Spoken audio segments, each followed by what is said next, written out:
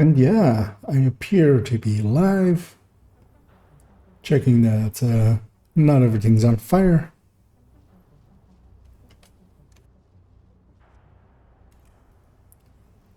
Yeah, that all seems great, so let's jump in.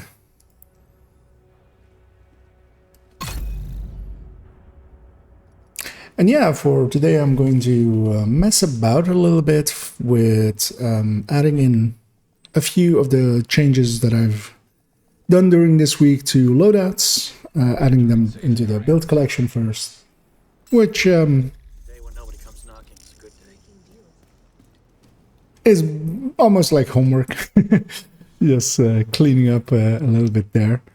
I'm gonna turn off these directives before I actually forget, because if I change build, that might be very annoying, because sometimes, especially cool skills, can make it annoying to not be able to swap builds, so just gonna take those off. But yeah, from the last time, a few people seem to have enjoyed it, so to see behind the scenes how the build collection kind of like works and how I just do that kind of stuff. So first, little bit here is going to be me doing that busy work and talking about the builds. I'll try to keep it interesting.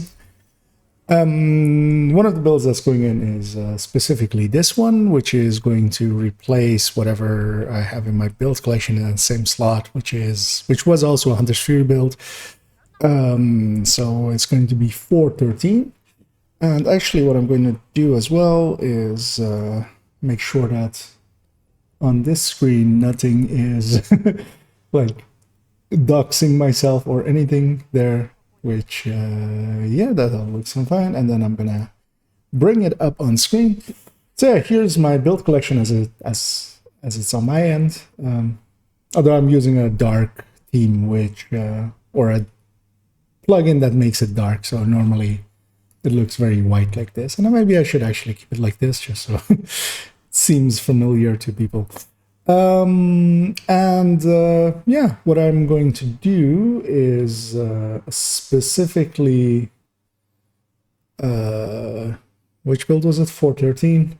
So this is what I used to have in this slot, which kind of worked. It was me attempting to find something for shotgun Hunter's Furies. As, yeah, once Intimidate went away, no good talent, especially chest talent, remained for shotguns so much.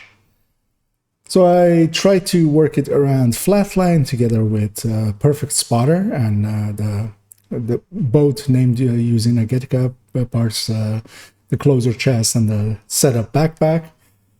This build kind of worked, but the Scorpio especially didn't work well with it because, of course, it can't do this. It can't take the pulse laser, so it can't pulse for itself. You could run a pulse alongside of it, but then you're giving up the shield. So yeah, it never felt great. It worked, but it never felt great. It did a lot of damage, but yeah, it never felt great, and gave a great group buff, but it never felt great. So now with Double Companion, even Double Companions, of course, now currently very much broken.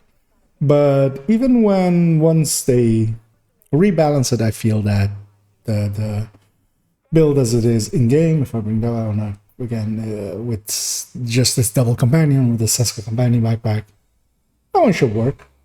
Like even without its proccing as it is now, basically either proccing the chest twice or I should proccing the backpack twice or proccing both the backpack and the chest twice, which leads to some interesting results.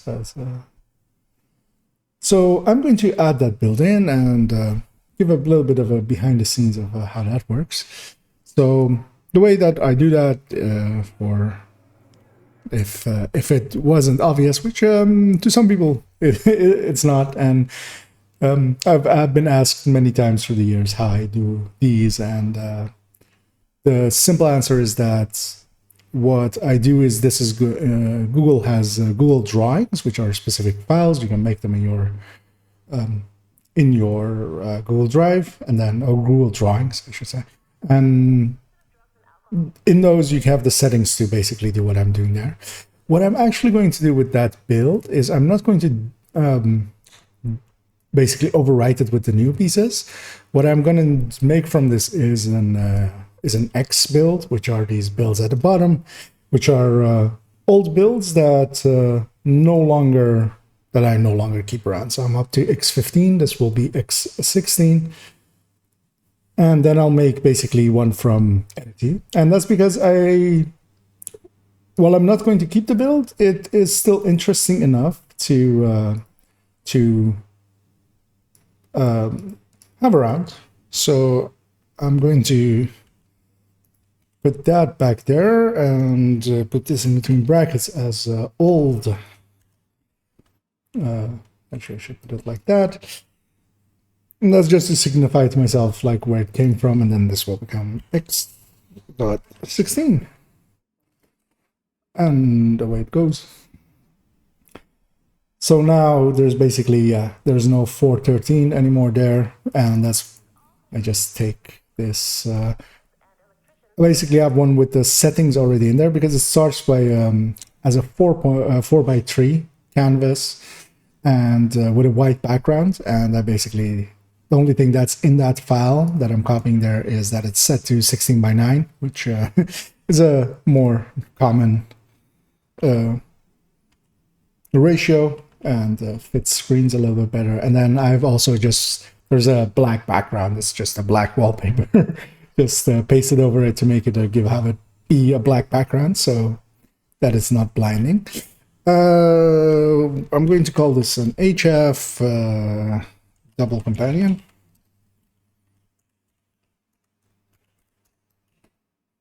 Usually I go back and front on the name quite often, but double companion should tell what that is. Briefly gonna bring back up OBS and check over here that my bitrate is not doing weird stuff. And hey to you as well, Fun Damn Think. Yeah, I'm just gonna quickly make the build picture for this one, add it in, and discuss this build a little bit and the choices that matter about it. So I just have to make sure that it's actually... So the way that I do it, and this doesn't show up on stream, sadly, I don't have a good way of capturing it, is that I just use the snipping tool from Windows, which is Shift Windows S, and pressing that will bring up a tool that basically lets you capture part of a screen, which is what I'm using to copy it over. But that freezes the screen and brings up an overlay, and I can't capture that. Doesn't show up on display capture either. I tried, so... But I'll talk through what I'm doing. So yeah, I always take the big picture from there and then start working on the stat screen, taking usually the weapon talents first. And usually I want like that orange not to be part of it. And it's just cuts and pastes. I need to put that one back. Now put the OBS screen away because it's in my way. And yeah, this build is very much around double companion. I think yeah, even once it's nerfed, it should be okay. And that's why I'm willing to put that build in. Because currently it's actually a little bit overpowered. It very much feels a little bit too strong. But then again, in comparison to something like Strikers, it of course pales in comparison. So it's balanced by the imbalance of other things. And yeah, so I take the talents, the weapon talents, and stuff like that. I'm going to actually briefly go back over here, look at what the other one kind of had. which to refresh here, see if it did I save it as something? Because it should have been here at the bottom as X16, but apparently I did something weird. I may have. Oh, okay. It's likely as a space at the start of its name. Yes, that's what was causing it, taking it to the top as it's sorted by alphabet. I'm gonna have a look in here, look at how I did the other one, just to inform myself on. Yeah, basically I didn't do anything extra. I didn't even have the damage numbers for it up here, and I only had like the mob showing there. So I'm gonna basically do around the same, and that's just to keep uniformity between the builds. So I want the stat screen, which nowadays with my older builds I didn't put the weapon damage in, which has come back to bite me because it makes calculating the builds out a little bit more annoying, because I have to take from the base weapon damage instead of just back calculating with that weapon damage number there. And in here I take the all weapon damage bonus and any damage bonus that applies. So in this case, shotguns.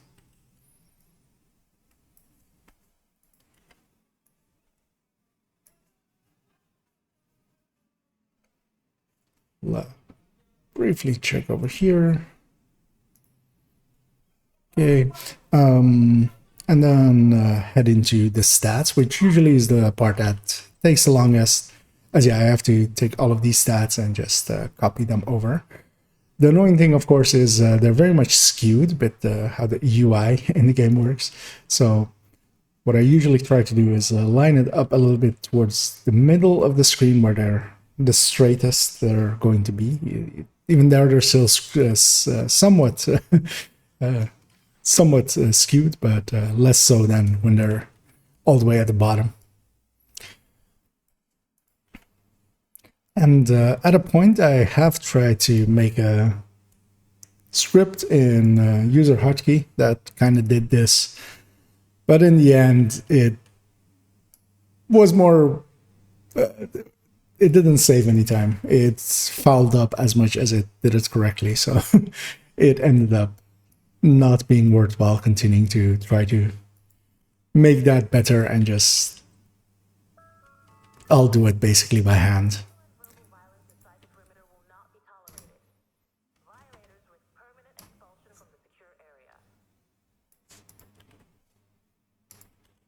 Yeah, the layout as I've chosen it is always just based on what I thought was going to be the easiest way to read everything. Nowadays, of course, you have several, actually, I would consider better options than doing it the way I'm doing it, which is the MXXY Watt site, the Division 2 build site, has a way of just putting the builds in there and getting a screenshot out of it, which lays everything out. And there's also been a really good spreadsheet that I believe also has been kept up to date, which has a function that can do the same and gives a really nice, basically, build picture with all of the stats laid out.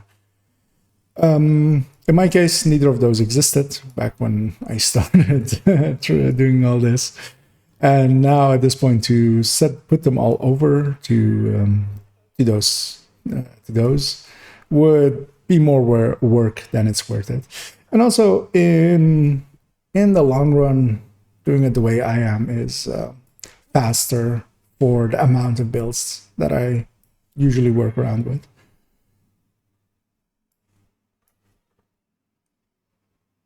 And it works well enough.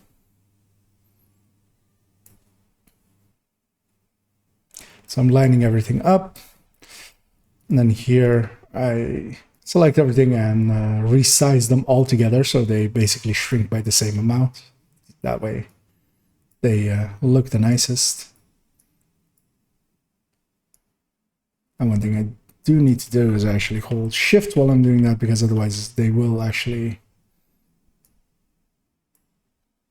be squished a little bit in either horizontal or selecting the wrong thing there. Select that as well. And there we go.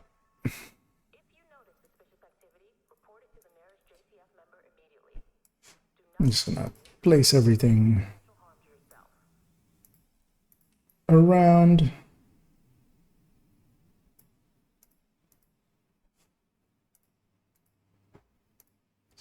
Move these down a little bit. Same here. And then yeah, at some point I'll come back in here and add in the weapon damage numbers, as those quite often can be useful to have as well. I usually put them in the bottom left, as I have on several of my builds. Just looking around, seeing if I spot anything that doesn't work or is in the wrong spot. Doesn't seem like it. So for now, I'll consider this build picture done. It's I could actually take the time to put in a few of the things on these bottom right position. I usually use that position a little bit for putting in stuff that is optional or could work. In this case, a memento could be a picture there. That's basically it, actually. Although putting a memento in this build with the Henry is gonna hurt it quite a lot, because yeah, giving up that Seska piece. And yeah, since we don't have companion as a normal one.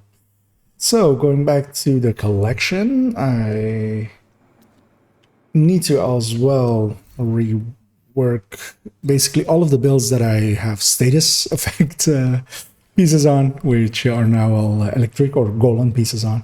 All of them have become electrics, of course. So for this one, I have this, which is, actually I should check which loadout slot this is. Saves time searching, so 5/5. And what I'm just going to do is take the lazy way out on these and just paste them over it. Oh, it's 4/5, of course. So I've already done 5, which is my other account's character already. 4.5. So yeah, this will have an have a golden piece that, well, in stats wise, it works in exactly the same way, of course. Just to have it as the build picture be an electric piece. In my case, makes sense, just because that's what people should go for. Let me just make sure that I'm on the right setup on OBS. Yeah, minimize OBS. So yeah, what I'm going to do here is just take the lazy way. Instead of reworking that entire build, I'm just going to take only the glove and just paste it over here and work it over like that, just so, and try to line it up so it looks like it always belonged. One thing I will do as well, because the way these stats now look with the core record, yeah, doesn't look correct. So what I'm going to do is actually take skill tier, put it there, and of course nowadays we have the expertise breaking up the stats in between them. In the past, it used to be basically one shot to take all of those. But just to make it look somewhat the same, I'm going to line those two up a little bit better. There we go. I'm going to shrink them down to be about the same size and do it while holding shift so it doesn't squish it. And then basically hide them over like that, and that's fine enough for these kind of builds. Because they're not getting a real rework, they're just getting... and also, now of course I realize that the brand of course also needs to move over. So that's also just going to be a patch job, which in which I go over here, grab electric. Actually, I should make it a little bit wider so I can easily overwrite the Golan. There we go. And try to line it up as best as I can. Still a little bit obvious that it wasn't originally in there, but it's fine. Also, yeah, this glove is technically a little bit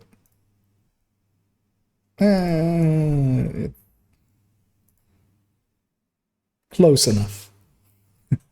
Close enough for government work. So yeah, that's the first Eclipse that is getting a rework. Well, actually, it's not an Eclipse, but that build is there for me to swap into an Eclipse. And this build is actually very much for annoying people in the DZs. If they annoy me enough, I'll swap to this and annoy them right back with basically an unsurvivable fires. So just gonna double check because I did a lot of work on several builds and just making sure that none of the other ones are on this character. Because yeah, no, that's those were the only ones. I'll put this character back on their tech tank and park them for now. And I'll move on to the next character, which is also going to basically get a same treatment where an Eclipse got reworked to have an electric piece instead of a golem piece.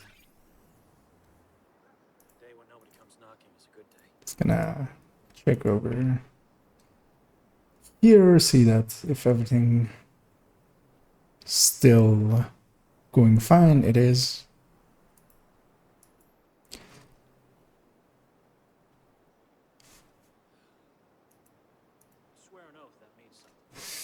So on this character, it's going to be the loaded build, which is 3.05.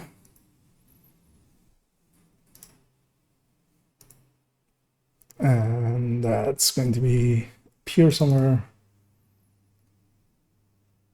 Yeah, I did not do the rework here yet.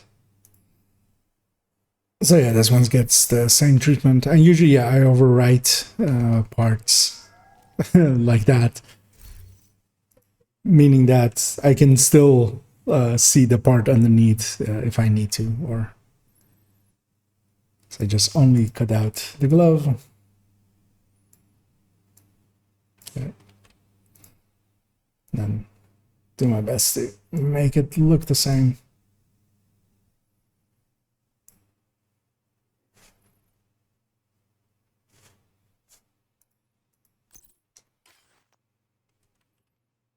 Well, actually, yeah, for this character, I did actually recalibrate. And I will actually keep those stats as they are. Because, yeah, I did actually recalibrate the core here. And that's because on this character, I want to have the possibility to go red core on the piece to just recalibrate to a red core and then go technician. Which I sometimes do for when I fight Black Tusk. And then I go technician, getting the EMP grenade. Getting a Faraday as well, which with the hive. So that kind of works. So actually, stat-wise, it's basically the same. It's in a different order only, and I do not care about that. I will actually bring the stats up higher so that they override, like go over the glove, because that looks right. And then I just need to fix the brand here.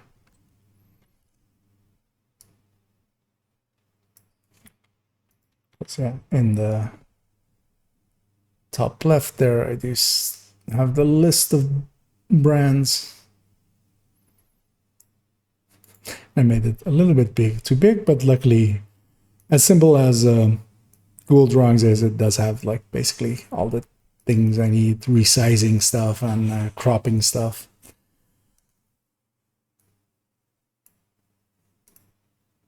Now, well, that kind of looks weird. It doesn't look so weird that I'm not okay with it, so I'll keep it as is. Going to check that there wasn't anything else on this character that I wanted to change. Is it that has gone in? Actually, let me see. So this is 310. I just want to have a brief look, seeing if I... So on this build picture, I do want to change it up, but I'll leave that for a different time where I want to show it with the BTSU glove on there already, which is how I usually run it. I do have it in the bottom right here as options with vigilance as well. But I basically never run it in with a Grupo glove. I almost always run it with the BTSU, and then this one is more for 4-man groups. Or having the ability to heal a little bit more. But I'll leave that for another time. Then this character as well is actually at some points the build in slot 1 will get moved over from a different character. Just looking through what else I have here and if anything wants to change. Okay, yeah, so in this build, a status effect ongoing directive. It is one of those builds. It's a test bed kind of build. It kind of works, but full red ongoing directive just works so much better. So I'm very willing to give this build up, and I will actually move the red ongoing directive from a different character to this character's first slot, and that will open up that slot for a build that I shooted put together on a stream a few days ago, or well, a few days, or closer to a week and a half ago, as a red eclipse, which is more interesting to me than this ongoing directive build. So it'll replace that one basically, but it'll have an extra step in between before that happens. But that also is going to take some time, and I would rather not do that today, right now, because I don't want to spend too much time on my homework. Here, I do want to go out and play a little bit, and I'm gonna go into Descent a little bit. I have barely played it. I've put a dozen or so hours in it in PTS. I don't believe much has changed, so that knowledge will still be applicable. But I don't know it that well, and maybe I should. Be handy for me to know what I'm talking about when it comes to that game mode as well. So this is 2.05, and then yeah, most of my characters have their status effect or eclipse build on 05s. So this one has some major changes, which especially, so this used to be with a Golan opportunistic backpack, and I've moved it over to be with a setup. Because yeah, this build was put together before the setup was in the game, so perfect opportunistic didn't exist back when I made this one. And I moved to perfect opportunistic, as yeah, that fits a little bit better with it. And got a yellow cord one, so I don't actually have to be technician for it anymore.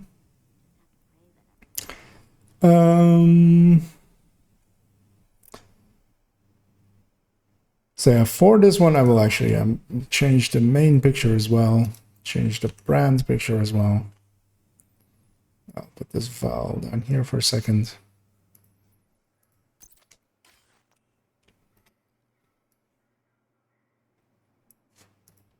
And I'll see what I can keep of the stats. I'll actually put that Val down here.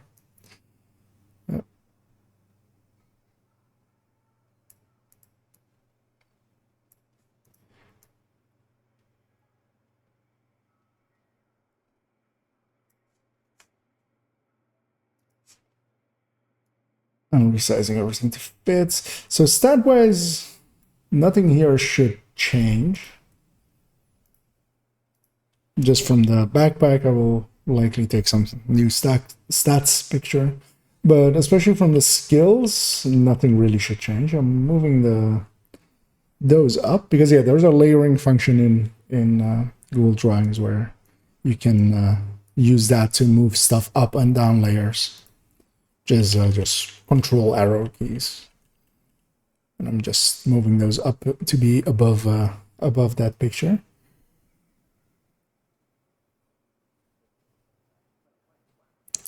Gonna take a brand list from here.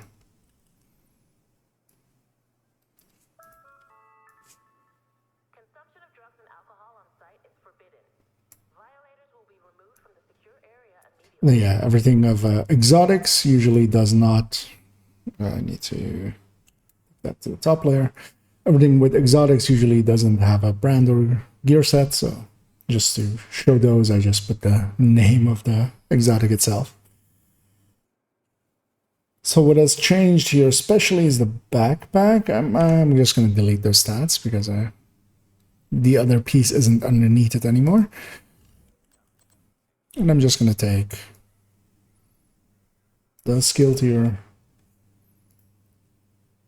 and the attributes.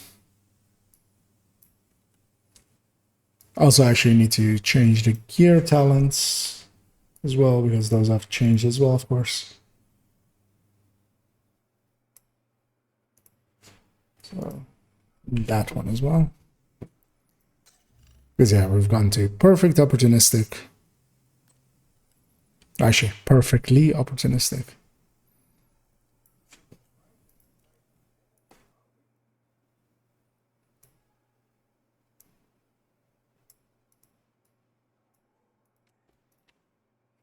I'm gonna resize everything down again.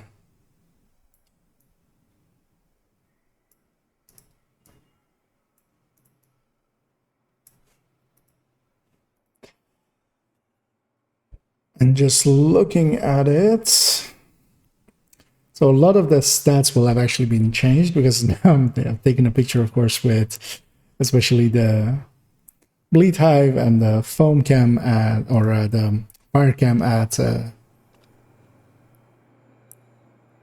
expertise grade 20, which the old picture very much wasn't. So I will actually put in the stats of the changed stats. Because yeah, especially on this one, the damage will be a little bit higher. Should be. It's actually lower, interestingly. Let me see if I have the right mod on this, which seems to be the case.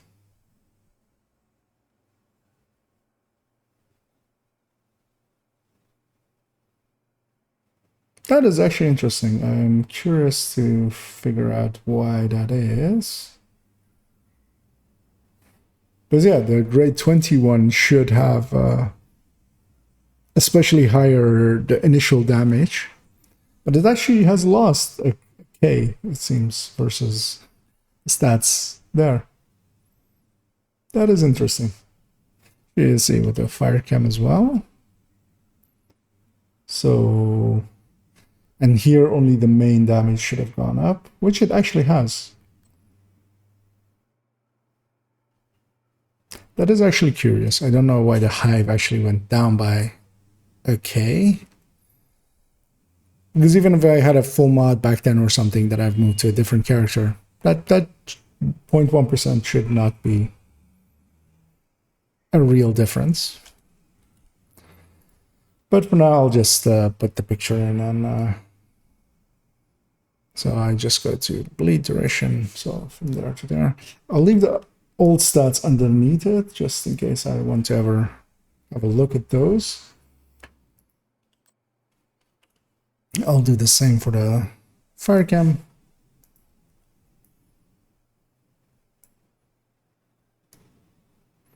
Or actually, I take the stats without going all the way down to PvP damage as I did there. So it's just these stats.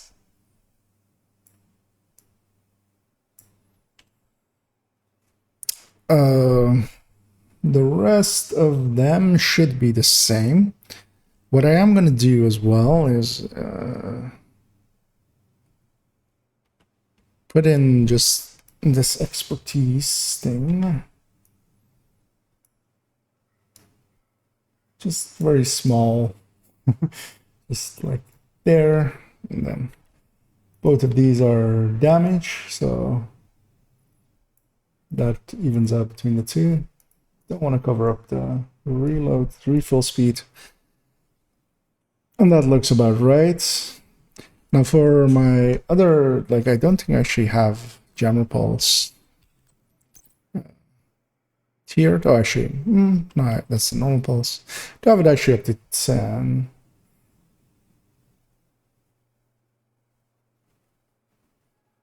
But that actually does not change the radius by any amount, it seems. Though actually, I probably need to equip it. Yeah, 36 meters. So there I'll just... Actually, I'll leave those as...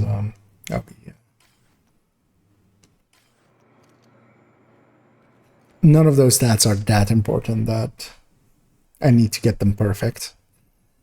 I'll leave them basically, because that is what they would be at grade 0. The only difference is that nowadays I have higher than grade 0. Which complicates things a little bit for me. I'm gonna do the same thing with this character real quick, check if I had any other changes that I wanted to, while I'm here, implement.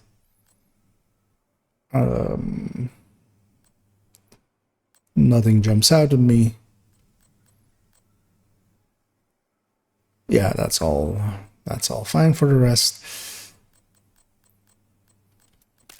Just gonna leave them in that and park this character as well. And actually, let me look over the build picture and see that I haven't forgotten anything. That all looks fine. So consider that one done, and then we go to the final one for now, which is going to be 1.04 in this case. Safe area detected. I'm gonna fast travel to the White House.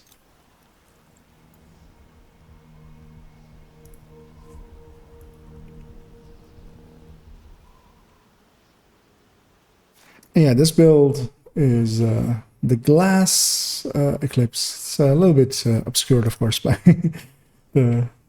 I'll take away the in-game for a second.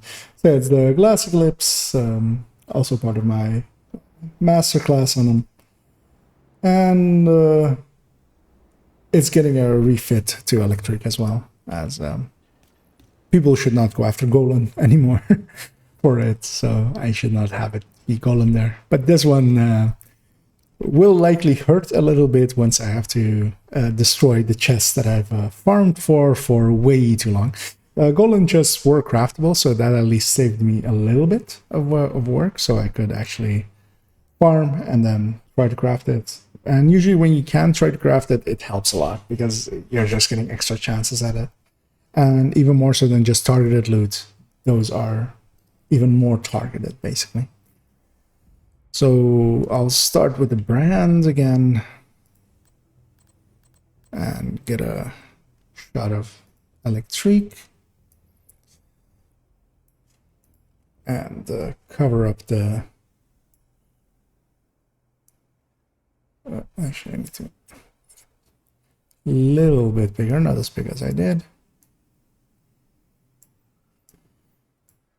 And yeah, this build very much is going more for damage, giving up a lot of its utility in having the ability to spread its fire.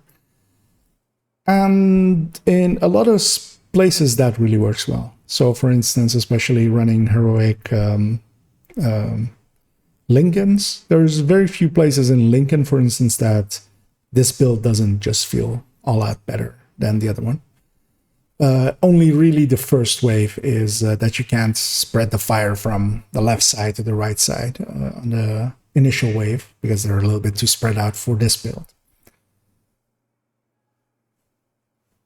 But for the rest of it, like, you basically have an extra 25% damage output on your initial explosion, on your fire. But the spread range and the amount transferred decrease by quite a lot. So on this one again, I'm just gonna take a shot of the chest and stitch that in.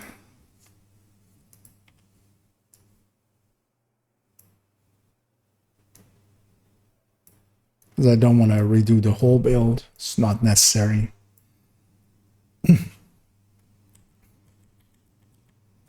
Gonna move it to be below the stats. There we go. A little bit bigger so it kind of fits in better.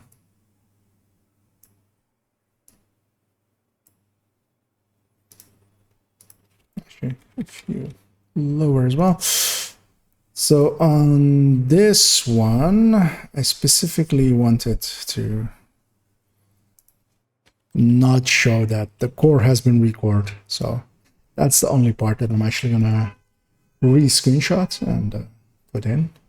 Because the rest of the stats are actually the exact same, with it being skill damage status effect and then skill haste mod, and both of the stats have been optimized. And that way I know that basically the chest talent, if I look at this and I see it like this, I basically know that the chest talent is the part that has been recalibrated. Because yeah, otherwise I would keep the recalibration for one of the stats, but when it's not that case. And the reason I've been out of my way to get a chest that I can recalibrate is because for some testing purposes, sometimes I want to have trauma here, or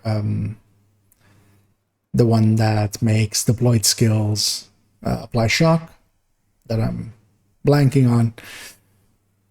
Sometimes even Mad Bomber for some of the grenade kill challenges with global events.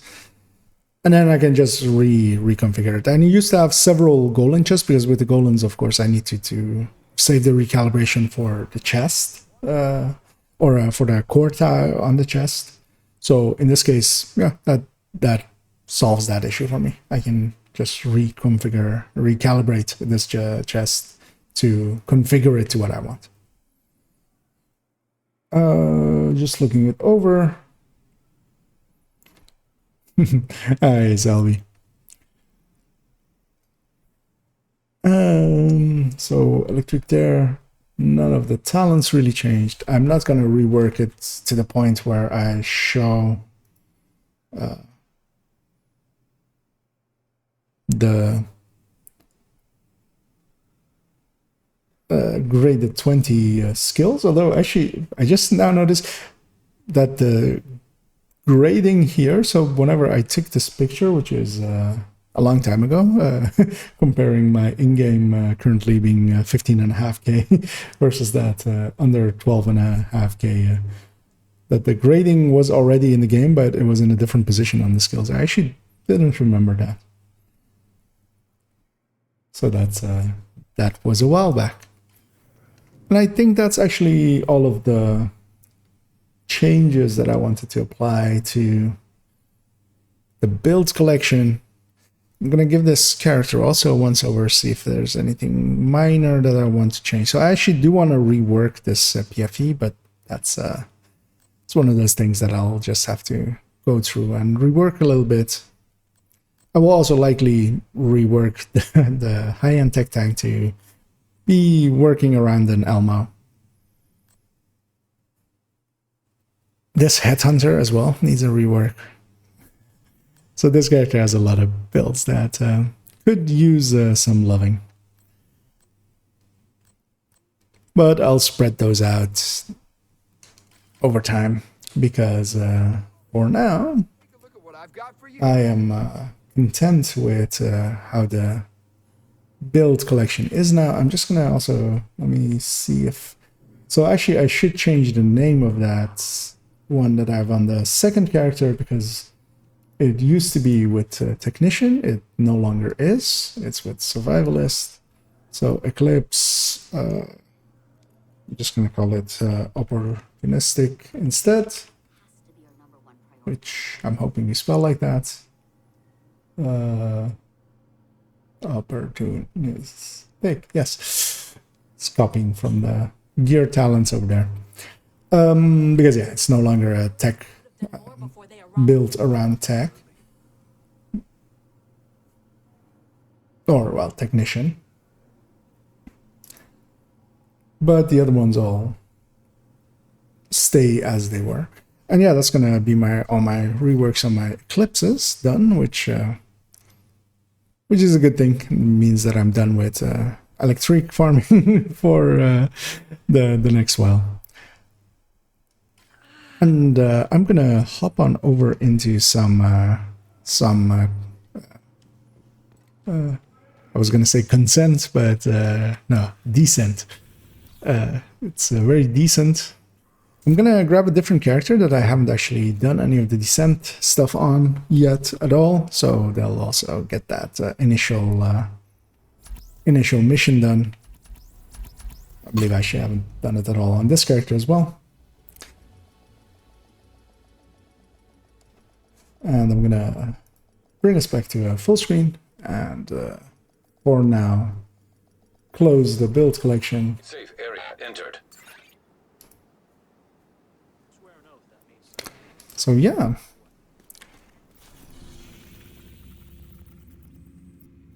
Don't think I've even done the initial part of it, so I still need to do give the electronics of the project and then well, start it off.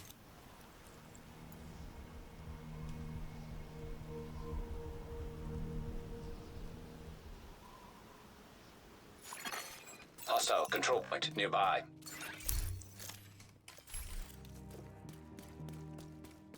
Hey, Agent, it's Wally. Jack's been picking up some strange intel on the mobile shade server. Meet me at the castle if you want to know more. I do want to know more. Tell me more. You ever dream of infiltrating a secret government lab? For the past couple of months, Jack has been picking up some weird... Is this actually shade server. that if I walk away then I have to re-listen to it? This special security protocol. I've never seen a program like this. It is So I'll not just shade tech. wait it out. To get further than the lobby, you'll need to leave your gear. There's something already programmed in Isaac's code that will give you access. Agent, I need you to go to the facility, enter the program and overload it so I can access their systems and get more intel on the Black Tusk and their operation. I still don't understand how this is linked to Black Tusk, really, but Your gear I know there's a few phones linked to it. I descent into the program. You can overload the AI. likely will get some information from there, hopefully, Get more eventually, intel on the Black one day. Tusk. The program is impressive. Someone went to a lot of trouble to protect the facility. I know it's not ideal walking in without your gear into what may be a death trap, but hey, you should be used to that, Agent. And yeah, Descent You need to use the simulation gear and weapons. For the simulation, you really didn't catch my fancy with the PTS. It's very much not something... radio comms don't work in the facility. I mean, I'm sure I'll enjoy it once I get a little bit into it, but I wasn't that interested in Overloading the system. going into it hard because it's very much like you're giving up all of the things of builds and stuff. Although, of course, it has its own things with that where you have to learn what works in it, what doesn't work, Access denied. find what kind of works for yourself. Deactivating It's weird seeing my character without, simulation program. in the way that I'm used to seeing them with glasses and a cap on. Simulation activated. In clothes that I because yeah, usually the gear that most of, well, especially my four main characters kind of run, the way they usually look is very much has been that way since almost year one. I think maybe one of them has a different shirt or something that came in. So weapon wise, I'm still not sure what I like the best, but I'm gonna go with an AK. I feel I can't go wrong with an AK. And does this show cooldowns as well, actually? Oh yeah, cooldown 30 seconds, okay. I feel me and a fire cam get along usually, so let's start with those. But I feel ammo, the few times that I did go in a little bit, ammo seemed to be a constraint. And I very much quickly found that getting the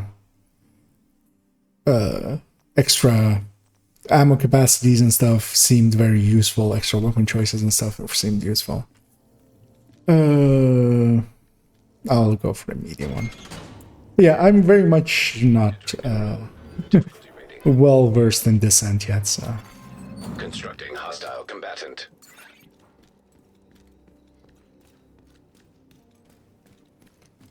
So it's a learning process for me, and About time we got some action.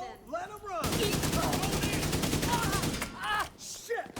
but at least I'm hoping some of the game knowledge will transfer over as I do like understand the damage calculations and stuff, and I'm gonna assume that all still works the same. I don't think Console available. especially the first rooms feeling very easy is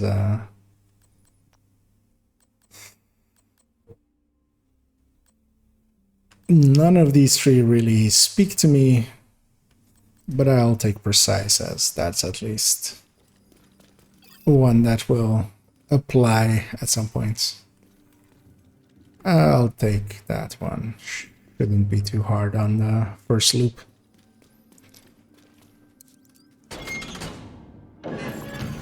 Entering new location. Difficulty rating hard.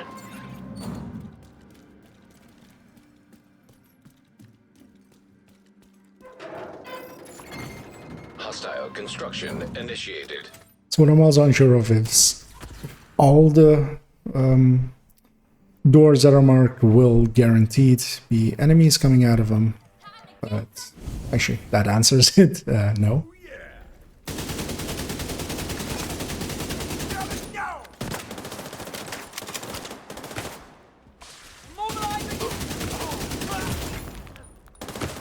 You really didn't want to go around the corner there. But eventually did, at least.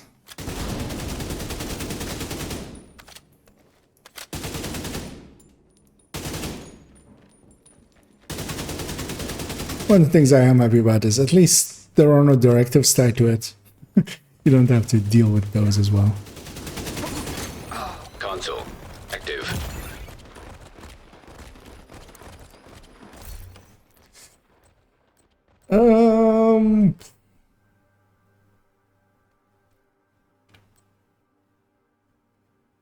I'm gonna go for critical.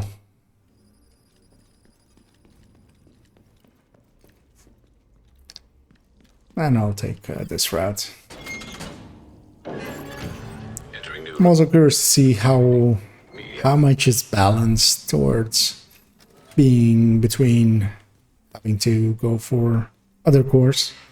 I'm gonna assume that in this part at least that they hopefully haven't gone that all red is still the way to go for most people. highlighted doors.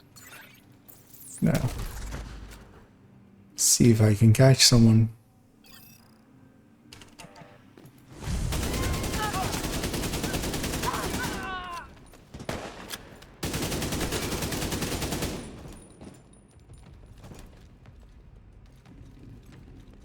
I think it's just that sniper left, so. Console available. Over there.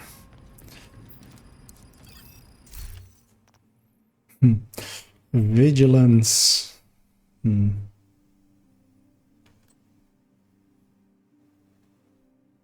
gonna guess Vanguard is actually gonna be really good with if I gonna get access to a bulwark shield. I'm usually not opposed to shooting a pistol, like the amount of clicks that needs. I'll take this room. Entering new location. Difficulty rating. Well, I'm gonna guess like a bulwark with a pistol should actually be very, like, pretty strong. Constructing hostile combatant.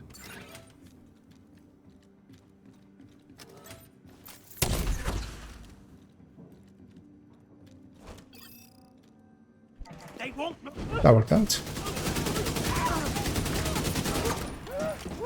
Get back, damn it!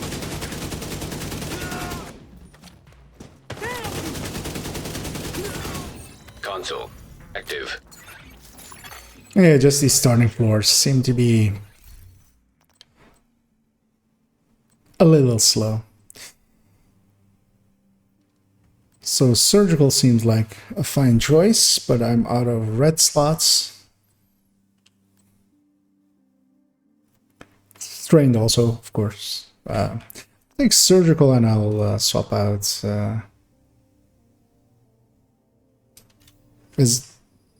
That's also one thing that I'm unsure of, is how this exactly works. If I, or well, actually, I can't do that here, right? There's two different types of vendors.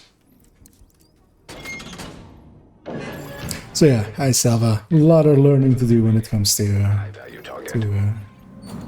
descent.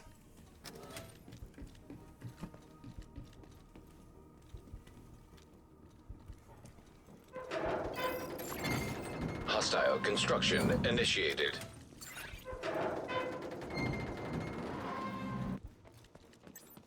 Oh, this is the boss wave.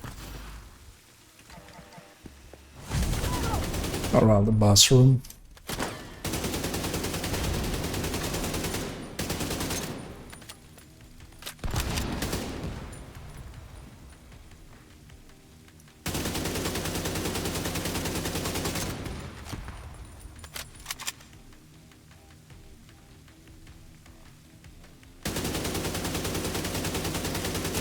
The AK's accuracy showing itself there. But yeah, I don't want to close that distance. I want to stick around here, catch this wave behind me once they, if something spawns there.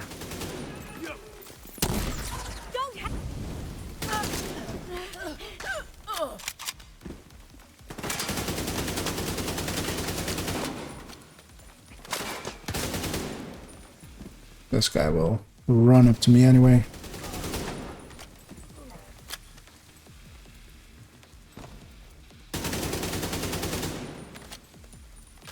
I'm just gonna wait out my my fire cam once I have that.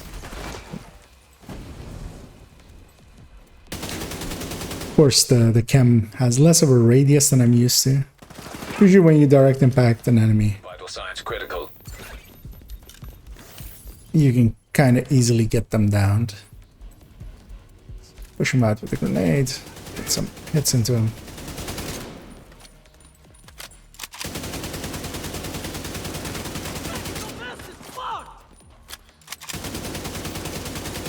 Just lie down and die!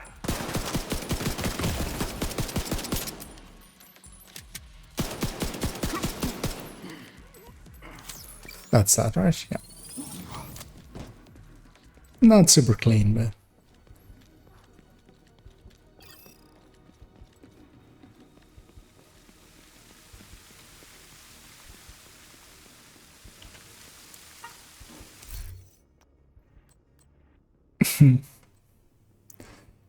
So...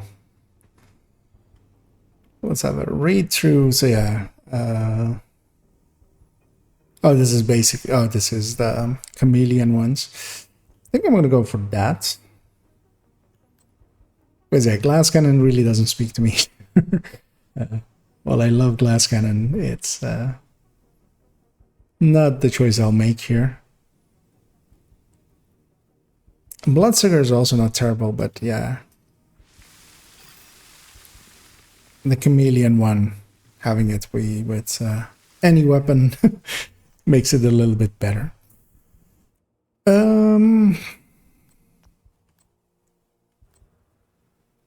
I'll take a red for now.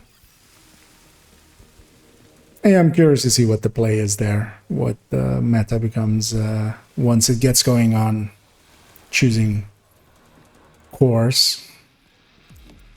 So I'm gonna guess it'll be beneficial to put in a few blue cores maybe, or even get a few yellow cores to help out with skills. especially if you get decent skills.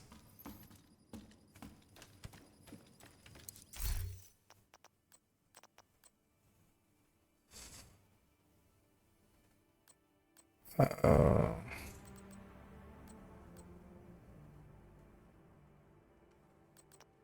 I'm considering getting the offensive one because I already have one on laid away, of course. Actually, let me try getting an extra skill in because that triggers right away, right? I believe.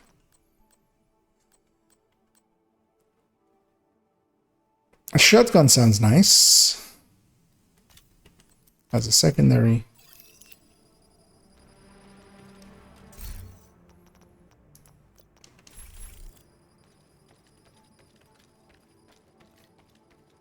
So assumed actually that extra skill would that I would be able to pick one right away, but apparently not.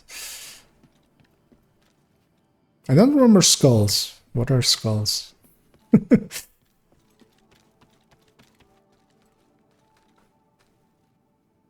Okay, it's just a random boss. You know what? Just for now, I'll stick. Actually, you know what? Well, I also don't have any ammo. You know what? I'll just go do a normal one. Here, yeah. I don't have any ammo. I should go grab that first, and armor kit as well. So I walked past this, of course. Yeah, you know what? Let's go say hi to this boss. If we fail, we're not that far in, and I'll learn something. As in, Difficulty rating. don't do these. High value target. Entering new location. Difficulty rating. Hard. I'll do that door. So I'll likely be able to kill them quickly with a shotgun as well, and nothing spawned there, of course. Deploying firebrand. I wonder if it will try to avoid spawning things really close to you. Finally, a good shot.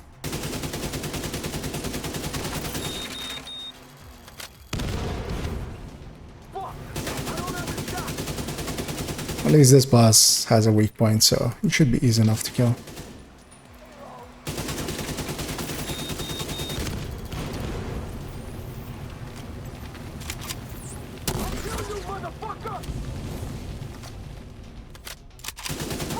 At least that's what I would have thought, but seems very adamant about and yeah, I overextended by way too far.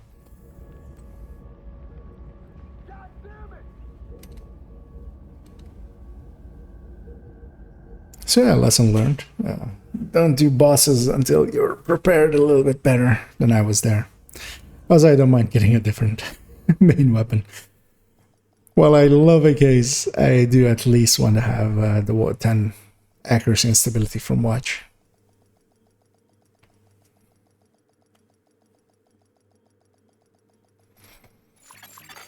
Facility detected. So yeah, take 2. Needed. Collating data. Shade tech prohibited. Access denied. I also wonder how worthwhile it will be to Reading shade protocols. Entering combat simulation program. go in and go out until you get a good weapon. Simulation activated. I'm gonna guess it's not that worth it, because you do get more weapons over time, of course.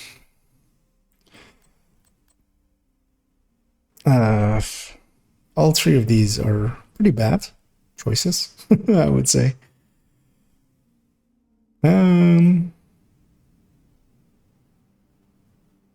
I'll take the rifle.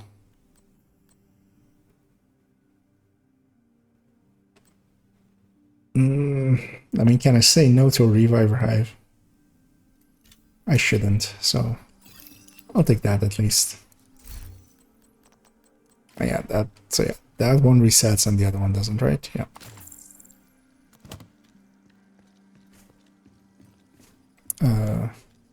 Oh, both of them are very much blue.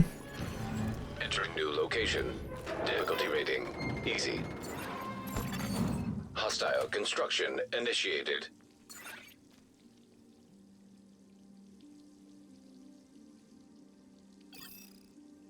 Look for the target.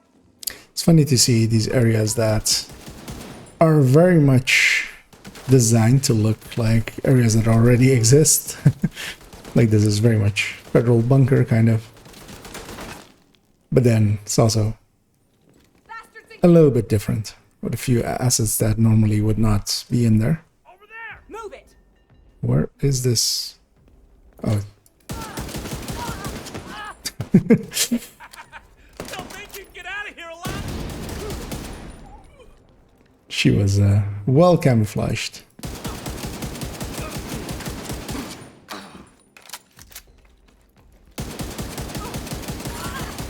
Console. Not very adapted to the rate of fire on MDR, not a weapon I use often.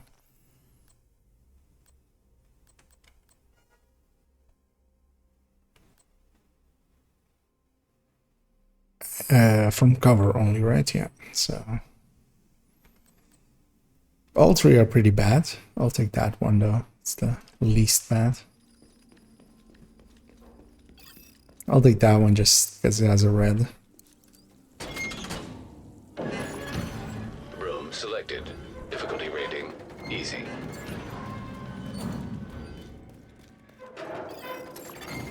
Constructing hostile combatant.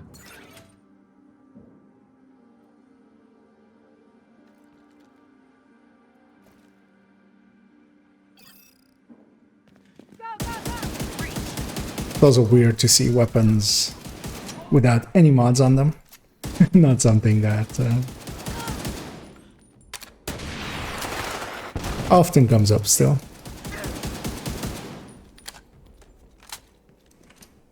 Because yeah, that's basically only really something that happens in the main base game, and then even a few hours into that, you will Console. have some mods at least put on the weapons.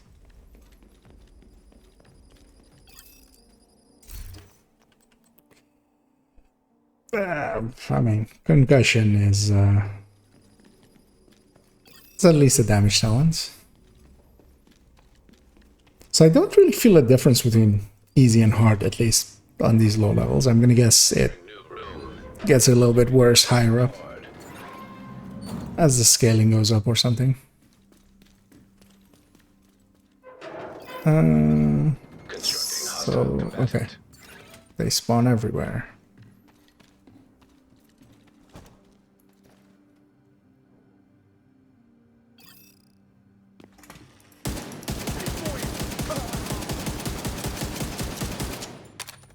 Bring it!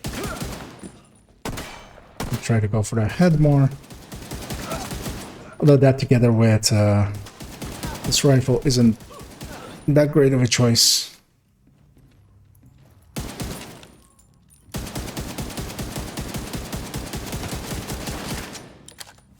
Because it's easy to go a little bit too high or over drag down.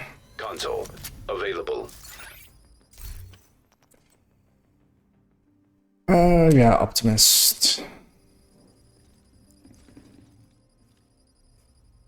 It at least has a red choice, so try to get the 3 red talents in and go from there. Entering new room. Difficulty rating easy.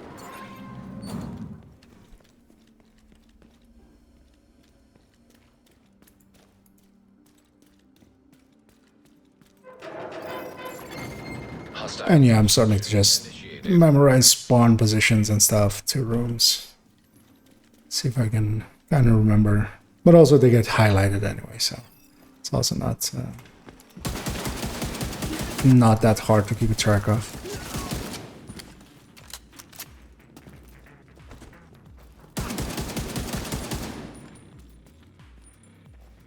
Yeah, the difference with concussion up and concussion not being up yet is quite big.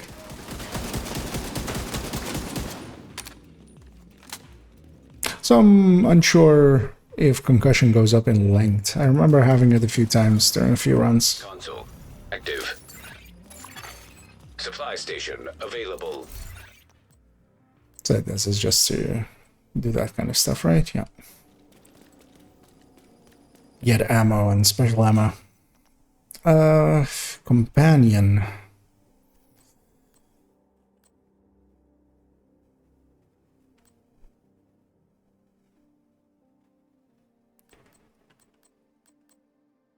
Thing is, I will likely not, like, this is dependent on either being in a group or having a skill for it. I think I'll take the second tier of Entrench.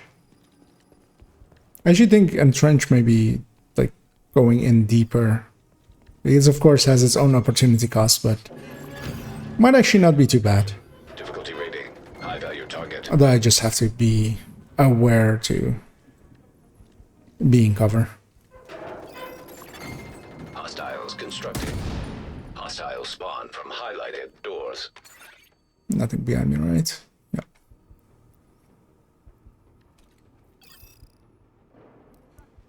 That agent's not getting out of That's horrible shooting on my part.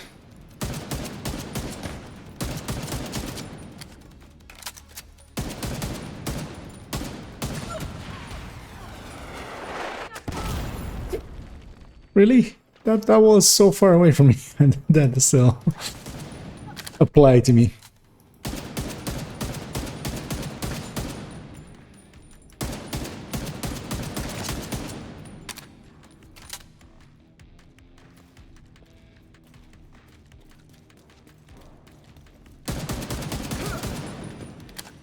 You're dead, asshole.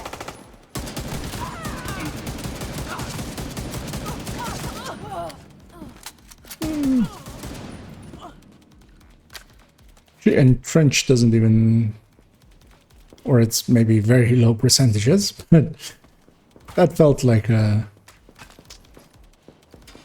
or does it have to be below a certain percentage that it starts to kick in? It's one of those talents that in the, like, the actual game never really comes up as okay, I have ammo issues again.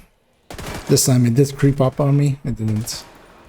There's a medic in the back rezzing stuff as well. So I am gonna rush him down.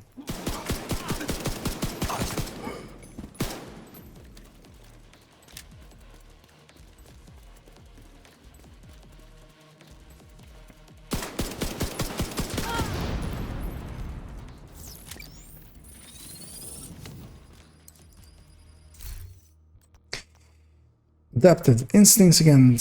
Doctor Home. So applies already. So this would be a self-heal basically, continuously, right? That seems so basically every kill will be a 10% armor on kill, basically. Yeah, that one actually in a group might be really good. I think I will still go for Adaptive Instinct. It I think especially with a automatic weapon stuff, of course, stats as well. With an automatic weapon, it should kind of work together. Does it show base levels for our stats? Because that's not something that I've looked at. Yeah, it's just the tutorials. It really doesn't. Okay.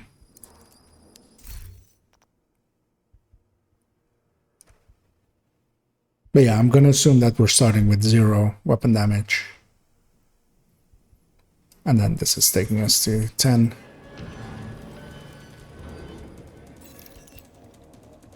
So eventually we'll reach a point where there'll be diminishing returns with them.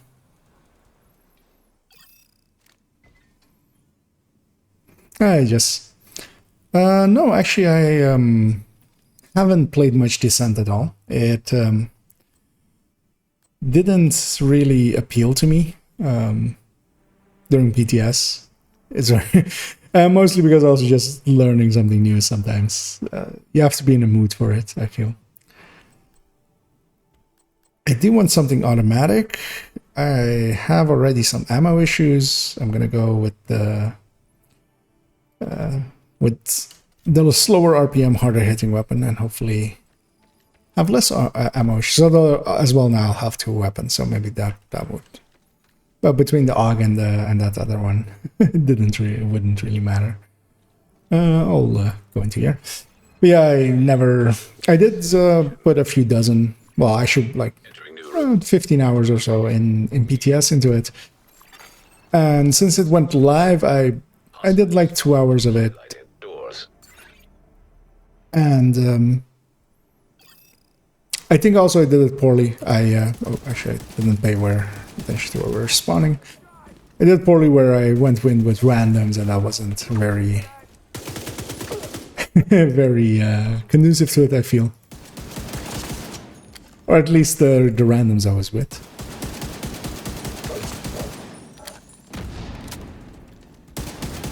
But yeah, I just left it by the wayside because also I didn't have that much time available to me.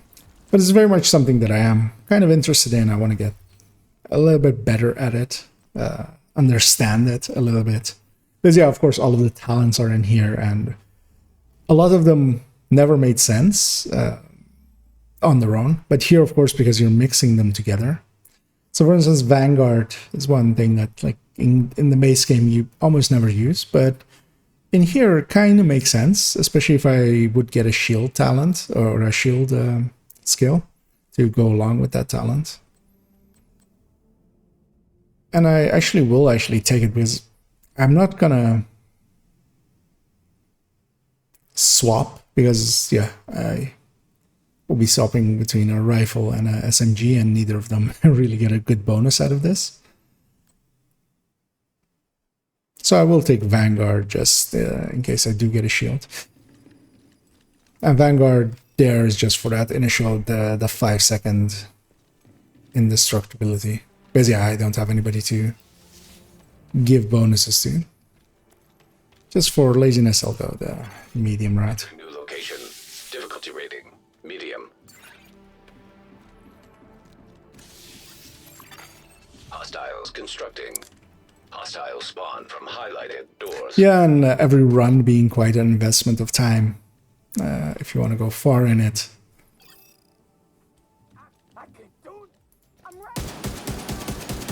Is also a little bit difficult at times. But especially today, I thought I have plenty of time, so let's go learn it a little bit. I'm just gonna get out of that gas cloud before they ignite me. My accuracy with this MDR is quite horrible. Yeah, I'm gonna mess around. Let's see how run and gunning works out for me, but well, I got shut down right away by this sniper. Immediate medical assistance needed. I'll take the med kits. Okay, health. So one of the things as well is like how many of the mechanics come on over from the base game. So yeah, health gate very much is a thing still.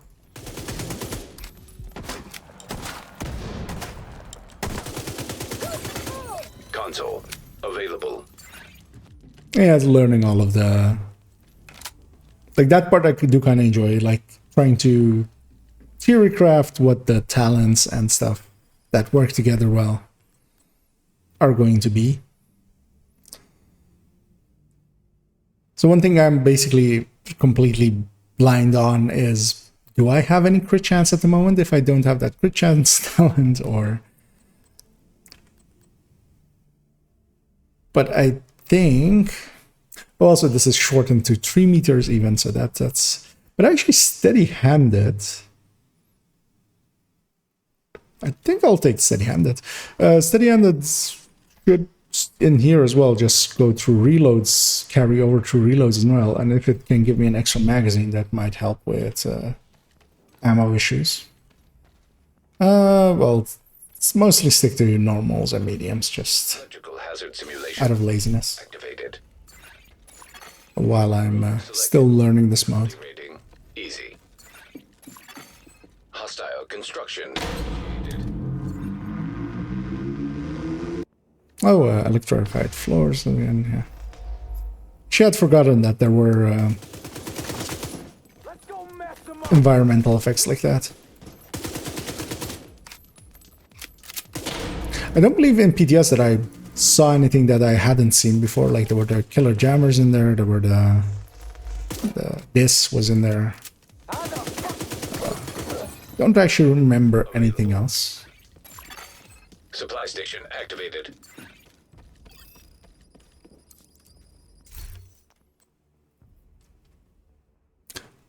Oh, opportunistic is a utility talent. That's interesting.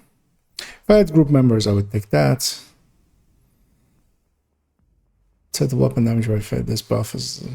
I should go Gunslinger together with Versatile would make a little bit of sense. Ah, I was hoping that that invulnerability timer would also go up with levels in Vanguard. That actually, I was hoping it'd go to like several more seconds. Seeing as it doesn't, I'm actually less likely to take that one out. None of these really speak to me. Because yeah, this is for 5 sec. I'll just take this one. Because yeah, opportunistic. If I had group members, it would make a bit more sense.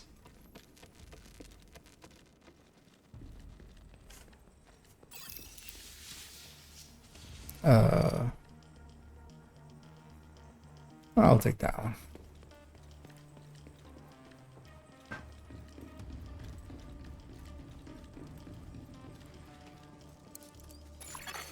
Poison gas detected.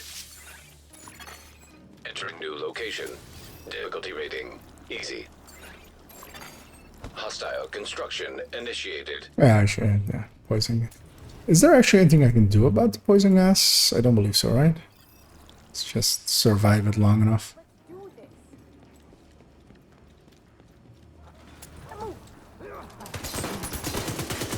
The only downside is I should really not hit my health gate, of course. Yeah, it's applying to them as well, so that helps. Oh, it's positional. Okay. I'm just went assuming that it's the same like in Summit, that the entire room is that. It's basically avoid the poison. Okay. That makes sense. Console available.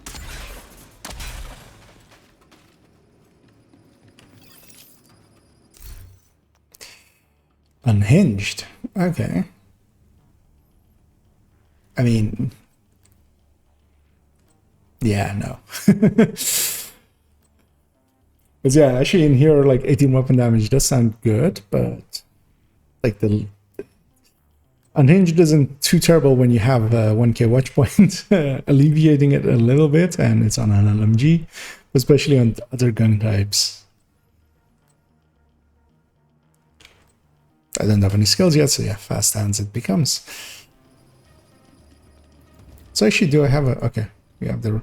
I'm curious actually to see... I don't remember paying attention to it in PTS, but what happens when you get multiple weapon talents that would use the right side of the weapon there for their... Because there, of course, I have the... Actually, currently that would already be the case. Fast hands and steady-handed both use that right side of the weapon for showing how many stacks you have. Entering new location. Difficulty rating. High value target. Hostiles constructing. Hostile. Highlighted doors. It's gonna be the... Okay, it's just the floor down there. I can do this. Actually, yeah, it's the Unhinged with steady hand that would kind of even each other out. Okay, so I was... The shock does reach out to here. Don't have any med packs, which sucks for me. I'm just gonna go play it safe. Distance is one of the great equalizers, especially when you have something that can go the distance, like a rifle. That thing is a tiny target.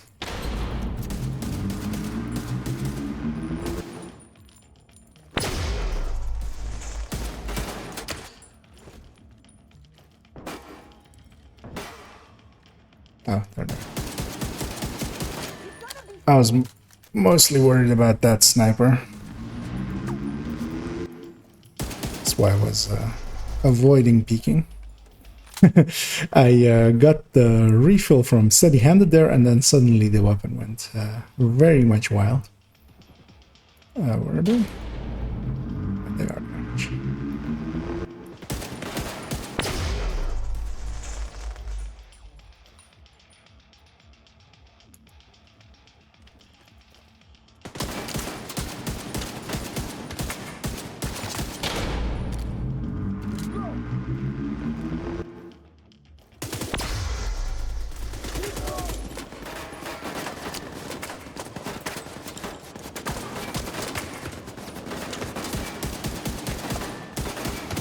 Mostly concerned with snipers. Those guys will hurt the most. The boss luckily put himself in the shock zone.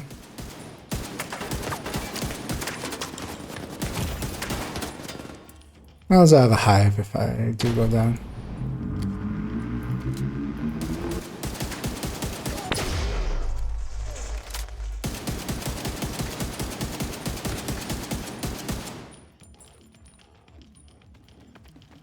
Oh, he is closing the distance, which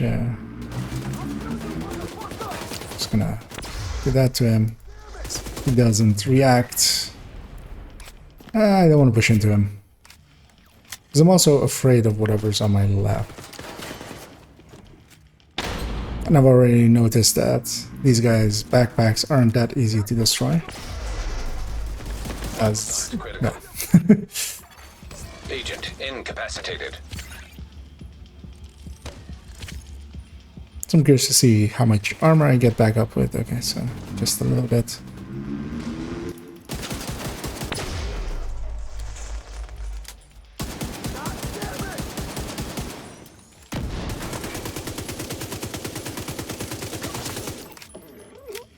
And that was messy, as all hell, but we got through it.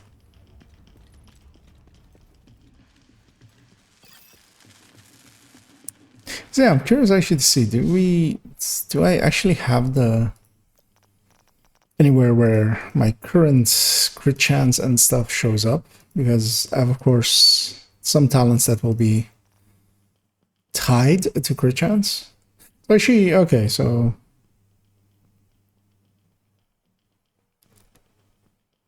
this will provide me with some crit chance.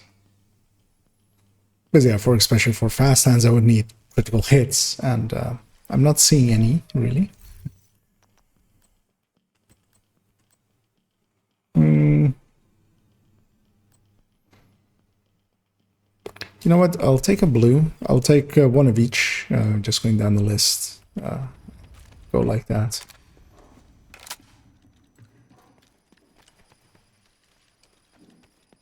Oh, I'm looking for, a web arm ammo kit and armor kit, but that's all in this coming room, actually.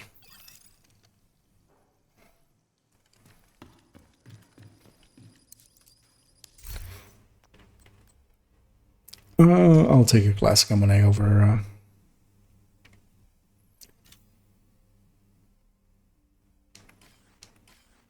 Oh, wait, you can't choose a skill. Oh, I can... Oh, okay. I did actually not know that that worked like that. So you get to choose between one of the two. I mean, right from... Especially once I get another skill tier, getting 2 charges will give me a CC to deal with bosses. So, yeah, right from seems like the obvious one. And then I'll just have to deal with the MDR. So what is the fire rate of the MDR? It's 360, yeah. It's very much in between most of the other weapons that I'm used to. I'm very much used to the 460 of the ACRSS, and I'll take a medium one of the ACRSS, and the 420 of the ACRSS, and the 270 of the... Can I destroy this? No. Initiated. System curtailed. I didn't even look where they're spawning. That was suddenly a hugger.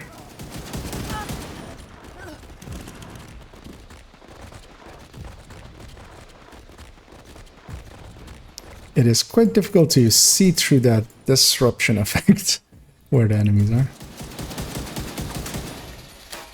I'll just go kill the owner. Console active.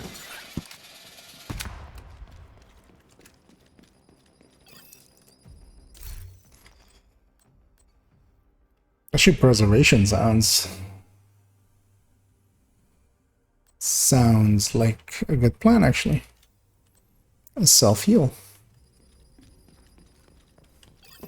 Yeah, that Vanguard is very much wasted at this point.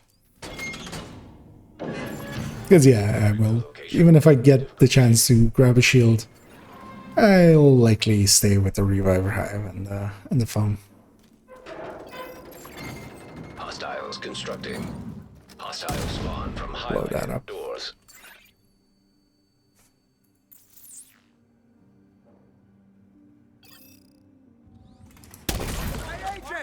Okay, still have the boundary stopping foams.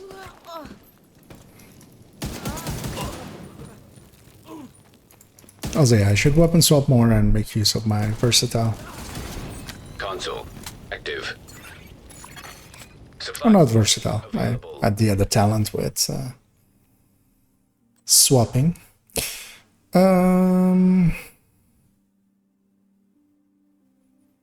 Oh, this is eyeless, of course. This isn't trauma. I wonder if trauma is also in this list, because yeah, pairing those two would, of course, be pretty good. But I'll think I'll take critical, and I'll replace this gunslinger.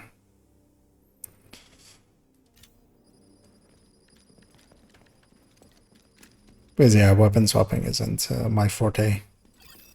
If I have to pay attention to it, I would rather not. Nothing worthwhile here, right? Yeah.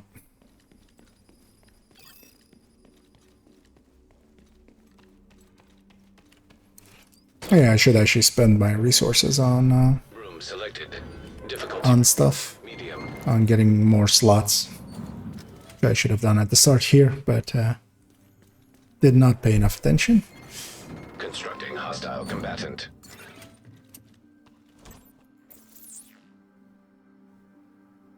Here, rushers would really suck, but hopefully,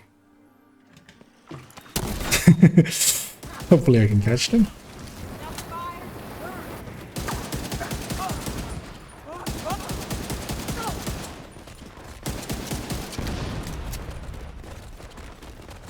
Yeah, the slow build up at the start is. They're bleeding. But I mean, also, yeah, game wise, it makes sense. You need to have it slowly build up. Console available.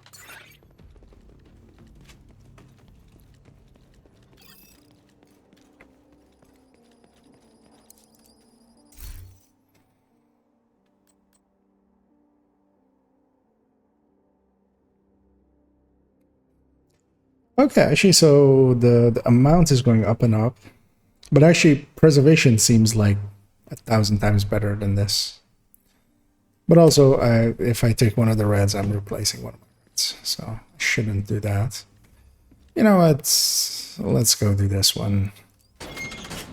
I'm feeling cocky and watch it cost me right away.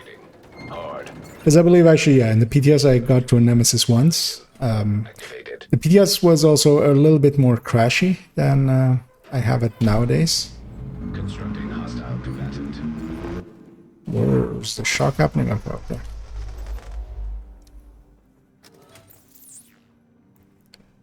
So I'm feeling a bit more confident in reaching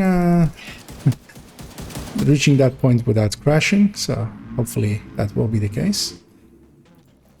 I very much want to kill everyone that goes for that special ammo in the back. Flame rounds are really annoying.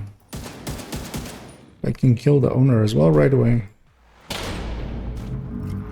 Multiple snipers. Okay, he does already have flame rounds, so I should watch out for that.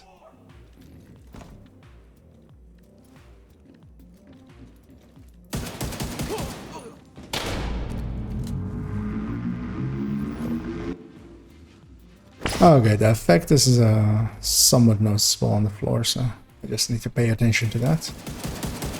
That is an interesting place for them to go. Console online.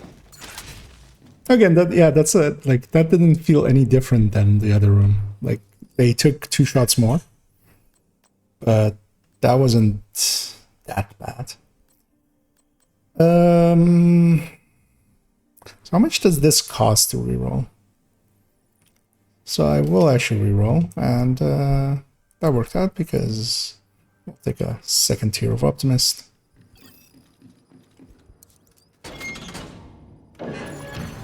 Entering new room. Difficulty rating. High value target.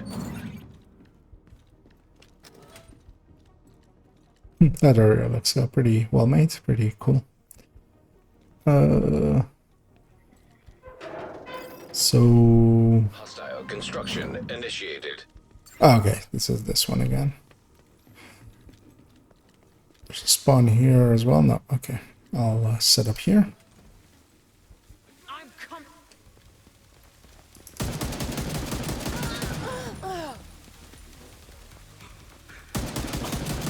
Here a rusher. Just put a hole in them. Get there.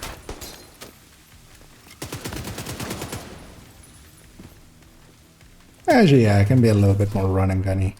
Although, yeah, it's gonna...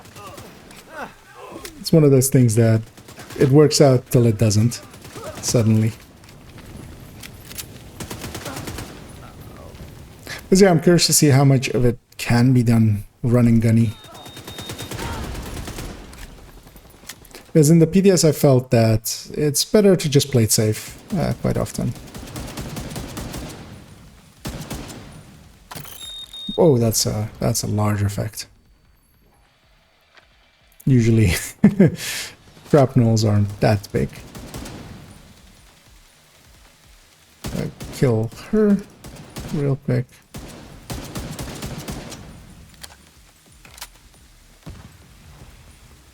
I'll let him come to me.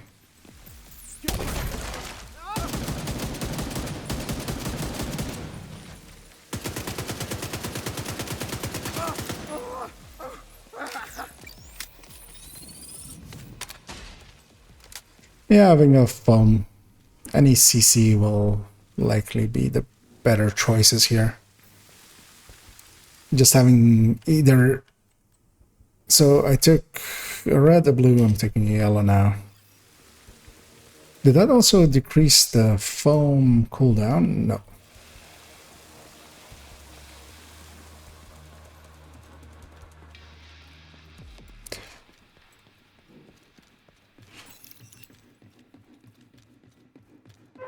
Yeah, just having something to deal with the bigger enemies. Like that's also why on red builds, it's very much the case where... Oh yeah, so I should remember to... Because I have plenty, I think, right? Yeah, so I can take this. I'm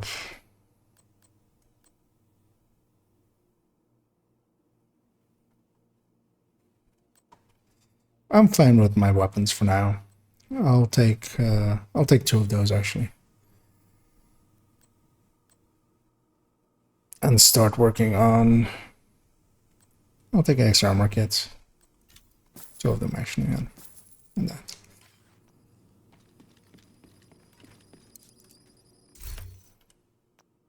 So I can swap one of my skills if I wanted to. Burster also sounds workable here, just with all of the weak points, just dealing with some of the enemies. But what I'm gonna do is actually replace that MDR with the classic ammo. The weapon that I'm a lot more attuned with, and whose fire rate I'm a lot more confident in easily being able to match. I'll take this one just because it has 2 reds. Room selected. Difficulty rating, medium. This is actually yeah, it's one of my favorite rooms designs. Also, although that dog is very much missized. It's about 1.5 times the size of a normal warhound.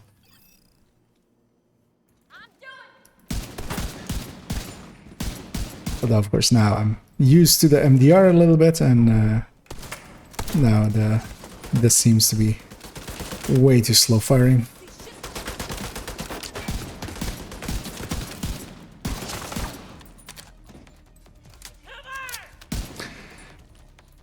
But this weapon will benefit more per shot from Optimist that I have as well, so. Console active.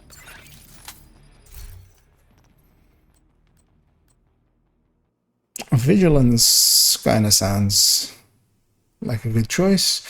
So here, actually, does the time that the damage stays up for increase? Yeah, it does.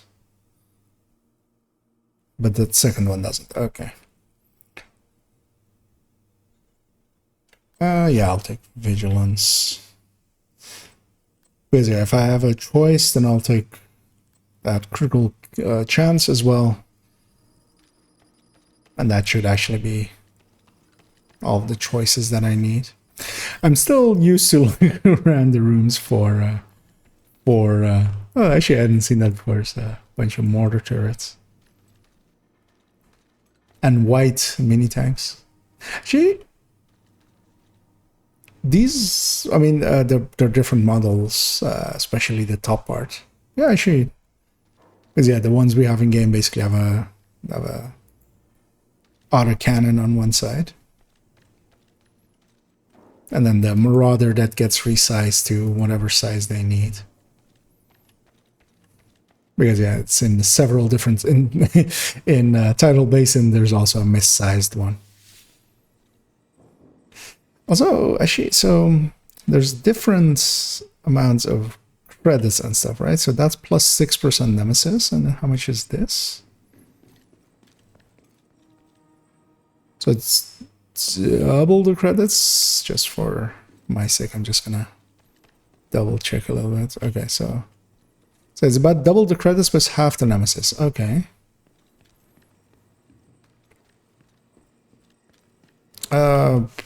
Yeah, I'll take the heroic one. Entering new room. Difficulty rating, hard. Hostile construction initiated. Energy wave. Okay.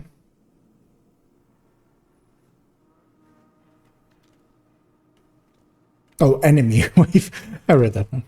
So it's what is the?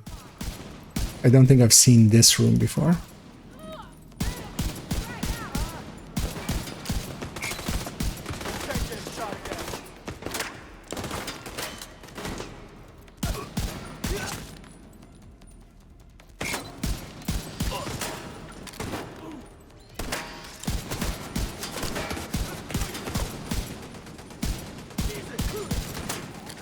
Because this room really feels like it's going to do something, but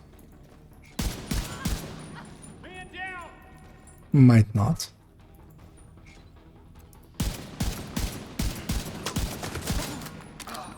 Thought I'd put that oh, there's another turret on there.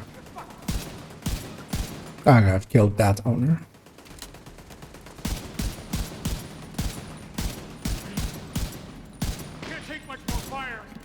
That's some shooting on my part. Okay. Console available.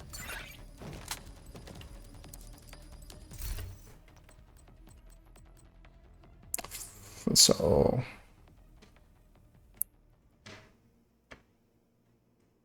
okay, so it also goes down with the amount of ammo missing. So it's kind of nice and double.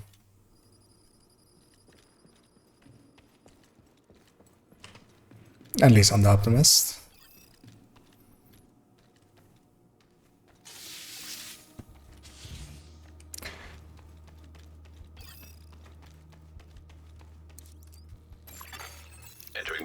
location. Difficulty rating, medium.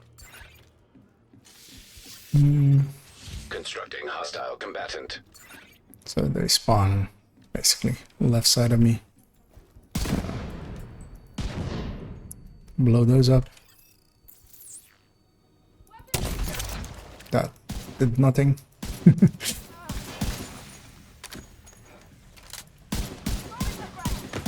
RPG out.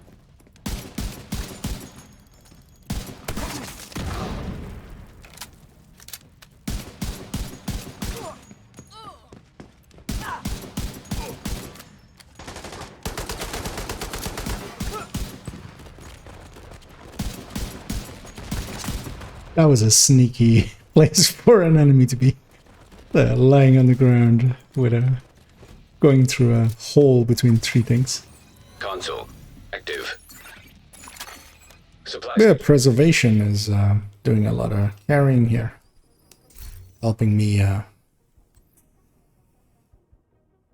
So yeah, adrenaline rush is just like normal, right? Yeah, stacks up to 3 times, and then I will likely take strained. But I don't have much crit chance yet. I basically don't see any crits at all on weapons, so... but... oh yeah, actually I can reroll, right? Yeah. Let me do that. But yeah, Vanguard also really is something that I... just gonna check if the... okay, so the reroll cost goes up each time, which is a common mechanic. Yeah, I'll take another steady hand then.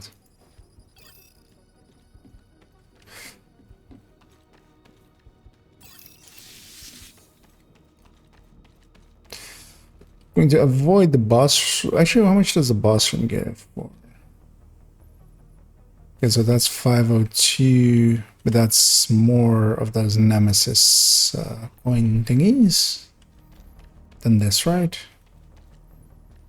Oh, that gives this. Okay, so this gives Nemesis coins.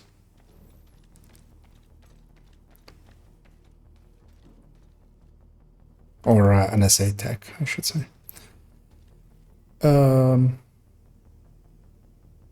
Yeah, I'll do that. I'm Poison gas hazard. confident enough with some foam as well. Entering new location. Difficulty rating. High value target. Actually, Room selected. room back there. Hard. I've got movement.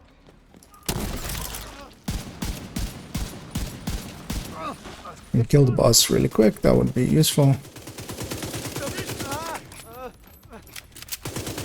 But he has a health pack. Something's rushing me from behind.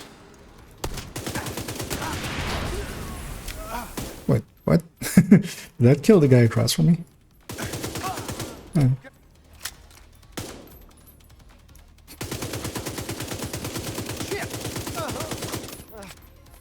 This boss will let it be this easy. I'll let him. For a second there, I wasn't blind firing him because I was unsure if he would fire at my hands while I'm blind firing. I'm gonna assume that that would hurt a lot.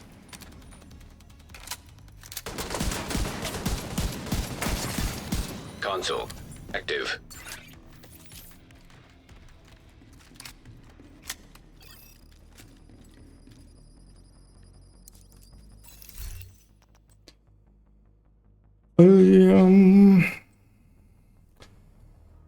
If you're below 15% armor, critical hits, repair 5% missing armor.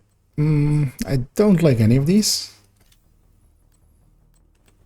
I'll definitely take another level of preservation. Actually, I should have checked how much that goes up to.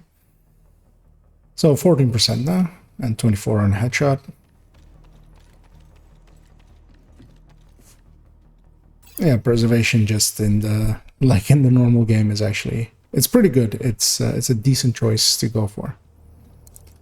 But normally in the normal game you give up quite a lot of damage for it. But here, of course, we're stacking them not together with like it's not directly competing with. Trying to see, because we can go up, it seems. I haven't seen this room before, I think.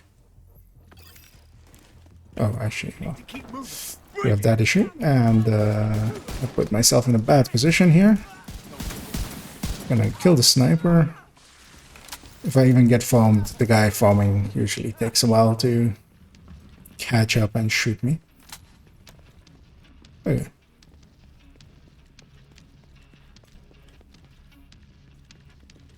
Yeah, it does seem like so far I've gotten some useful things. I'm especially happy with getting a rifle and an SMG. Rifle AR would likely be more useful, but...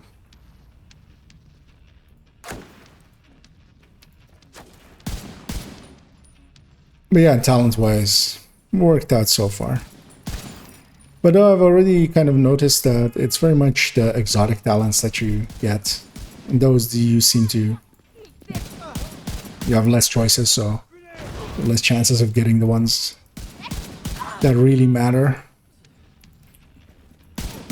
But yeah, I'm not making use of my exotic one that much yet, because it's the one from Chameleon, and a high rate of fire would make that a lot more consistent, and I'm mostly staying a little bit at range and yeah, special ammo, and I'm not wanting to find out what kind.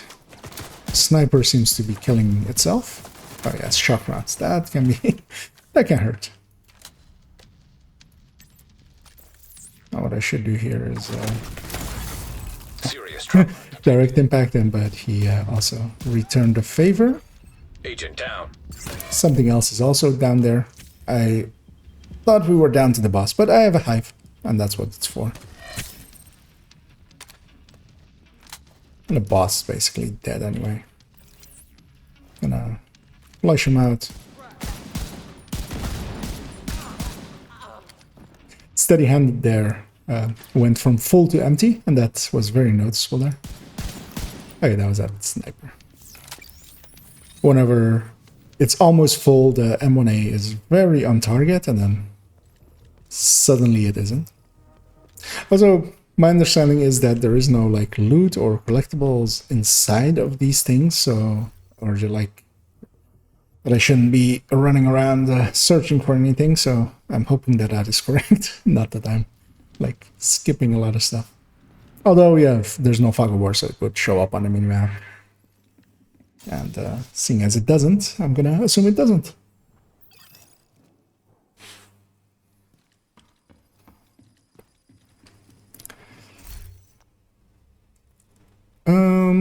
I'll take that last offensive talent and start working on these other ones.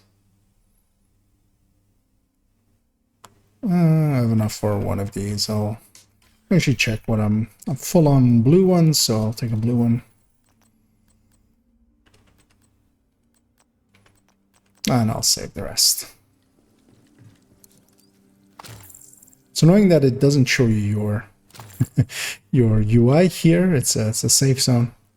So it's you can't see if you need ammo. Well, I mean, you'll usually need ammo, but you need med packs and grenades.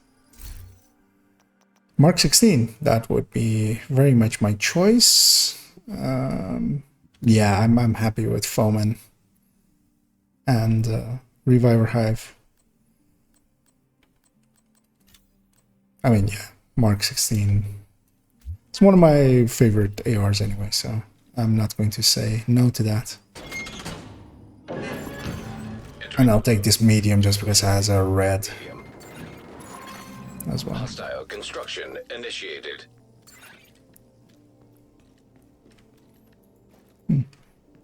Just trying to see what the other one was, but nowhere. Oh, it's back left there. Sure, let me. Now that we have this Mark 16, let's put it to some use.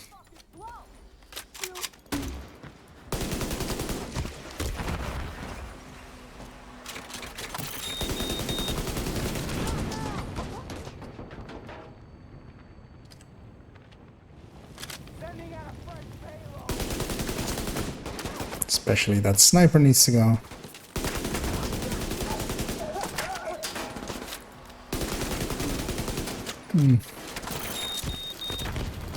Another sniper on the right there somewhere, I think. So I'm just gonna push on the right. The only really thing that really scares me is the snipers, but I also have a hive charge backup. So, worst case, I go down and get picked up. The only thing I'm really missing here is stuff like extra mag size. Console. Those seem very useful. And yeah, especially being on a 30-round mag is very much messing with me.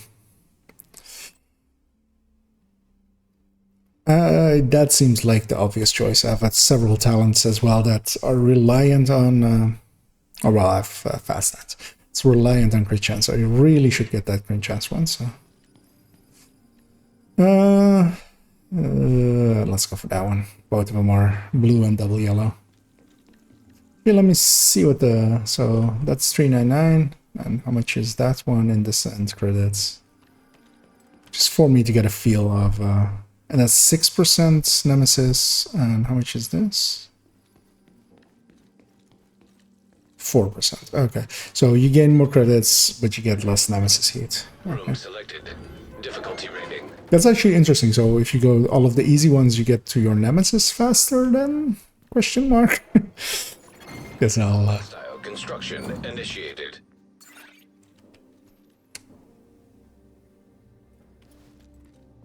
Oh yeah, thanks. Yeah, thanks for letting me know, or confirming it at least. But yeah, the collectibles are post game. But yeah, it would be annoying of them to put them in here.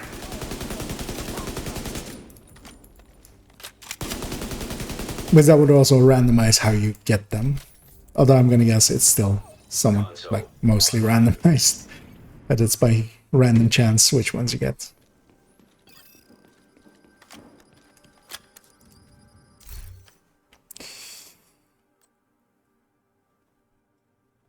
So, Vindictive of this tree seems the choice I would make. I'm gonna re-roll, actually. I have the credits. Because this is the... Oh, this is the magazine cap one, right? I mean... Yeah, I really should take that. I can take a second fast hands, but my crit chance isn't up that high anyway, so fast hands likely isn't actually providing me much. I'm gonna go for that one with the triple red, even though it is heroic. So 519, but just 3%. Okay, so yeah, all of these seem 3%. Entering new location. Difficulty rating. Hard. Steam detected. Actually, I'm curious, did they make a wall here or not? Okay, no, they didn't. But yeah, just to check if the photo mode could go on the other end. There's likely going to be more holes that they... Oh, actually, okay, so it shows up here what the room modifiers are. I guess that first one is some form of steam. Hostiles constructing. Hostiles spawn from highlighted doors.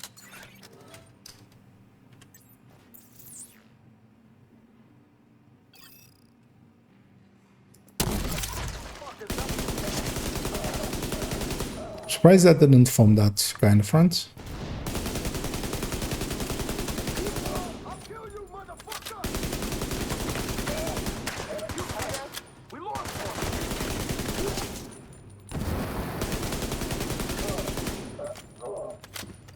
Okay, I'm starting to see some crits now. Console active. So, yeah, likely we had Supply station. literally 0 crits until we get some crits. Like, there's no base crit to us. Although, of course, you have those, the ones that your permanent upgrades. There's some crit chance in there. None of these three really appeal, so gonna do that again. Is this critical hit damage? Yes. The this is a doubling. This is also a doubling, but one is tied to total weapon damage, the other one to crit chance, so that makes it an easy choice to go for the always active one. Actually, before I overspeed. Entering new location. Okay, yeah, this is still total weapon damage, okay. Although this all needs confirming that it all still works the same way, and that's easily doable because we have the total, we have the base amounts, so we can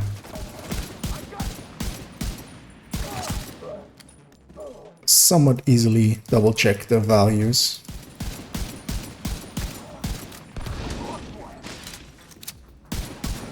Yeah, I seem to have gotten a good set of talents, so damage-wise I feel like I'm likely outscaled, like I'm higher than the game is expecting me to be. Although I'm also not sure if that's... So we would go from the 14% to 21%, and that sounds quite tasty compared to other choices as well. Because I'm curious to see if preservation actually goes like all the way to 100%. That would be a little bit silly if you could just completely heal up after with a kill. Activating Steam Hazard Prototype. Steam Hazard Prototype. Okay. Hostile construction initiated. I'll kill this door first and then work my way across.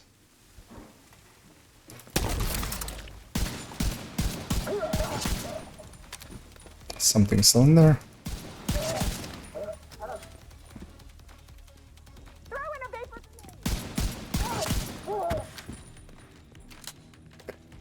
Going a little bit try-hardy, going for the headshots, but you know, might as well.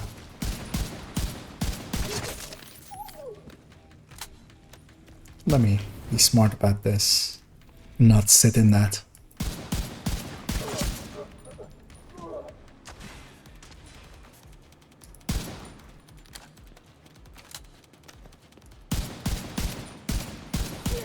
The boss could spawn right next to me in a second, so I'm just gonna set up a little bit.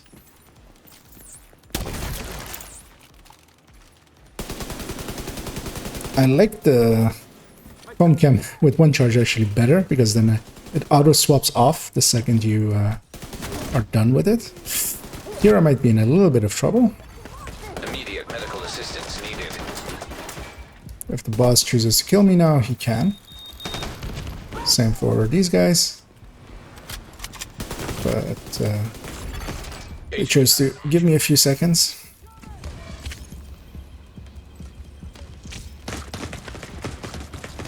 Let's see if I can get out of here. I should be able to. They don't seem to be that aggressive that they...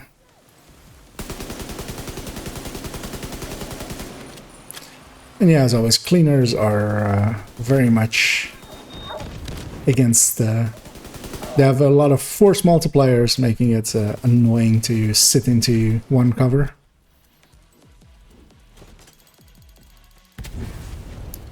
But while I used my hive, that's a price I'm willing to pay. I am gonna just destroy this thing. I don't know if its owner is still alive. It might be that purple down there. And this guy has special ammo, and he has that as well. But he's also basically dead. Oh, he has a medpack still.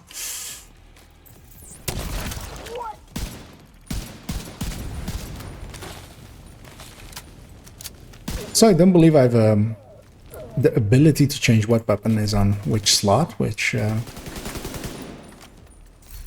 least I don't believe I do.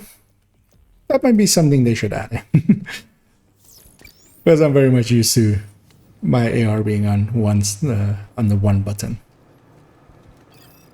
And I'm swapping to the wrong thing at the wrong time, but also it worked out in the end. It did cost me my hive, so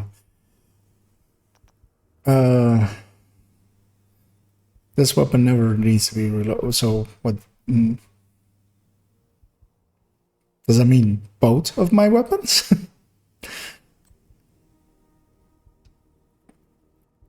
Your next bullet, okay. That also seems something that would work well for me. Kill destroying weak points, giving weapon damage. For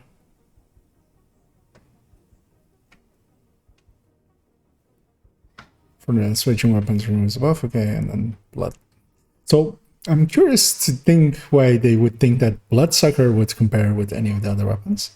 Because yeah, I'm going to take Bullet Hell. That seems like something I would want. Never having to reload. But actually, yeah, knowing that that exists, that changes a little bit what Fast Hands is going to be worth. So I have 2 of those. I have 1 of these, I think. So that's going to be my second one of that. Yeah, my plan is still to just do 1 of each of those. Just go down the list. See if that works out for me.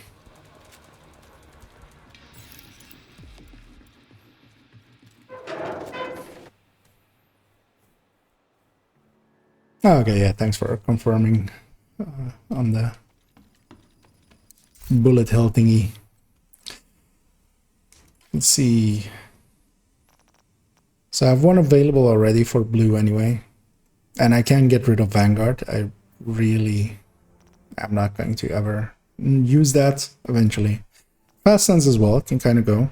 Now that I have bullet hell. So my other options actually are, I'll take a utility slot just in case. I'll take 1 of each in case. I don't really need the rest. Mark 17. So actually, does the rarity of the weapon matter? So this weapon is 492 at 350 RPM.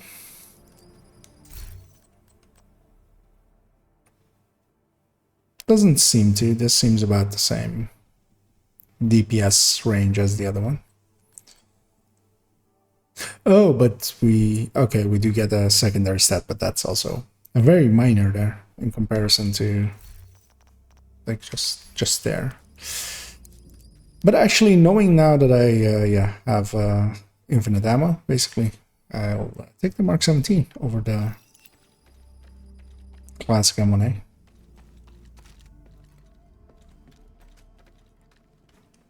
I'll just do an easy medium. Room selected. Difficulty rating, medium. Hostile construction initiated. I want to hit reload after having shot a few times, but that is of course not even an option anymore.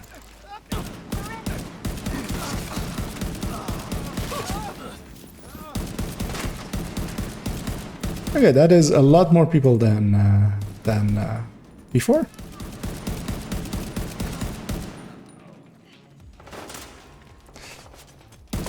Yeah, the Mark 17 is a weapon that I'm a lot more used to as well. Just about the same as a M1A actually.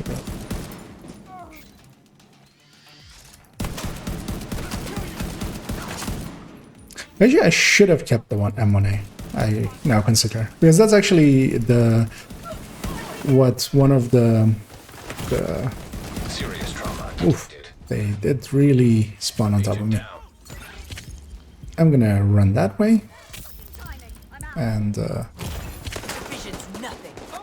hopefully they will let me do that. And then I'll start working on them. Oh, I still have an ammo pool. Okay, it's just I don't reload. I should have been more aware of that. That's over. Grab your kit and get back on mission.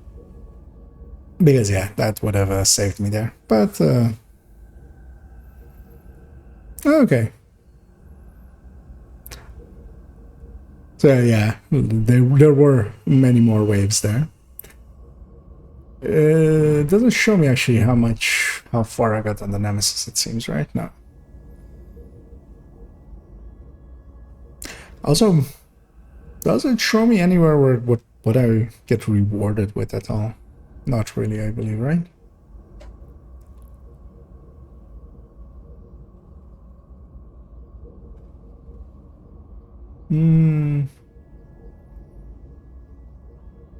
Doesn't seem to.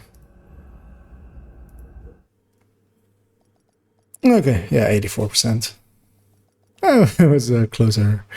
So yeah, I should have, okay, so that's good to know that, especially around loop 6, that it starts to ramp up.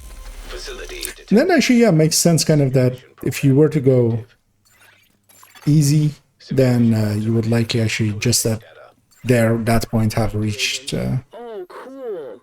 reached Prepare your staff. the I love data. Nemesis. Oh, sweet. Leaderboards! Whoever designed this must be a gamer. Yeah, these permanent upgrades are also interesting.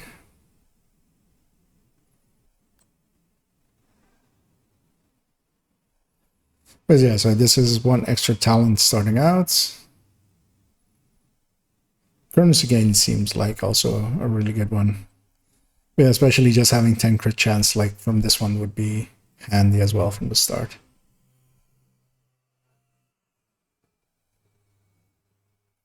%20 armor on kill, okay. That's quite a lot.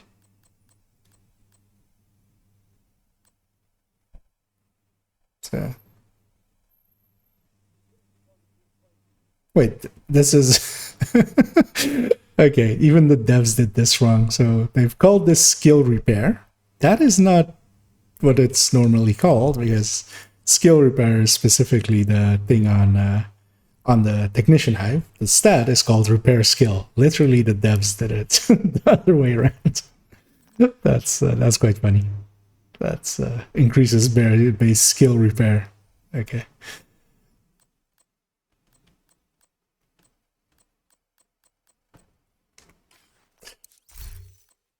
Also, I'm not sure if you can, like, is everything active from this list? If I were to have basically everything from this list active, would everything be active at once, or do I activate specific things? And to find that out, I'm just going to buy some crit chance, because, yeah, that seems like the obvious one. Because then I could have some of the options in there. And I'm going to head in for another run. But yeah, it's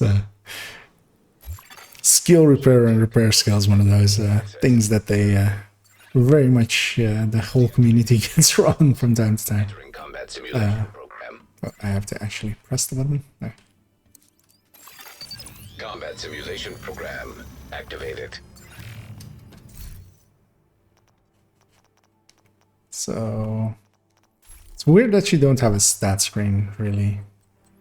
Because I'm going to assume that, yeah, everything from that screen is active at once. LMGs.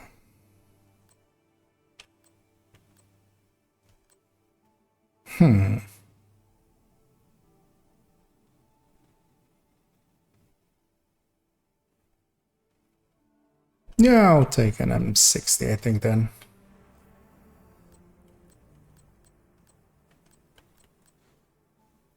Let's try out a decoy on this run. Decoy seems also like a good choice for solo runs. Just giving them something to shoot at. I'm gonna assume I start with armor kit full. Oh, let's go that way. So actually, yeah, I'm gonna do all easy ones. See if that, like, reaches me to a nemesis faster. Like it should, right? Seems like that's what the game is telling. Hostile construction initiated.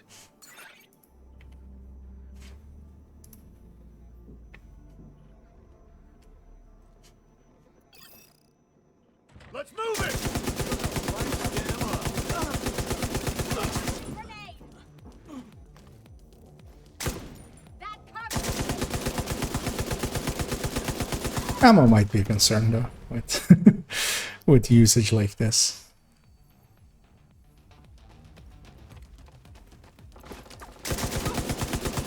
Look at that. Console. Skill tier 0. Decoy does, yeah, seem to at least work on these low-level enemies. Optimist again, that seems like a good choice.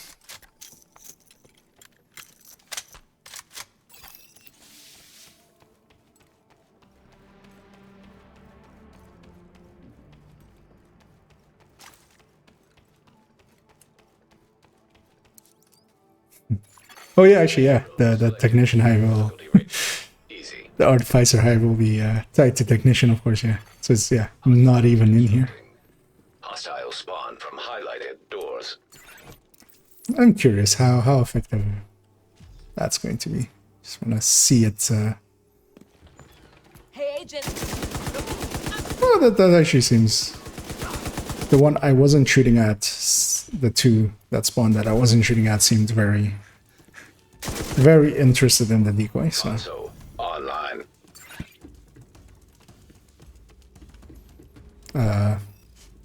where am I headed? Okay.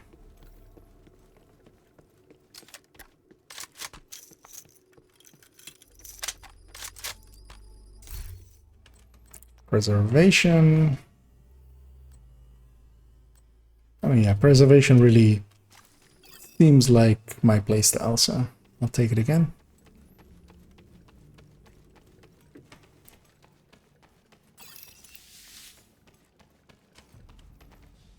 Because yeah, let me just double check that it's always, so yeah, these are 3% to the nemesis.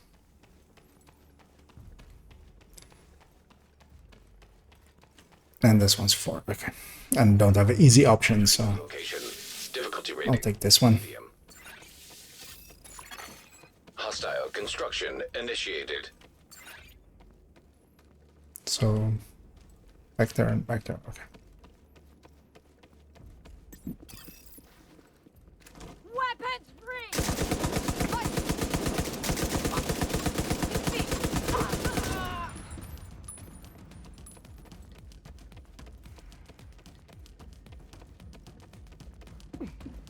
He's in the open!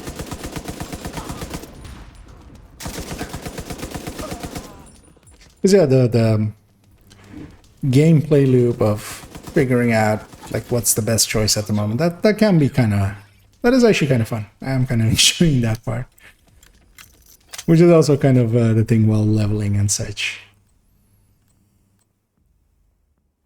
Actually, does Overwatch still apply to allies? Yeah, allies as well.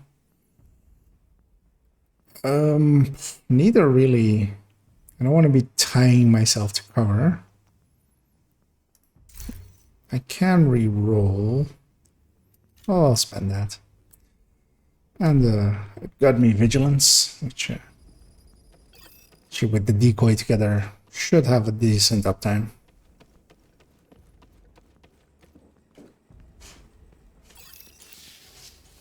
Yeah. Going for the highest nemesis percentage, so going over there. Because yeah, that's 6, right? Yeah. Entering new location. Difficulty rating. Easy. Hostile construction initiated. That is actually a very short duration. I should put that out way later.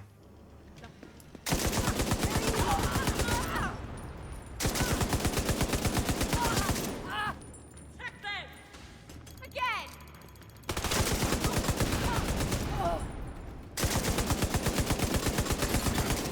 Console active. Not seeing any crits again either, where I should likely have, I think, 5% from what I spent there.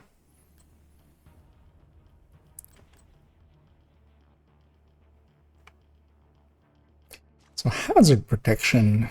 I wonder if that's... I mean, I'm not going to take it, but I'm going to reroll here again. Spend it. And, ooh, do I take preservation or do I take max size? I think I'll take preservation. Seeing as I have an LMG. And this is just, yeah, ammo stuff, right?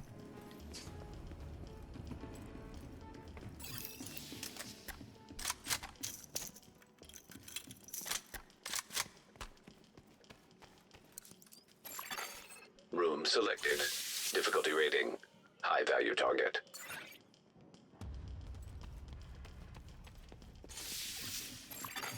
Hostile construction initiated.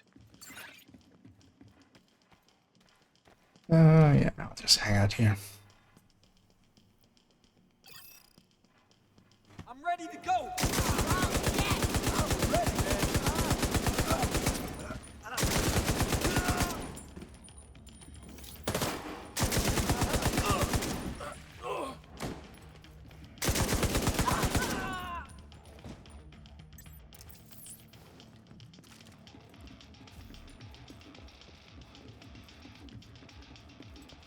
Yeah, actually, this is a boss room, so I shouldn't be as aggressive as I am now. Because, yeah, the boss will spawn. But while I'm caught in the middle, it should still be okay, because I cleared out one side, so I can push out there. Gonna go after the snipers first, because they scare me the most.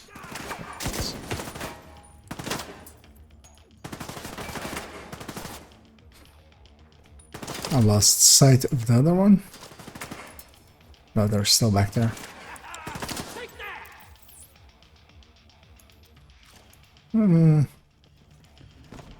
Put my decoy in there, see if he wants to go for it. But also he's fallen back actually, so he likely won't. Actually, he is. Still gonna kill that sniper first. A boss I can deal with, especially with that med back there as well still. Jeez, that reload is long.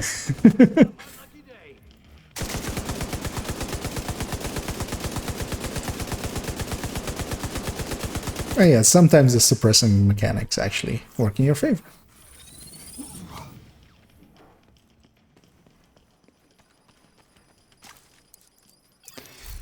Let's see, what do we get for exotic choices again?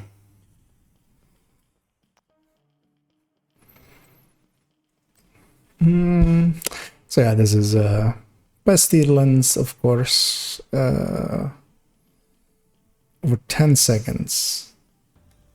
Actually, I don't remember what the amounts were with in the normal pestilence. Likely close to the same. Whatever, 7 meters. Okay, I think that's shorter than the normal pestilence.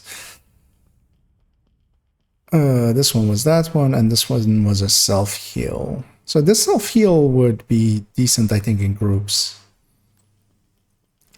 But I think I'll take Plague of the Outcasts. That will also be useful. Like, Pestilence on its own is actually pretty useful for... I'll do the same as last time, just go down the list one by one of those. Especially when you're playing solo, you'll kill a few things and it'll spread to the last enemy that's hiding somewhere and kill them, instead of you having to chase them down.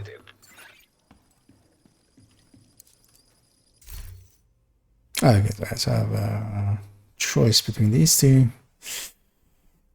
Sucks that I have an LMG, because otherwise I would take a Crusader shield. A shield actually sounds like a good idea.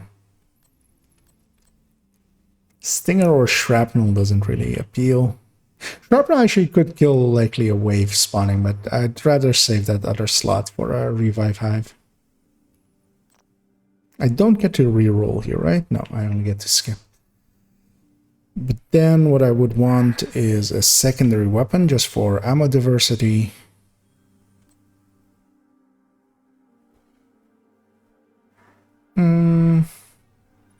I'll take the shotgun just because I haven't taken the shotgun yet. I'm not even full up on talents and stuff, so I'll be fine with that. Don't think I used the med pack, but I can't see that here. that they should change. The UI should be up here. Shouldn't be hidden. Entering new room. Okay, yeah, having some hazard would help indeed. Like the situation I got myself in, getting foamed and not foamed, but their version of it napalmed.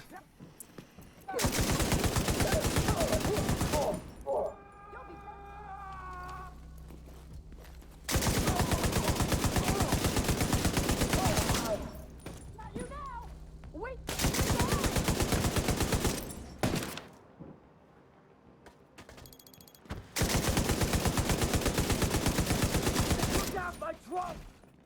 Was not 7 meters, really? Yeah.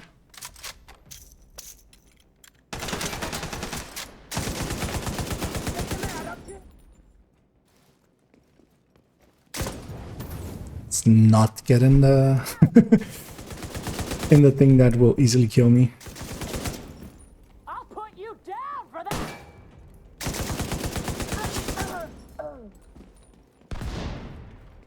And I totally forgot I have a decoy there. I could have used as well. Available.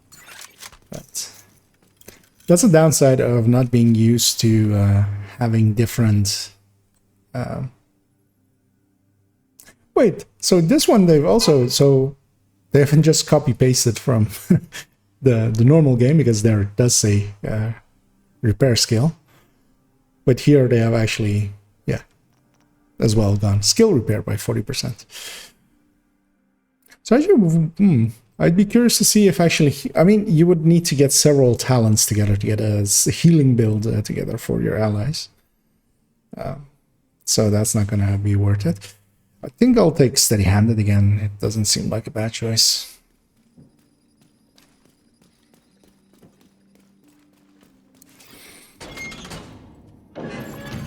Entering new room. Difficulty rating. Easy.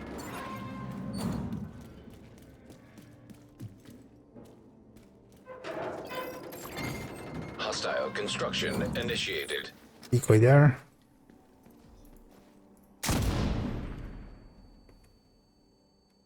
Again, I put it a little bit too early.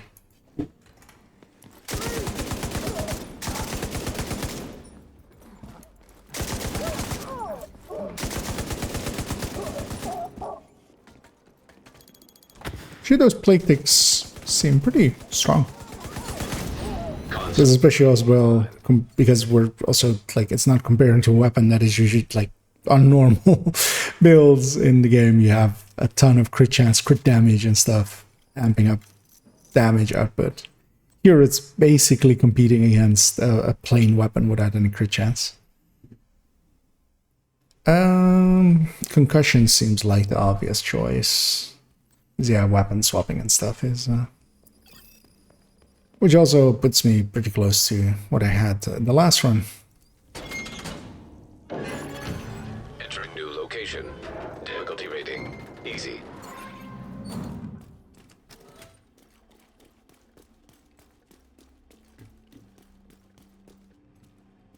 Just out of curiosity. Seeing if there's anything over there. Hostile construction initiated. I'll wait for the last few seconds. Oh, I did not pay well enough attention to what the spawn points were. Turns out.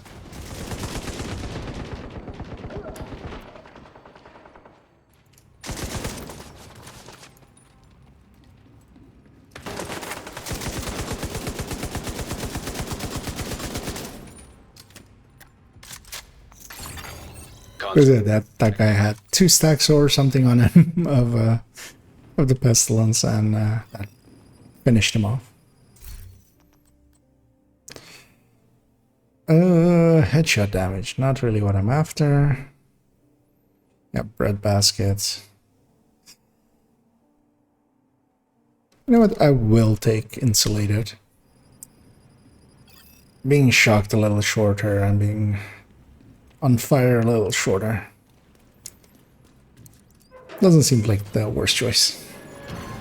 Room selected. Difficulty rating easy.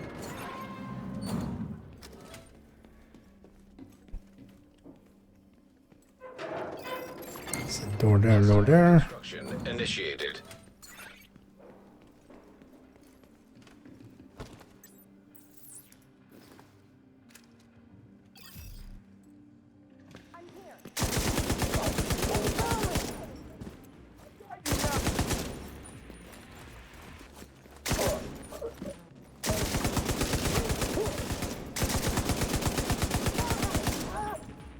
These enemies already feel a lot less interested in the decoy. I wonder if there is some like difficulty scaling to them. The same is true in the main game when you're fighting, like normal enemies will just be focused fully on a decoy if you put it in front of them, but an heroic elite will not, likely. I'll take that second step of insulated as well.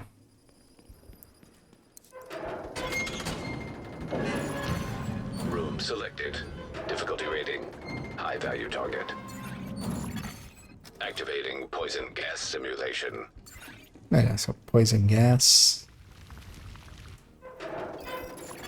That just seems burning gas. Combatant. I would have thought I was out of that range, but apparently not. It's hard to see where all of the spawns were, but I'll just put this in their face.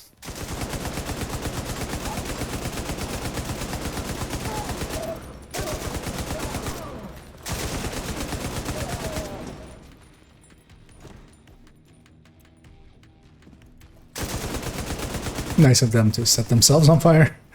That saves me the trouble. Oh, actually, that's because of the hazard. Actually, oh, there she is.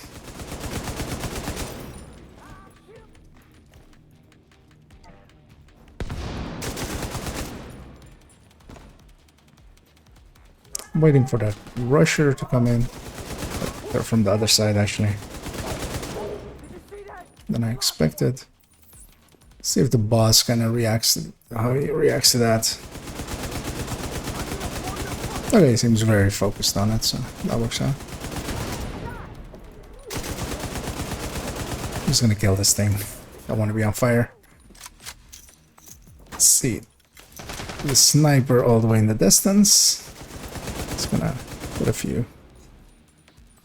Hopefully the plague will finish them off, which it did.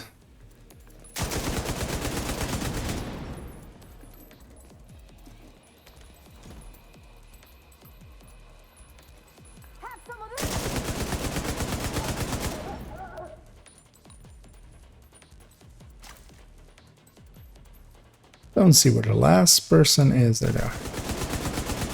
Oh. I was expecting them to run a little bit further.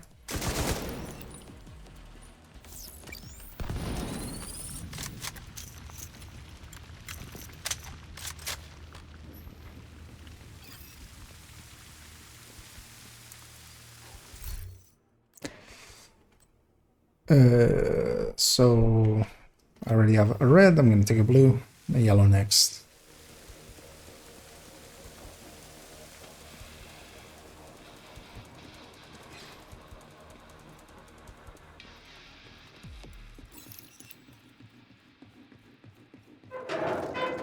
And in here, I'm going to very much try to get a second skill, even if it's not the best thing.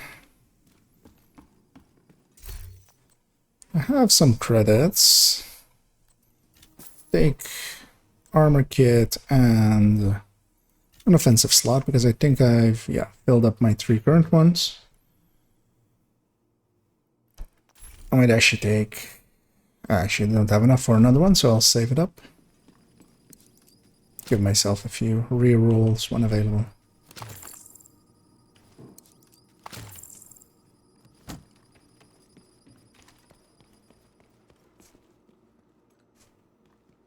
It's weird that it takes a few seconds still. Oh, actually, that's why. I haven't actually touched this thing.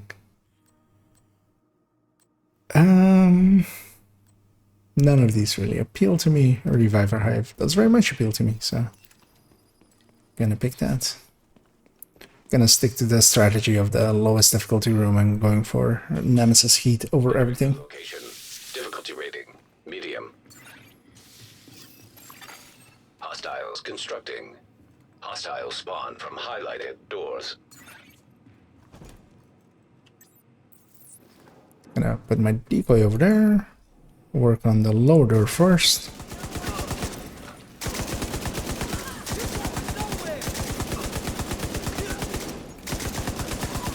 I should kind of remember to go for headshots. I usually don't with LMGs because they're LMGs, but there actually isn't a hole underneath where I can shoot through, but also, yeah, actually the plague will kill them before I reach there.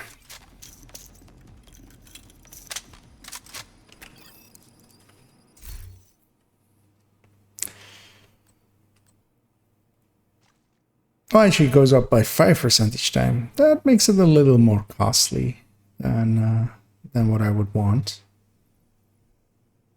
But I'll take it to 20%.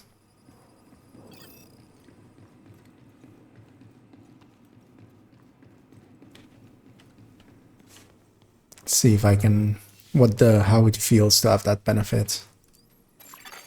Entering new location. Difficulty rating. Easy. So Hostile construction those two. Initiated.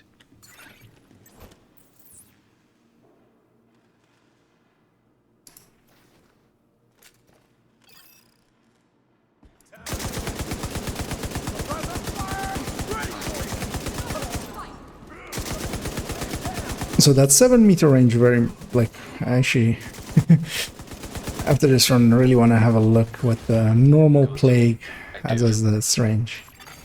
Supply station activated.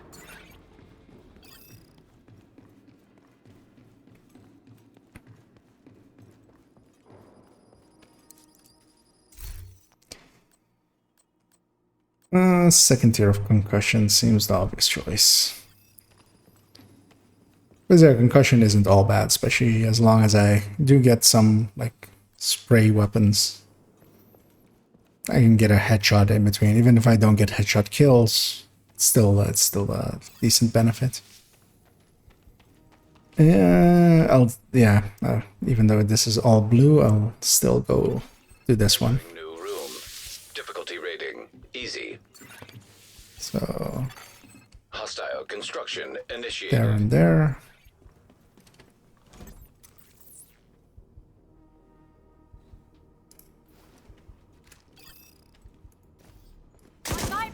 Oh. Be careful out there. Should remember to reload. It's an important thing, turns out.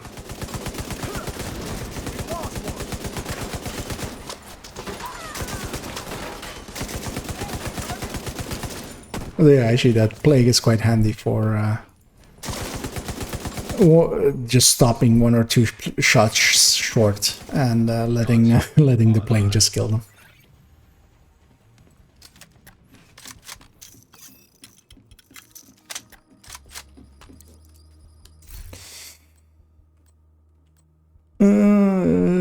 Okay, so Clutch actually doesn't have its on-kill mechanic here. And yeah, I'm not critting really. And protected reload really doesn't sound enticing. See how much I want to save up my credits, so I'll just stay insulated.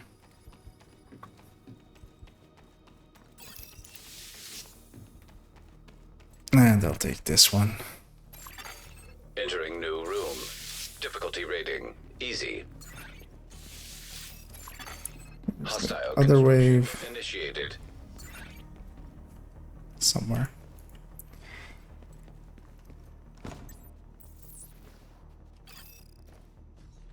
That's close behind me, actually. Turns out.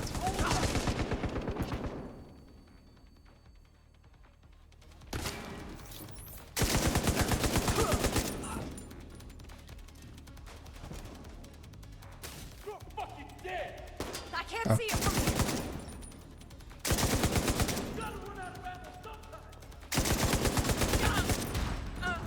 Sure, I have a secondary shotgun that I haven't used at all yet. But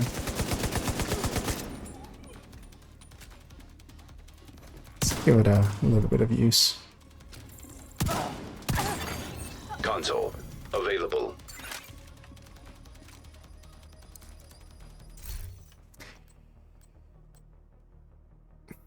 Eyeless. I'll think I will re-roll this. And yeah, take a third tier of preservation.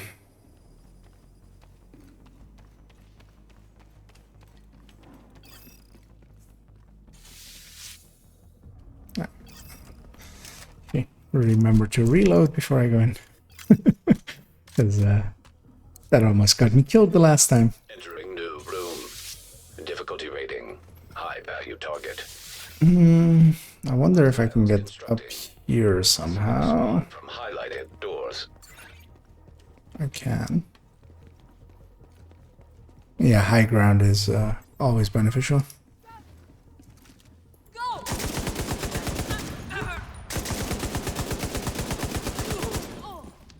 The plague will finish that one off.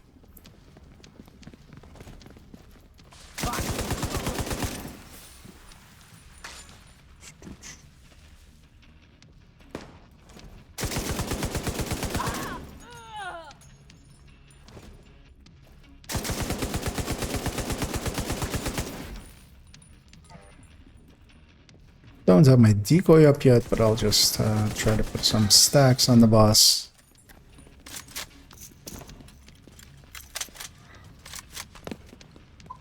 And actually, yeah, I'll just let them come up to me. Although that's a lot of them.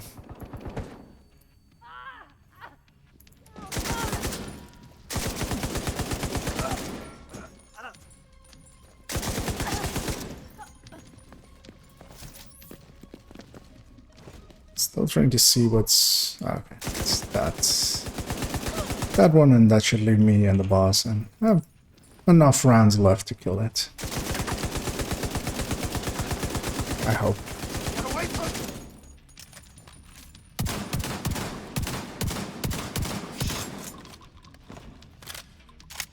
He should be dead by the plague, yeah. There he goes. Actually, I would be curious to see as well if shotguns are applying 8 stacks of it at per shot instead of the 1. If it's... because yeah, normally, of course, the that one in normal gameplay would never be on a normal weapon. It's very much locked to an LMG, being the Pestilence. I should actually, yeah, at least get some shots in, and then likely it'll be hard to analyze during live gameplay, but I'll rewatch the footage, and that will likely tell me if it is doing that. RPK is preferred over the M60 for me, but so fine with the decoy actually. So I will take the RPK over the M60.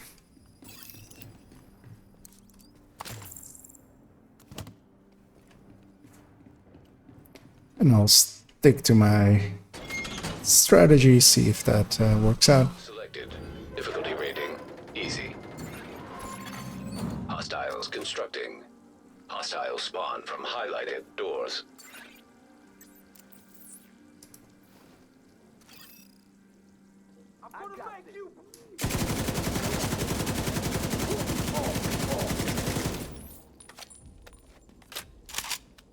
He should die from the plague again.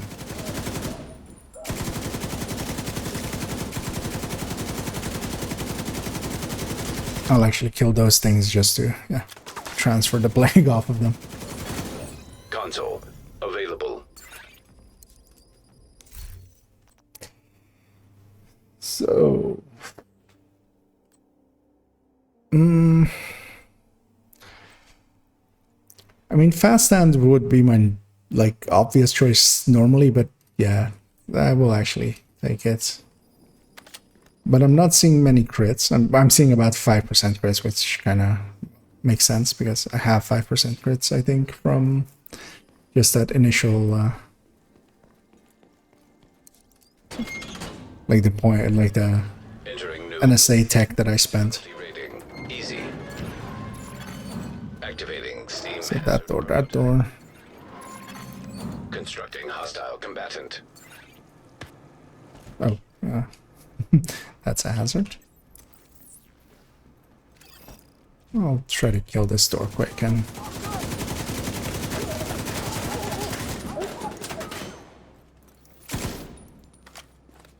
then try to get into cover, but I can't actually go around this cover because there's stairs in the way, of course. I would say I was out of range of that, but the game discreet there.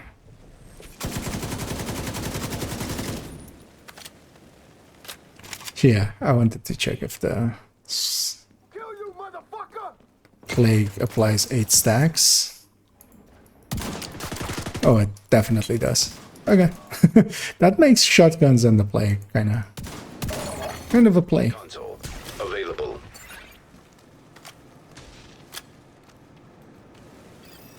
That's going to be interesting trying to figure out all of those interactions and how they will fit together.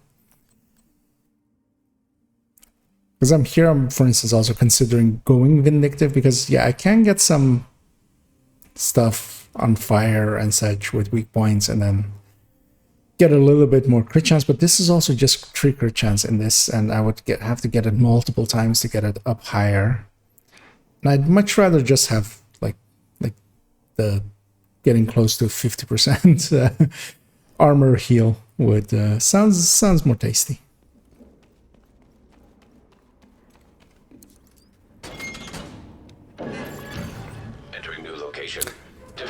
Oh, okay, so the...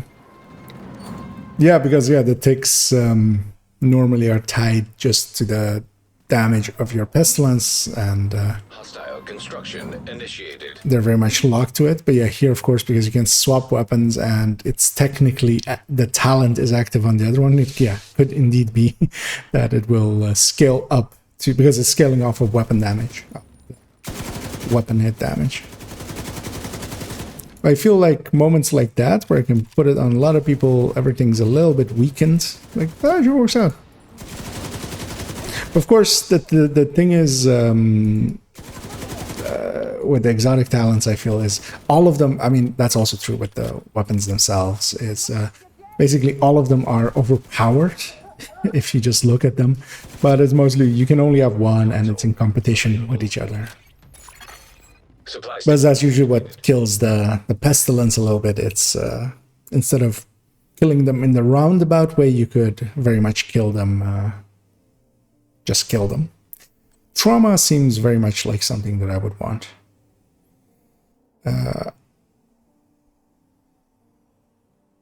Kind of depends on if it's the same length on this as yeah, it's CC on the weapon end. Which just blinding something every 30 seconds will give me an extra CC.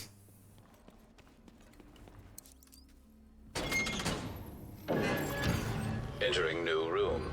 Difficulty rating easy.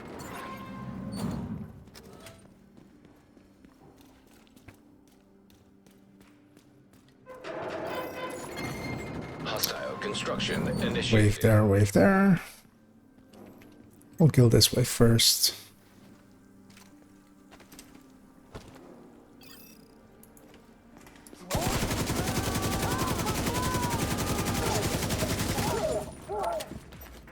Look at basically there. One thing was CC'd extra.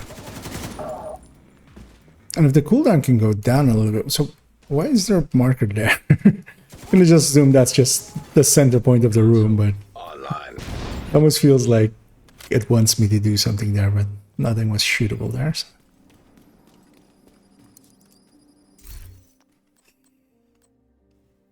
A weapon handling.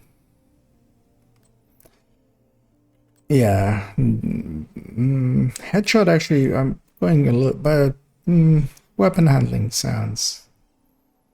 But then I reach this point, of course. Do I want to give up fast hands? I feel like I do. I don't think I'm going to get the crit chance for it, like, at all. Like, I feel it's going up to 2 stacks at the moment. So, I will actually drop it. Entering new room. Difficulty rating. High value target. It's also interesting that there's no map here. That would actually help a little bit. It's Hostile construction. remembering exactly where you are, how far along you are in it.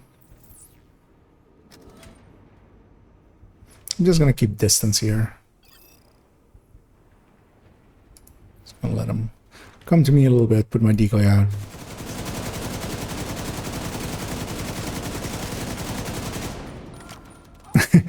And there, yeah, steady-handed went from full to empty.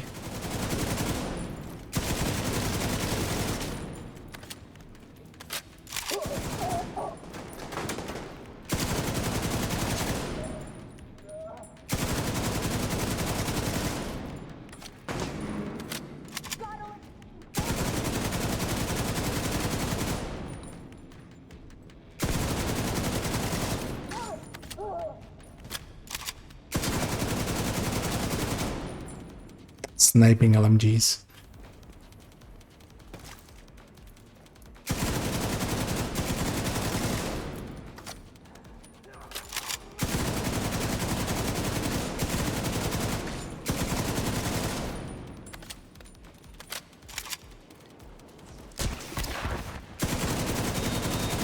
Just gonna kill that thing and spread its plague.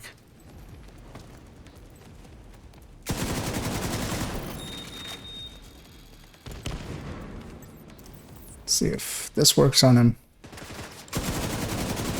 Very much did.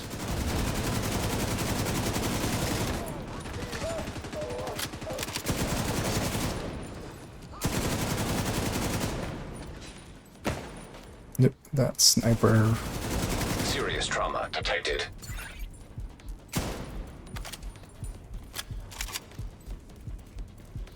But also I still have a hive, even if I do go down.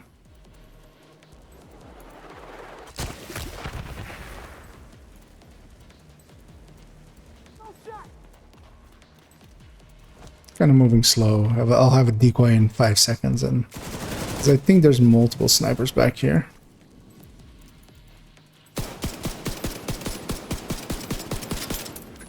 That's not doing enough damage at that distance.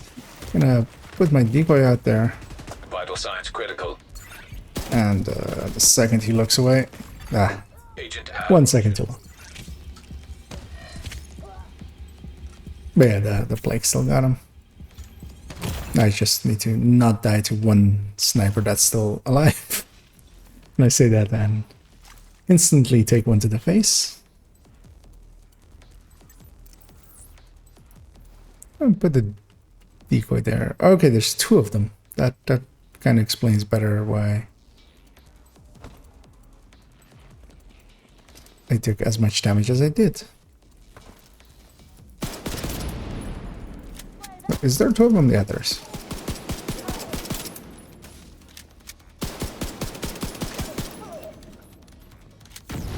I'm messy, but got it done.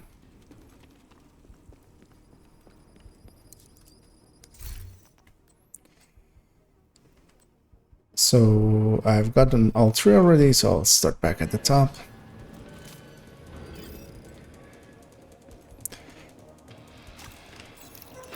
Yeah, actually, with this loading screen, I'm just gonna take a quick bio break. I'll be back in like 15 seconds and continue from there.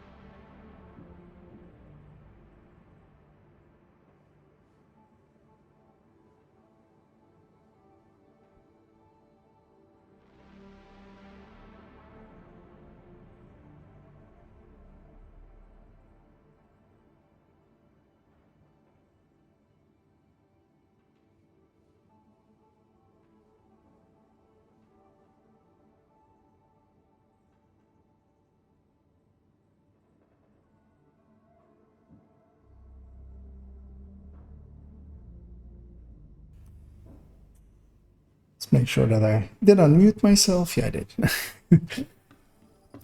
Yeah, that's one of the downsides of this. They should add some form of checkpointing system. What was I full on? So I'm especially full on utility. I do want to get one more. I have the credits. I'll take that one as well. Seeing as I ran out of ammo as well, I'll take a few ammo capacities. And another armor kit as well. And yeah, I'll have 2 slots there, and I have 1 slot available for the other ones. I very much want ammo.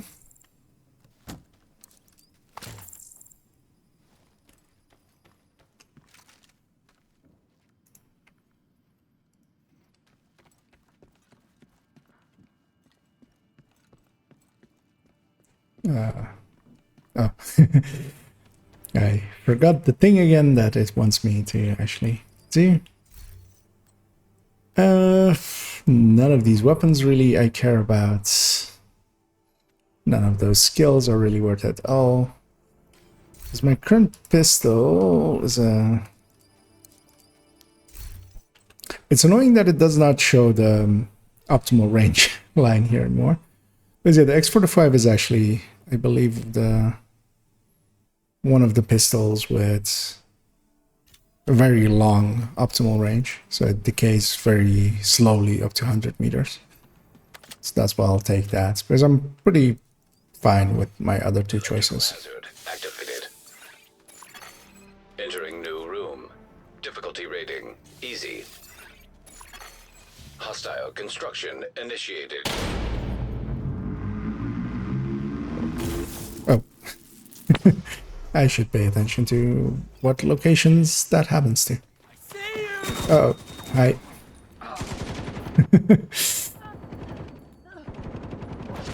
There's I think another one coming.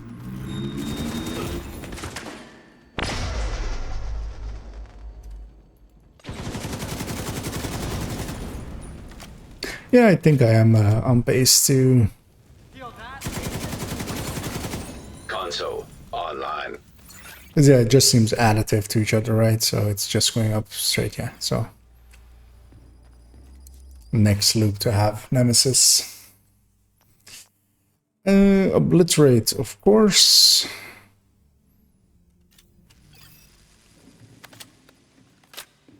Well, actually, Obliterate is also, I mean, still going to... Yeah, critical hits.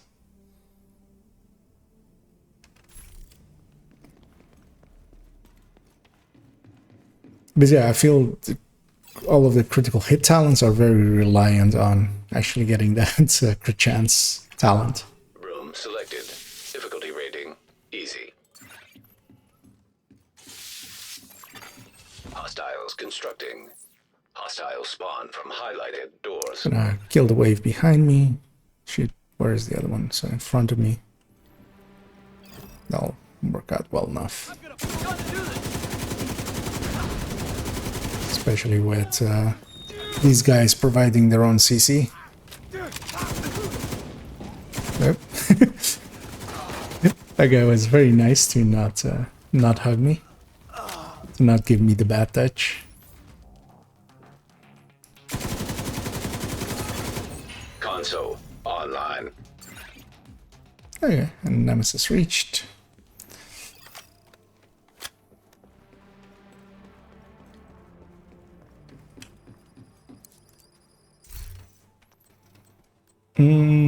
I'll take another... I'll take another preservation. What does that get it up to? Seeing as I have it at 5 now. So, okay, so 35 guaranteed and 25 extra with a headshot. Regaining 60% of your armor per kill seems a little bit OP in comparison to some of the other choices. Entering new location. Difficulty rating easy. Hostile. I don't need to do the easy ones anymore. I should actually because I've reached the cap.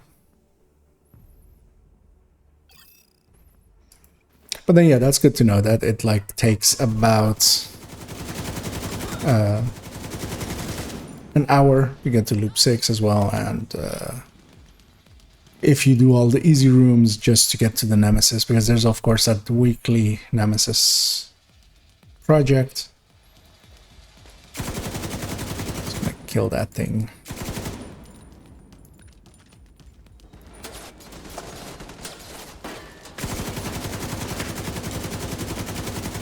Yeah, that trauma is really paying itself off there. Giving me forms of CC. So yeah, I'll just go kill this one. Console online.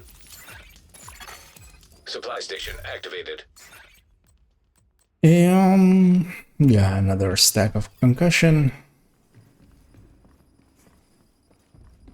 Actually, seeing as we're going towards the Nemesis,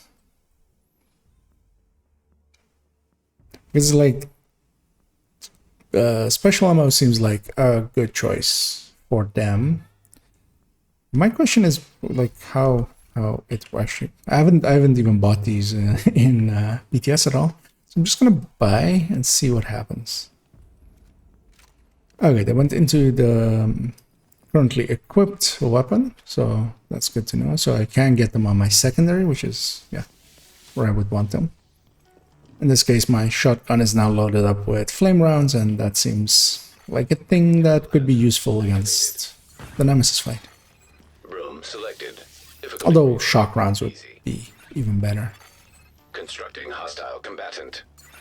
But just to try it out for now.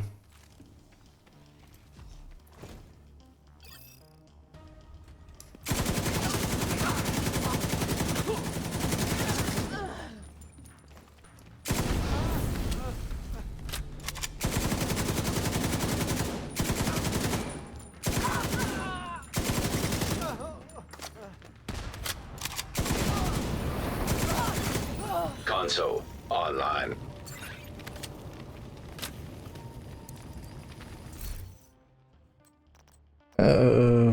I'll re-roll here, I think, and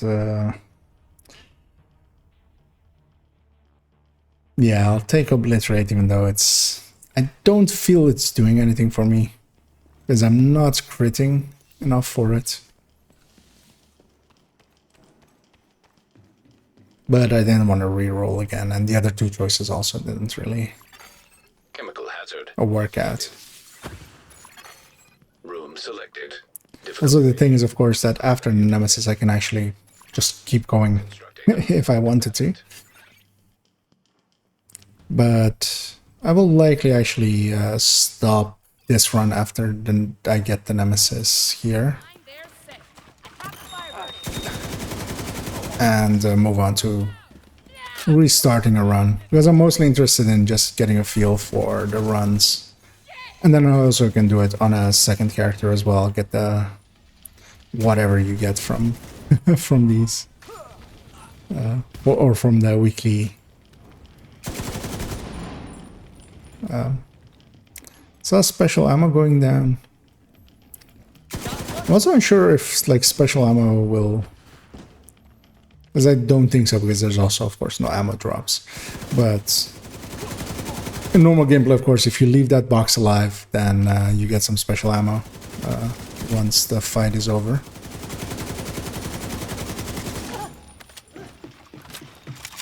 I'm gonna assume that is not the case here.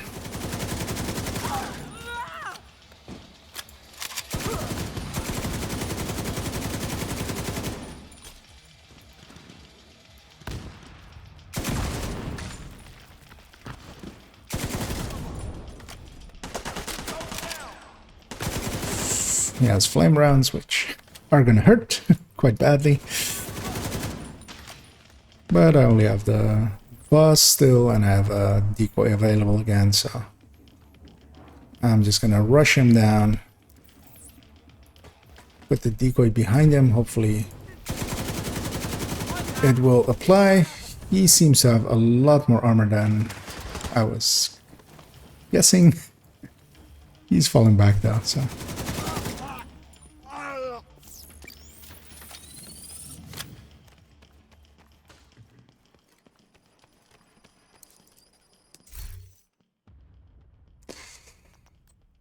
So, okay, so yeah, the Sweet Dreams, of course, talent.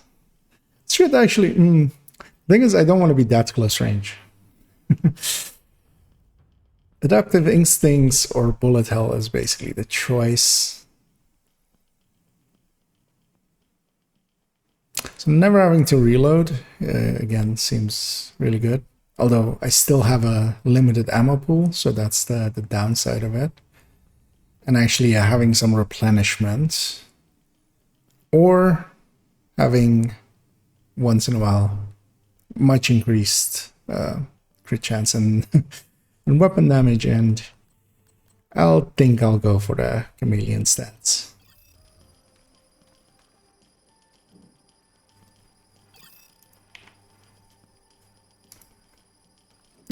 Still also need to get this, of course. So I got two of those. My skills aren't really skill tier reliant, so I'll actually go for red.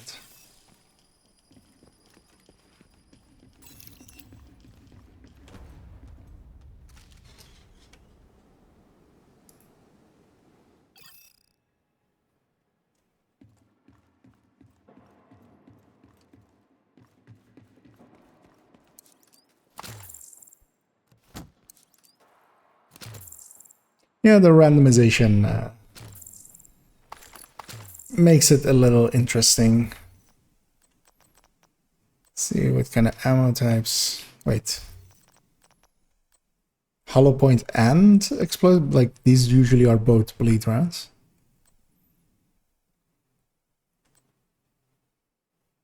Inflicts bleeds and boosts. Well, okay, so these are the ongoing directive ones. Like, these are just going to be straight up. Oh, they're also more expensive. Okay. Then it makes sense. Let's see if I'm full on any. I still have a slot there and a slot there, so I should be fine.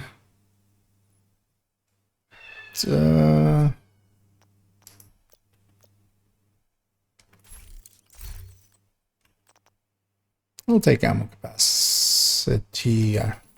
Just take that quite high.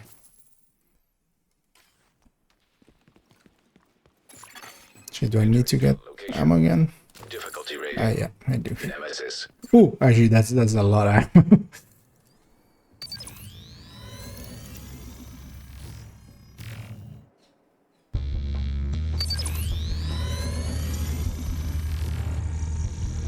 So I've killed the Nemesis once out of several attempts on the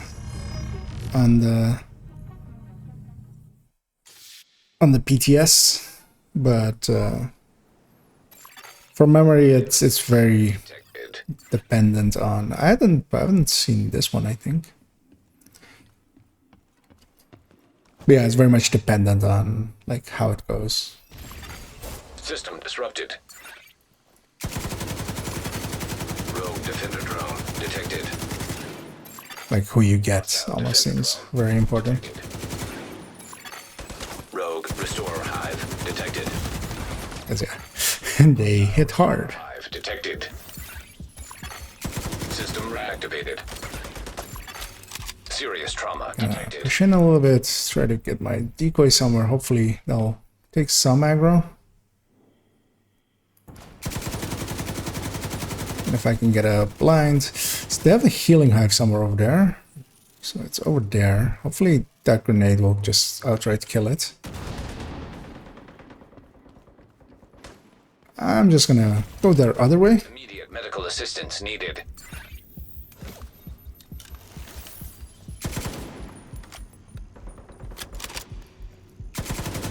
Just gonna kill that drone and get the transference onto them.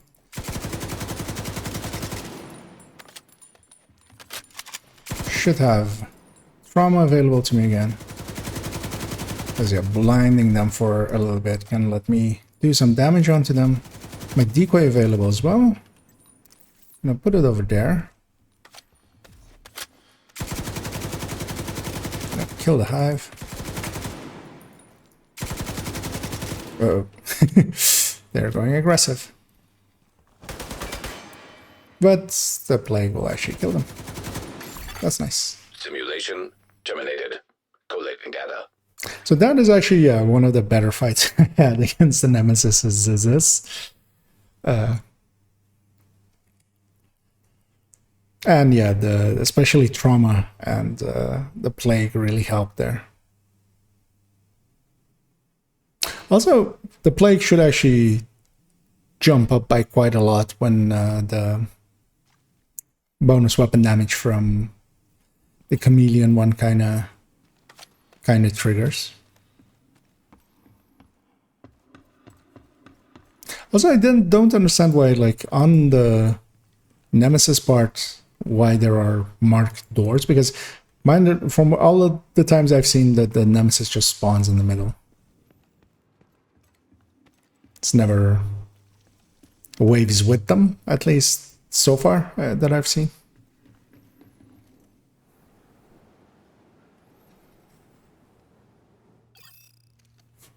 Yeah, and that went more smoothly than I even expected, so that was nice. I'm just going to see what is available to me here, but I will likely not continue this run, because getting the Nemesis there is, I think, enough for this character, and I'm just going to start a new run on a different character and see if I can get another Nemesis run in there. And yeah, that took about an hour, which is acceptable to just get that project done. Is one of the things I will want to do likely is do that project on every character weekly, because it does seems to have the chance of the cache type that everyone's after. Facility detected. Combat simulation program active. Which okay, so I've got a simulation cache, which is just field recon from memory. But that was also, so for that, for both of those runs, one of them to 6, well, both of them to 6 actually, but one of them getting the Nemesis, also got 1, 2, 3, 4, 5, 6, 7, 8 levels, which is 4 levels an hour about, which isn't a lot, but it's also not the worst. And let me just check. So yeah, that project.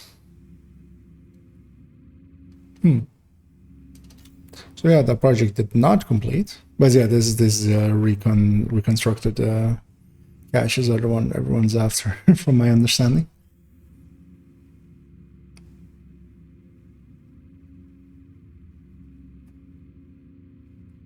Interesting. I wonder if I didn't like trigger that to exist yet. I don't know, actually, I exited because from what I remember, it doesn't exist before you do your first run of Descent, but I already did a run of Descent. I did actually get an exotic cache as well, so, which didn't give anything useful. Yeah, these simulation caches, I want to open them first, see what, yeah, they just seem like field proficiency ones.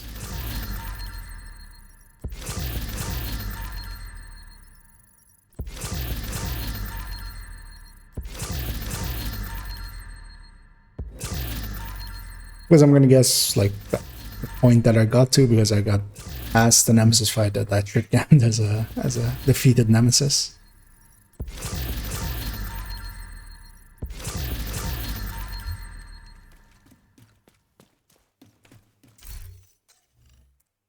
But apparently, according to the game, it did not.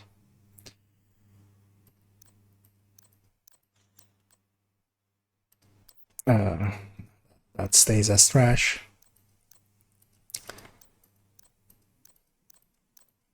But I will still actually swap characters and going with a different character, just because some of my characters haven't actually started like the descent thing at all yet, so.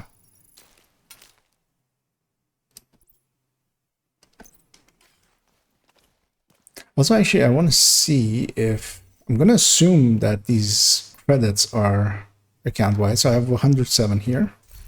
I'm actually going to swap characters now, and I'm going to see if those are account-wide. I'm going to assume they are.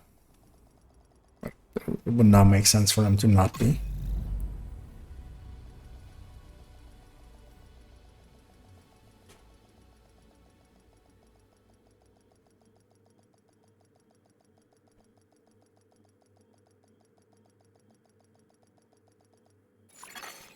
Entering safe area. Briefly gonna check something on Discord real quick before I forget to send somebody a message now that I see them online.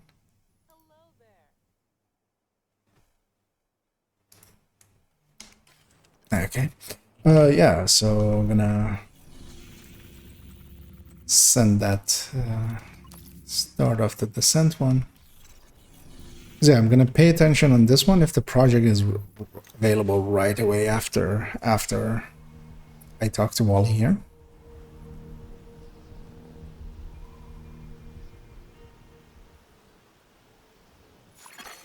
Hostile control point identified. Hey, Agent, it's Wally. Jack's been picking up some strange intel on the mobile shade server. Meet me at the castle if you want to know more. Hey, Agent. You ever dream of infiltrating a secret government lab? For the past couple of months, Jack has been picking up some weird comms. It's annoying, yeah, when it's in-game We tracked a signal to this super talking, then it's unskippable, so security protocol. just have to sit and wait at that. This. It is not Actually, while she's talking, I'm just gonna quickly check one thing, which is this character should have a pestilence in their inventory. So yeah, what is the normal spread of? Okay, 25 meters. Okay, that makes a little bit of sense. But yeah, the plague usually jumps quite high distances from memory. But once you enter the 7 meters that it is in here is very much your gear a balancing factor, most likely. willing to take the descent into the program, you could So over before I head in here, I'm gonna see once this triggers and is available if that project is already there. Impressive. Someone went to a lot of trouble to protect the facility. I know it's not ideal walking in without your gear into what may be a death trap, but hey, So wonder, I should actually check on one of my watch alts when I have access to here, for the simulation, if like this place always was here or not, if this was new green operator. added The in. radio comms don't work in the facility, so Isaac will be your guide while I access the database. Have fun overloading the system. I mean, good luck, Agent. Right, Hostile supply convoy nearby. okay, so yeah, the project is available from this point already. So interesting, weird that it didn't trigger there. Sure, somebody there. But I'll head in solo. I just want to still learn a little bit and have the time to. It's considering matchmaking there or Prohibited. Access. poking some buddies there, but Deactivating shade protocols. it is very weird seeing characters. Yeah, gonna take some getting used to. Seeing characters without the apparel that I'm usually used to them having. Combat simulation program activated.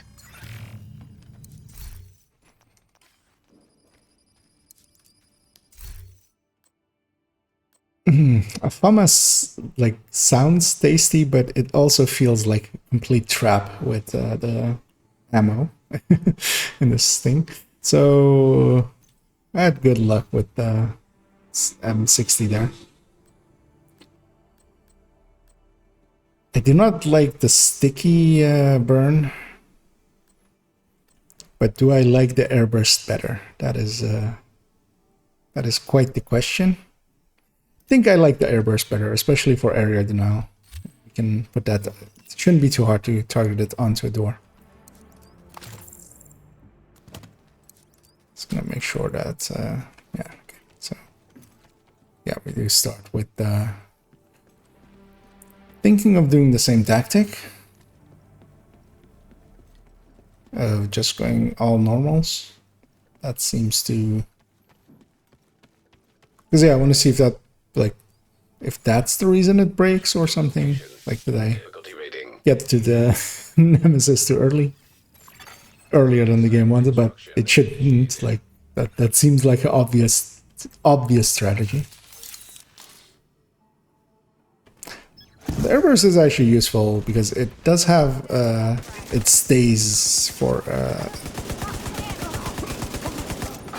actually I was gonna say it stays for a few seconds, but that's actually not the case at all, actually. Console. But it should be easier to time than burn sticky for me, at least.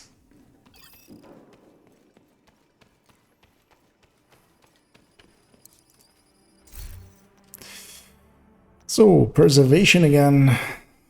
I mean, it really worked out for me the last time. But yeah, the Nemesis fight, it was of course not going to do anything because it will give me a heal once the Nemesis is dead. Entering new location. But to get to him, Difficulty rating. Easy. it seems like one of the ways to go. Hostile construction. Okay, initiated. so those doors.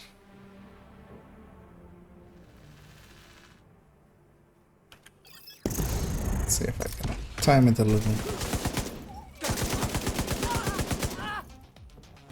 In my head, there was a little bit more lingering to the airburst, but actually, yeah, thinking on it, yeah, there wasn't.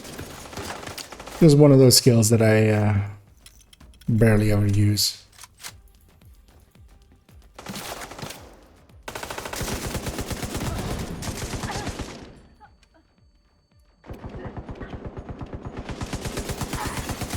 Console online.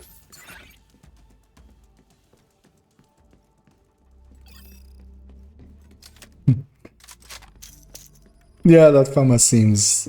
High RPM weapons seem like somewhat of a trap here.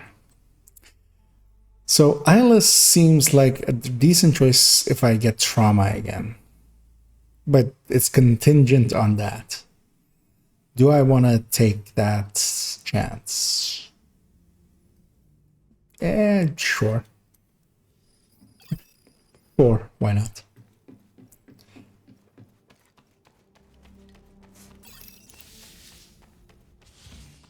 I'll take the lowest difficulty one. Entering new location. Difficulty rating. Medium. Hostiles constructing. Hostile spawn from highlighted doors. See if I can make this work. Not particularly.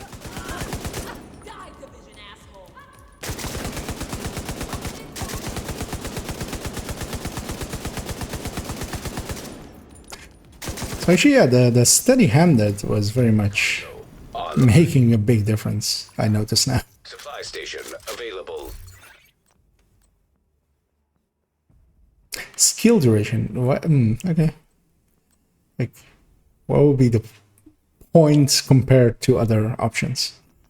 Like, yeah, skill duration isn't bad on its own, but just compared to other options. So I'm not going to take fast hands. It's just not a choice, really. I'll take Eyeless, apparently. I could have just jumped up there, but... Well, actually, these models are... Don't think I've ever seen the burnt out caskets. Like, likely there are a few models of them, but I hadn't seen them in those volumes ever.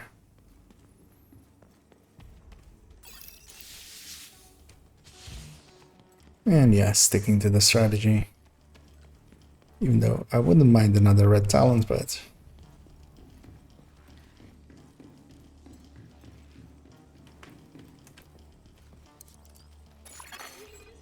room selected. Difficulty rating, easy. Hostiles constructing. Hostiles spawn from highlighted doors. So I should put it out a little later, so right now. Okay, that's a little bit better timed. I actually did a lot of damage. More than a fire chem has done the times I've had it. Which also makes sense. Usually the air burst is actually one of the strongest fires.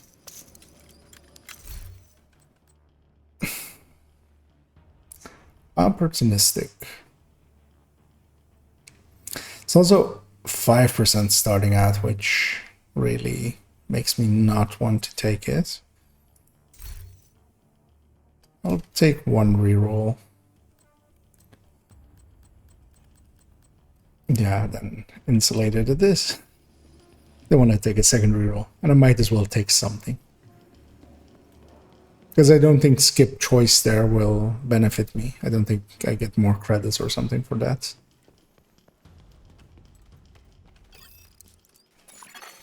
Entering new location. Difficulty rating, high value target. So they're spawning there, and Hostile spawn. I wish it was a little bit more obvious where all of the spawns were. But sometimes it's hard to see. Visual on a nation. Watch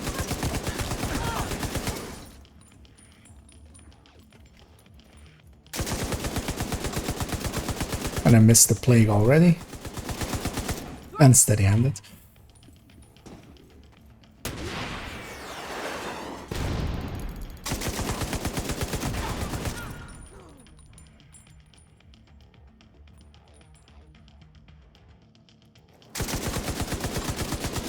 Actually, I should set myself up somewhere where I can deal with the next wave in a second.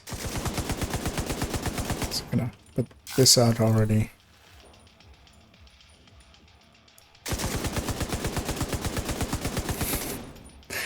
One shot short. Come on, stand back up.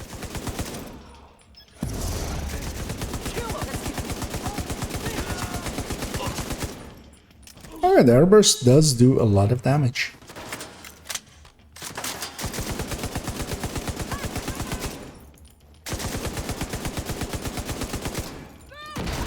So it is maybe worth its hassle. Something over here, but I'll just kill them.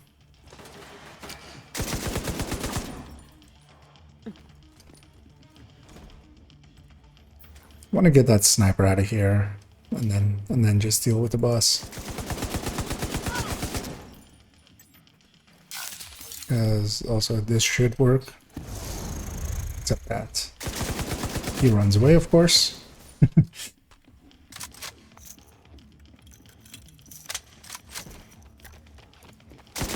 But yeah, not having any form of CC against the boss kind of feels bad. Or, well, easy CC. Like, I do have the Bernie ball, but that thing isn't really easy to aim. Gonna grenade him out. There we go.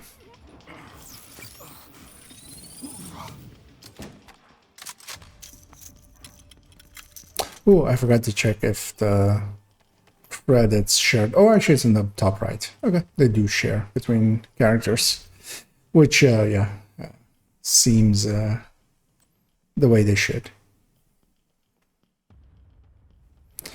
So, bloodsucker, agonizing bite, or incessant chatter. So, chatterbox, which, oh, this is diamondback, which is agonizing bite.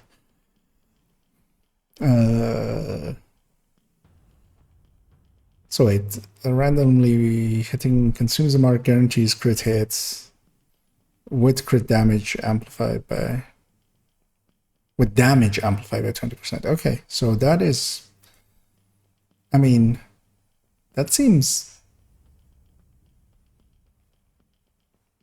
hitting that, and so normally I'm trying to think of how the Diamondback normally works and how it's going to work when you have a full auto weapon. Because yeah, the mark should stays on that enemy for the duration after hitting the mark. Oh no, yeah, so once you hit it, it consumes the mark and then you go into that the special mode. But actually this then, with some of the things that work with critical, would work together well. So this is 15 meters, right? For each enemy within 15 meters.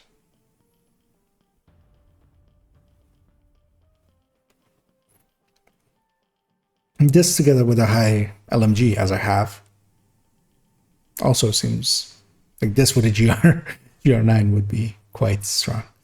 I'm going to try out Agonizing Bite. I just want to see how it will work.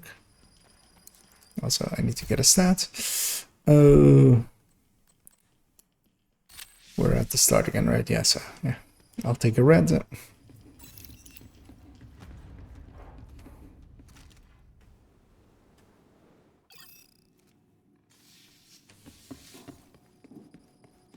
Fill up on everything again.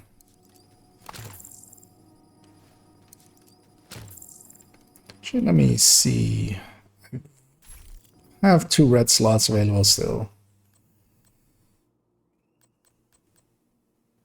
Let's see skill-wise what it is providing me. I mean, Demolisher seems like a decent choice.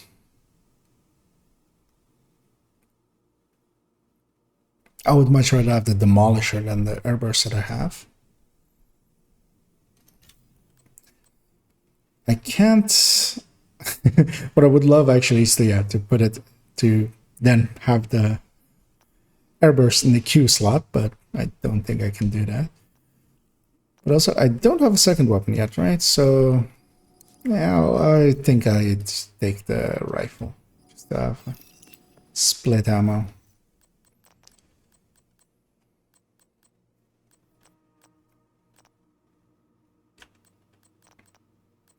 I can't buy any of the slots, and those are mostly what I care about. Gonna stick to the tactic of getting the Nemesis before Loop 6. Location. Difficulty rating. Easy. Hostile construction initiated. So if I can time this out a little bit.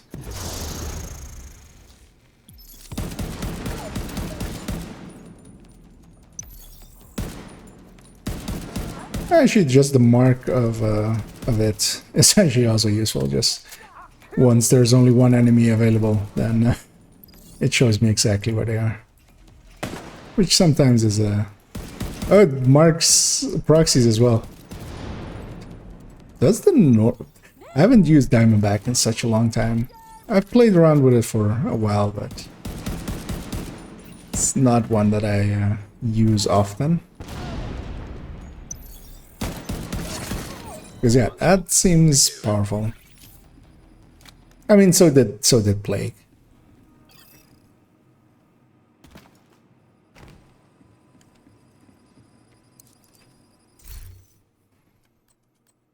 Yeah, crit chance. I very much will take crit chance.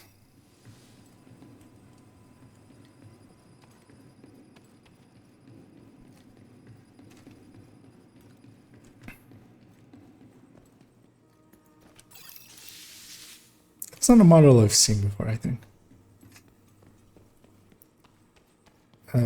That's normal, so...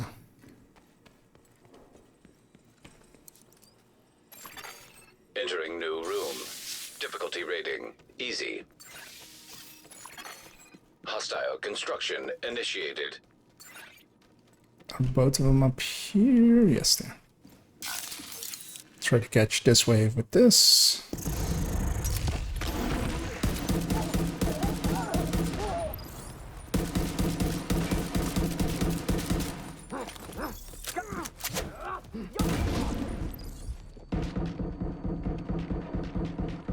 Hazards seem to have just an longer range than they normally do in the base game.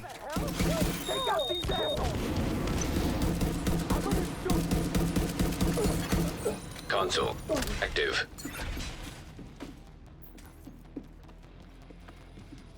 Let's see what we get here.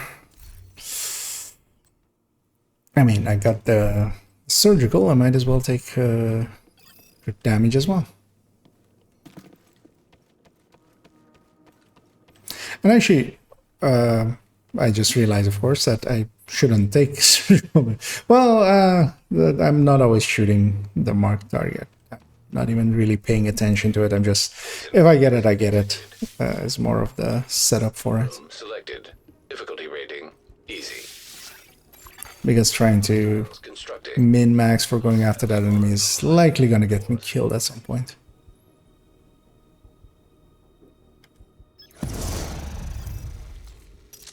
That was too early and nothing spawned from the door.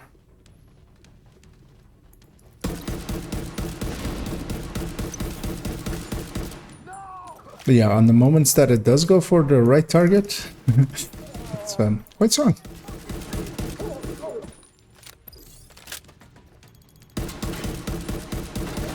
Like that's basically double damage for its duration.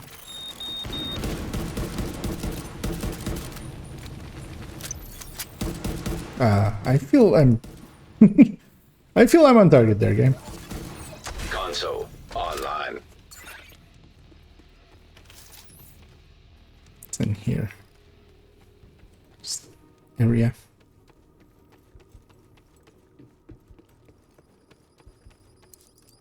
I should try that with my oh yeah, trauma again.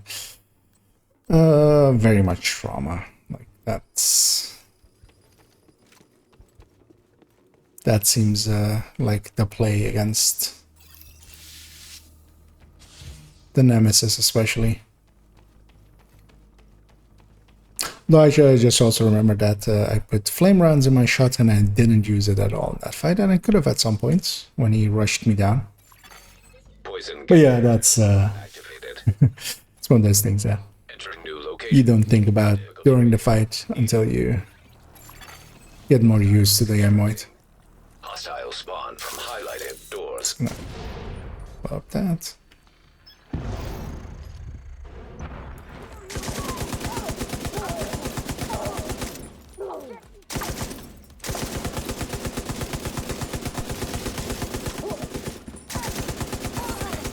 Console available. Yeah, that talent seems very strong as well. Supply station available. I mean, yeah, all exotic talents should kind of. So this takes it down by 2 seconds. That doesn't seem worth it. I don't want to reroll there. I'll just take it. I'd rather spend those on other things. Will I really actually see if there's shock rounds available to me? But there aren't.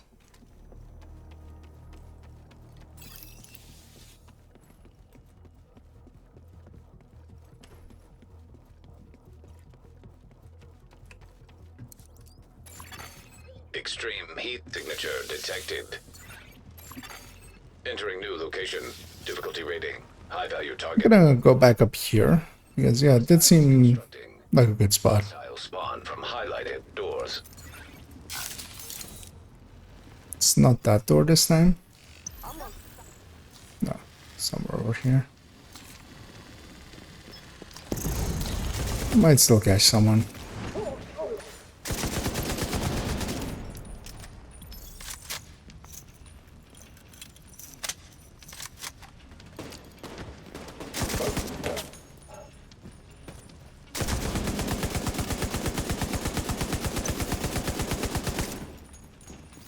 I just, oh, I put myself on fire there.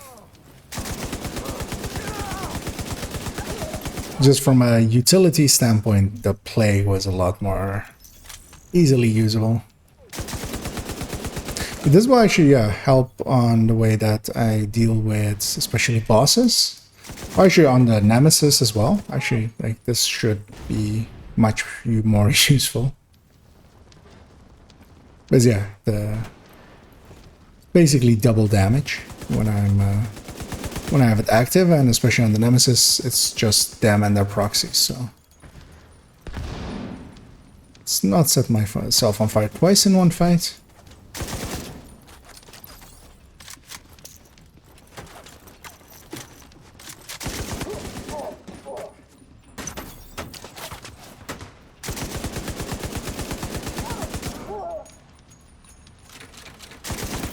I will just kill this thing and get it out of here. Serious trauma detected.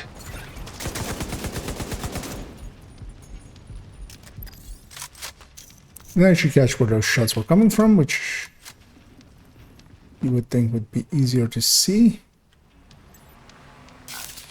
That dude's over there. I'm just gonna send my skill after him. That also seems to be enough to usually kill them.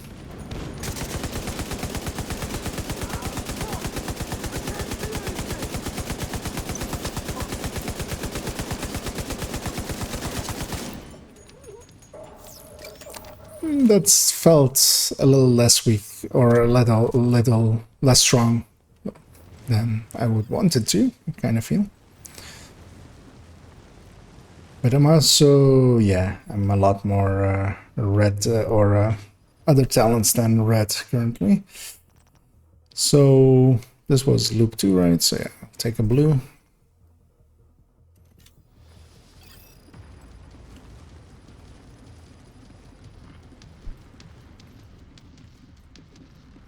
And hi to you as well, AJ. Yeah, just messing about with some descent. It's quite decent, this descent.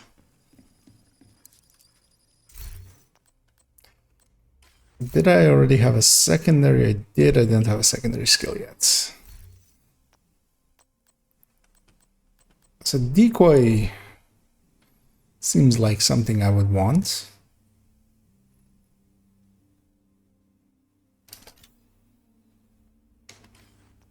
But fire cam launcher also sounds okay, but seeing as I already have the airburst, I'll take a decoy. At that point, I'm also basically choosing to not have a hive, which did save me at one point during the last run. So Easy. let's see if we can do without. Hostile combatant. But having a decoy again is nice. I do like the decoy actually. It very much seems effective.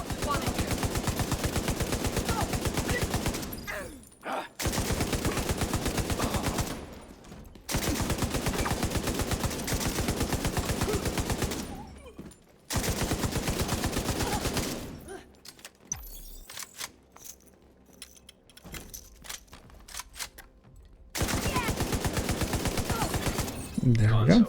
Online.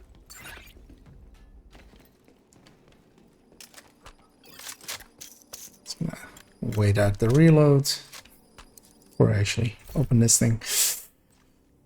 So now we have access to strained, and we do actually have crit chance. So I think I'll take this for this round, except that I don't have a slot for it, and I don't want to give up eyeless. And I don't want to really take clutch. I already have preservation, I believe. Yeah, it's there. So I'll try reroll.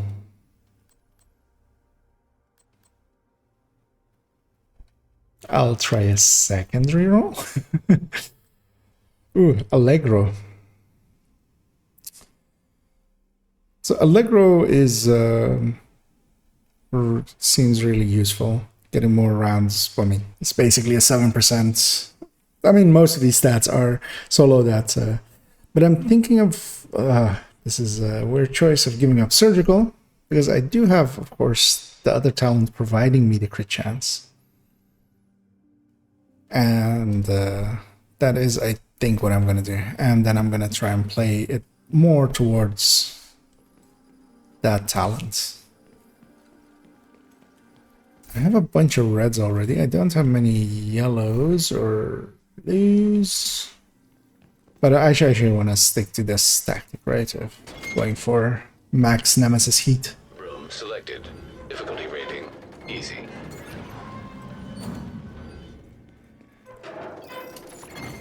Hostiles constructing. Hostiles spawn from highlighted doors. Gonna put the decoy out. And also try to catch him with the skill.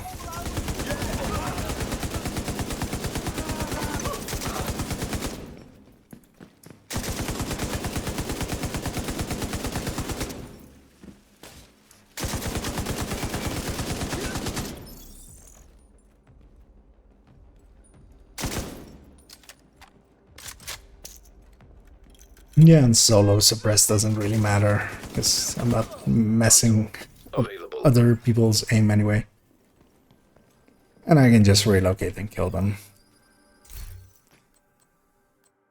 Gonna give it a single reroll, hoping for something I already have. And yeah, what I really should have done is buy another red slot. But I got another Allegro. Actually, what's the second Allegro? Okay, so Allegro is just double each time, which is quite strong. Room selected. Difficulty rating easy.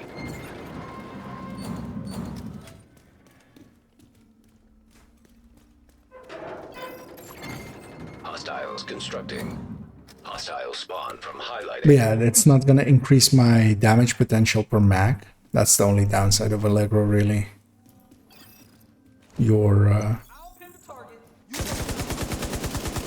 But ammo-wise, I should be okay. I have two weapon classes that I'm comfortable with, and I can swap between them as need be.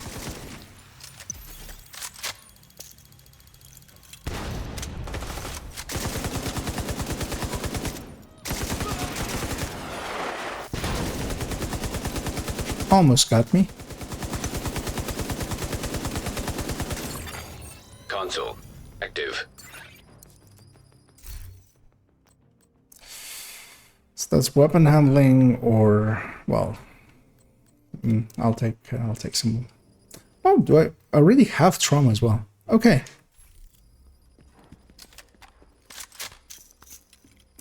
Shows how much in-depth attention I'm paying there. That I totally missed that.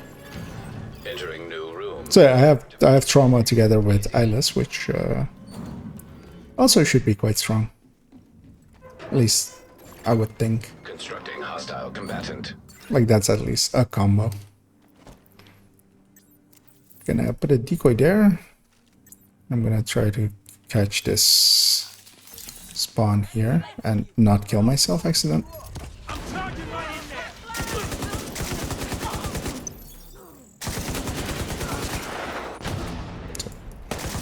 Oh, that's... I shot my own decoy.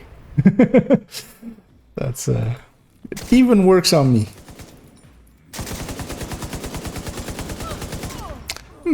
40% more rate of fire is feels pretty good.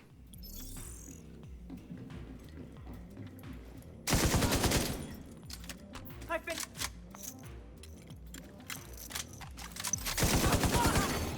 Console online. I'm quite content with Online. these set of talents work quite well together.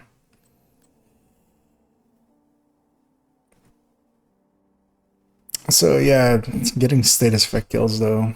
I'll take the insulated just in case the Nemesis has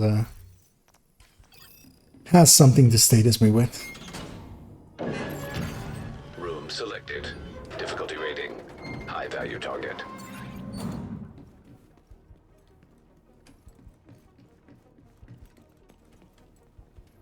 Okay, so it's this room again. Hostiles constructing. Hostiles. Yeah, with rooms like this specifically, it's kind of hard to see actually where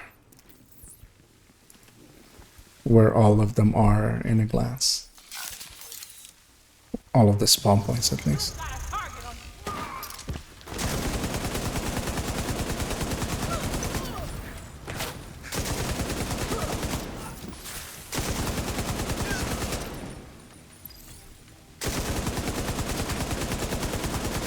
That little bit of extra weapon handling is actually quite noticeable. That also makes sense because, yeah, the more you have of a stat, I'm just gonna let that sniper get away for a second. I'm gonna work on this LMG, get him out of the way. He's taken quite a powerful position there.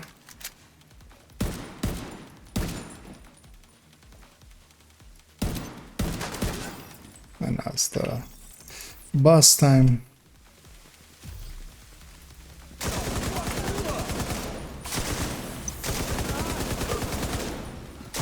Yeah, agonizing bites also. I mean, most of the exotics, or at least the real exotics, because yeah, bloodsuckers also in there for some reason. But most of them seem well worth it. Gonna take the time to reload here. And yeah, it's on the boss as well. Well, like, for instance, there I feel like I have quite a lot of things on him. So I have eyeless on him together with trauma providing that eyeless. I would think that that would make more difference than it like feels like it did there. And that 2 seconds of agonizing bite is actually really short. Gonna kill that guy real quick.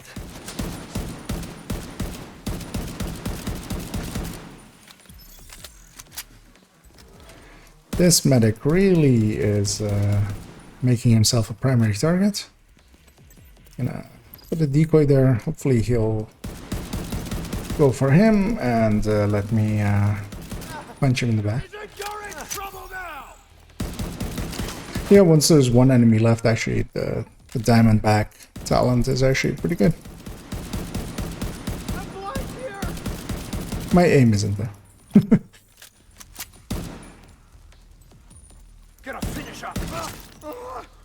Yeah, that's almost like double damage.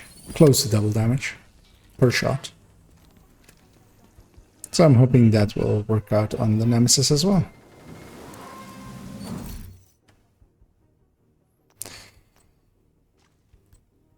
I'll take a skill tier on this turn.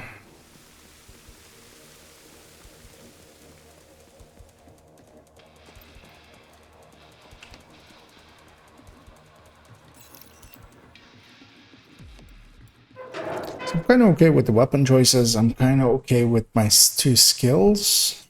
The airburst I might replace if I actually get something really worthwhile. EMP kind of sounds useful. I think actually I'll take Demolisher. I'll take Demolisher over that. I'm okay with my weapon choices anyway.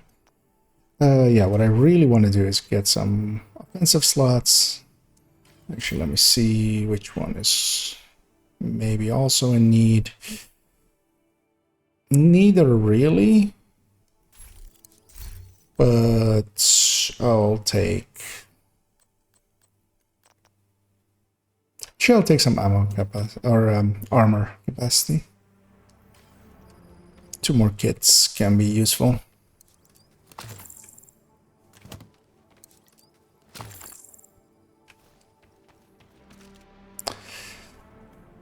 I'm gonna just quickly check if this boss area like has more Nemesis heat. Does give NSA tech, and they seem to be a little bit rarer than the other ones. I'll take this one because yeah, I already had, like with the last run, I was a few rooms ahead anyway, so it's like not in my favor the way their spawns are set. And all of them spawned from other places.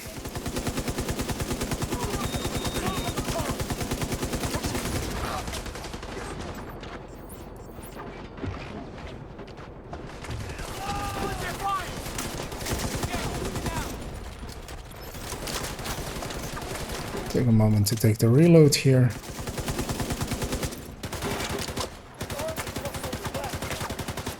So that guy has flame rounds. That's very much not something I want to have hit me. So I was waiting for my trauma to come back up, and it did, and let me finish him off. Gonna toss out my decoy again, hopefully that will especially drag that guy away.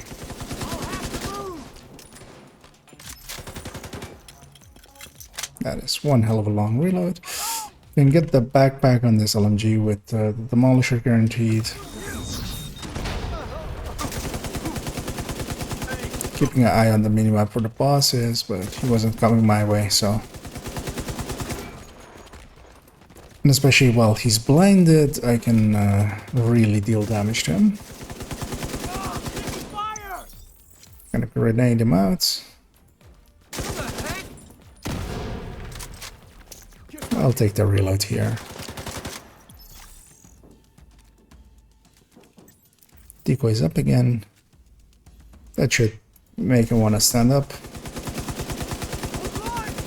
And yeah, together with Eyeless, that kind of works. Console online.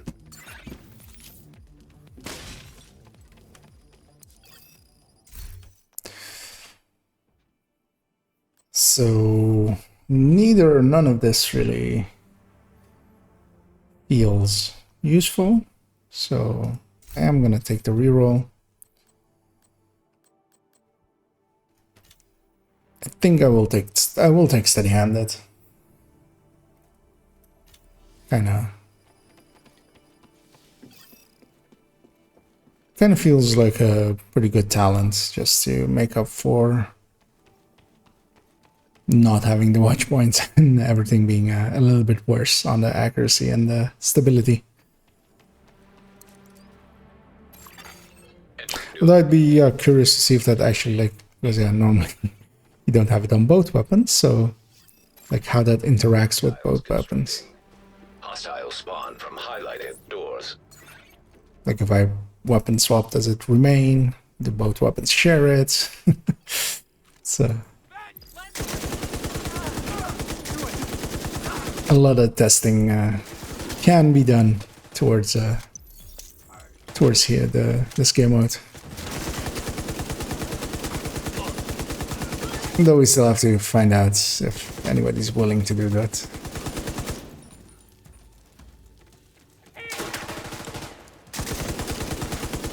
Because while I don't mind testing stuff, it also can be time consuming, and Console active. some people are sometimes more inclined to do that.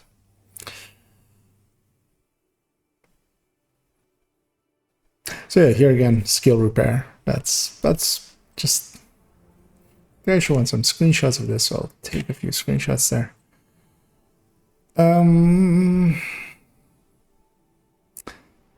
So in this case, actually, I do have the ability to crit.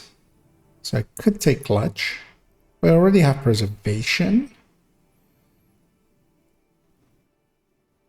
And rerolling is getting expended. Well, actually, I'll reroll. Which worked out because I have 3 talents that I actually do want to have. So I'll take preservation. Just because I kind of like that extra armor and kill. And I'll stick to my tactic. Yeah, I'm curious to see if this Nemesis skill will give the project. Easy. Hostiles constructing. Hostile spawn from highlighted doors. Okay, it's not torn up. So I'll put my decoy somewhere over there.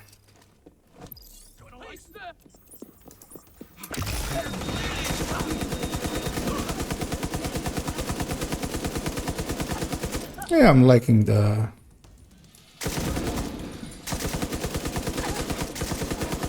Demolisher Firefly. I mean, it's a skill that I always kind of like.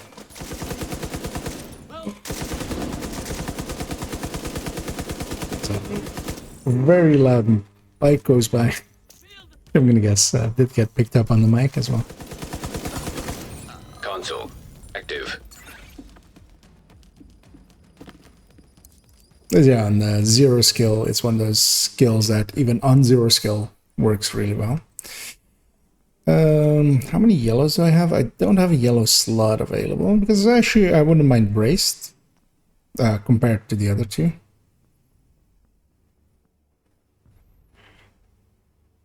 Although actually, wait, this is entrenched, of course. This isn't clutch.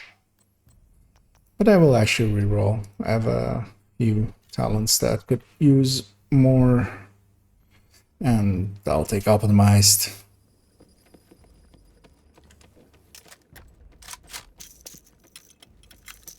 Yeah, just 10 reload speed isn't the worst thing.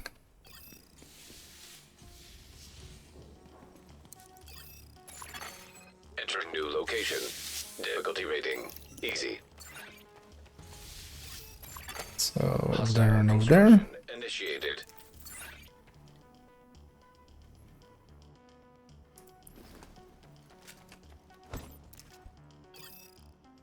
Now whenever this wave spawns.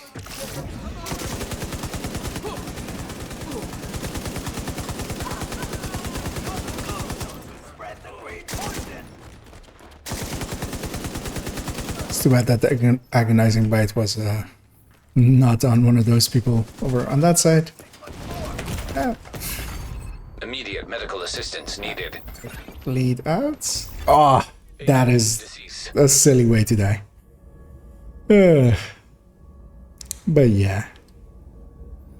That's the downside of not having a hive. Sometimes it bites you in the ass. Because yeah, I was 1 second away from that knockback. And well, I did get some. So yeah, you do get some progress each run, which towards getting those permanent unlocks. So that at least there's some progression even when you mostly fail. Facility detected. Combat simulation program active. But yeah, that one was just down to carelessness. Thank you, Agent. Oh, cool.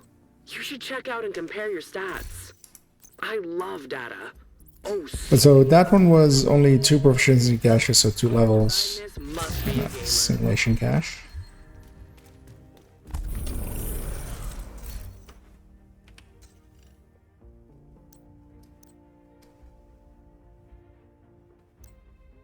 Let's see if anything worthwhile. Not really.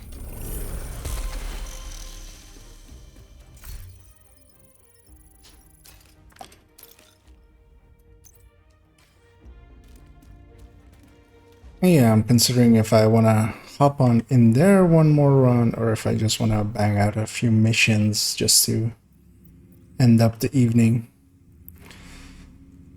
And I think I will actually hop on over into some missions as I haven't played Match Made Eclipse in a little bit. And one of the things I want to do coming up is actually do a build showcase on Eclipses, as of course with Electric, like there's a little bit of a change to the builds. They're just swapping from Golden to Electric, but I'm going to use that as an excuse to do some of that. You have received an invite to As another. I never mind running some Eclipse runs. And just making a shorter video towards Eclipse as well as, yeah, the masterclass is, of course, quite long towards it. Open the fuel line. That should give the decon protocol enough gas. We have a very low-level player with They're us. coming from the DCD complex. Whatever's happening over there, we need to shut it The down. normal DCD.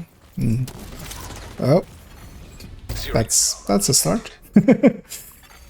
Agent down. They moved right at the wrong time. I was hoping that they Assistance. were standing still and firing, but they moved into my line of fire.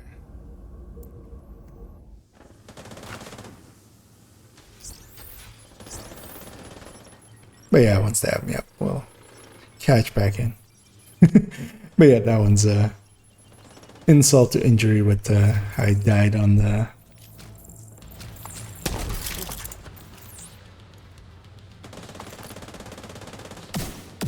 that descent run.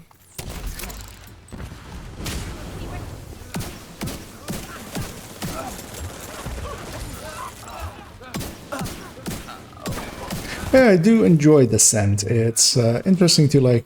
It's in the same way of when you're doing warlord runs. You can do a little bit of towards min-maxing and trying to get the most out of a build. So not really going for a build, but just making the best of the parts that you have available to you.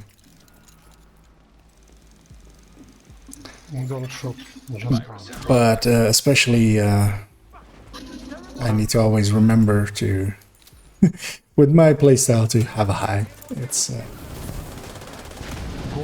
Go. this ally very much wants to get everybody in here, but I'm just gonna do that to him before he gets too talkative. But yeah, fresh players will not know that this is the way to skip it. I guess you could call that clean.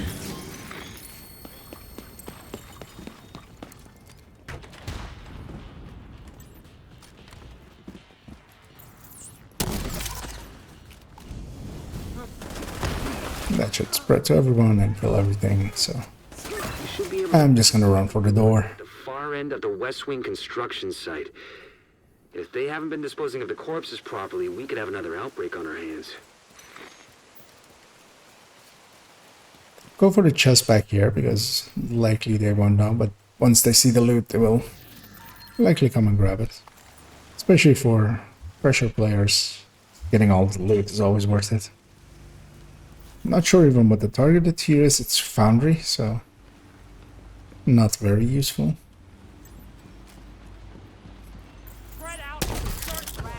Just gonna use them as the starting point. Waiting for most of the things to die, and then try to time it there. I did it a little bit early, so catching up there. Hive up there to kill those two snipers and all of them. But there's, yeah, heavy. The only thing that usually survives is heavies. Asymptomatic carrier. Someone who's infected. The one thing that Eclipses can't kill outright. They're weaponizing green poison and turning it loose on the city. Destroy anything that might be contaminated.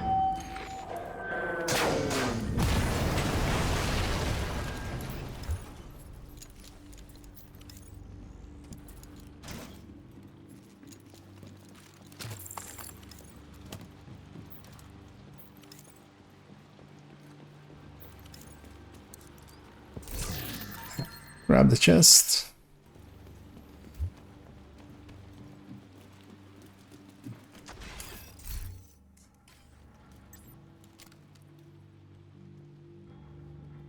Gonna give a quick inspect while we're waiting here anyway. Okay, that's why they're farming Foundry. They're actually going for the Foundry set. And a Striker and a Hunter. Just gonna put the fire on the heavies for the bonus damage they will receive. And usually I kill that vat a little bit timed to coincide with that door opening so that they my ally pushed me out of cover, didn't leave me any space.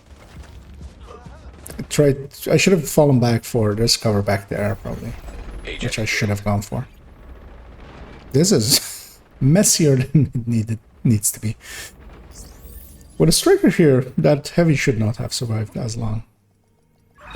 But I get a reset anyway. I'm gonna go for the chest over here and try to play less messy. 2 downs in the mission is 2 more than I usually plan for.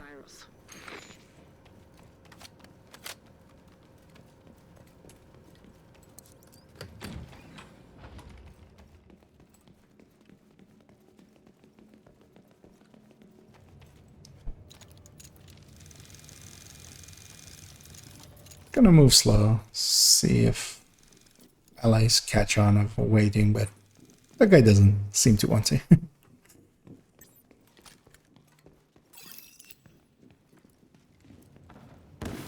And they engage right away as well, without a second thought. Gonna wait for that second wave to spawn, which usually happens by now. Yeah, there we go. Gonna push in, put my hive to catch this next wave, and I'm basically just waiting for this wave to spawn in. I'm surprised that they're lingering on waves that long, and I'm surprised that like that one made it all the way there. I'm curious to see what's going on there in a second with what their builds are. It's likely they have basically no damage output, which usually indicates that, well, it seemed red, it could be like a full weapon handling build or something on their end. I've used my entire hive, which also usually does not happen there. See what data you can grab for Kelso. I'm gonna set up here. The second they hit the laptop, this wave spawns. I can catch them. The only thing I have to be watchful for is that this other wave spawns as well pretty quickly. And that has elites in it. They will not die to my fire right away. Then this wave spawns. I'm hoping one of my allies takes care of him. Because yeah, I'm just gonna quickly kill these guys. Gonna toss my hive across to there. And go after this last enemy. Once this enemy is dead, then that wave spawns. And that's going to be a lot of rushes as well, but my hive can severely weaken them, and they should not be an issue generally. And once that wave is done, I usually jump down and get my loot down here.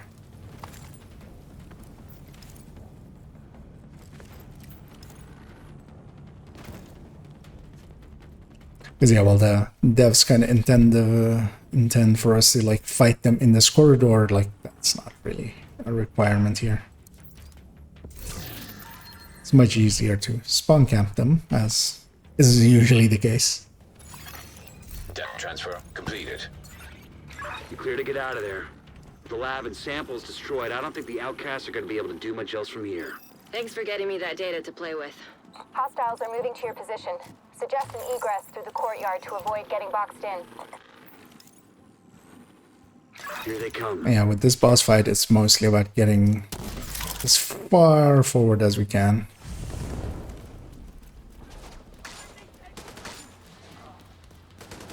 As yet, the boss will spawn once everything mostly is dead here.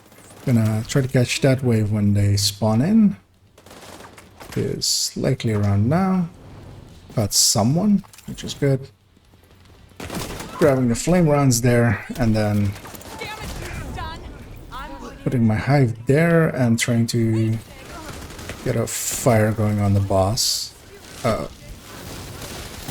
gonna heal up. I should have enough time to get that done.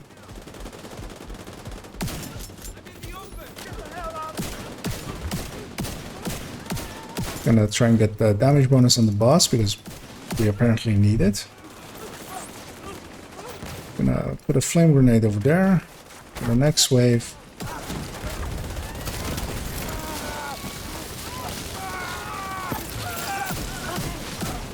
The boss should be dead by this point. It is. Most of that wave should have been caught by that fire, which it is, and then this is the last wave, so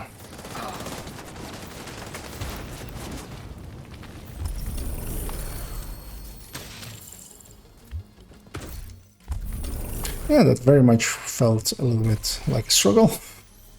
Like, that boss usually dies a lot faster. I should actually be conscious about picking some stuff up for our very low level ally, but I haven't been paying attention to it. I am curious though why it was such a struggle. Like, that build isn't that bad. It's with a Picaros, which is a horrible choice, but... Okay, this is a little bit more of a bad choice. And that was a non-build, but he's also level 11, so he gets to be a non-build if he wants to. I'm gonna drop the group and pump out a few other missions, just mess around with Eclipse a little bit. Entering safe area. A warm backup with it as a, yeah, 2 deaths on 1 mission means I'm quite rusty on it. Invite to another agent's group. This will likely be the invaded Grand Washington, which an Eclipse can very much make a lot easier than any other build. You're gonna have to do this room by room. We have 0 We have all 5 directives, Getting that black tusk assault out of there is your main objective. which actually means that I won't be as effective because I will have to deal with not having to use my hive at all. And especially the hive can make the boss area, the roof area, quite easy. But I can do it just with fire. The group leader has 4 stacks of broken armor already.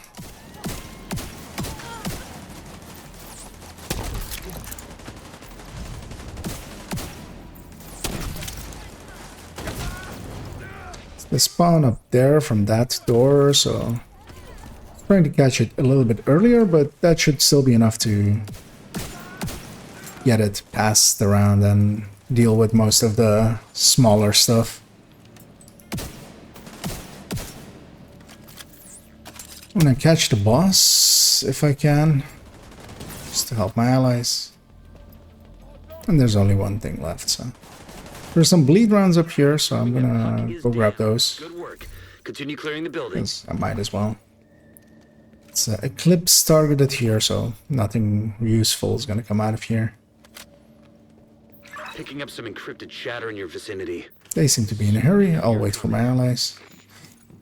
Downside with this mission is it's one of the older missions that has bosses early on, and that means that matchmaking ends when you reach the bosses. They have changed that rule for most of the New York missions and stuff, where the mid-mission bosses do not actually end matchmaking. But with these older missions, they still very much do.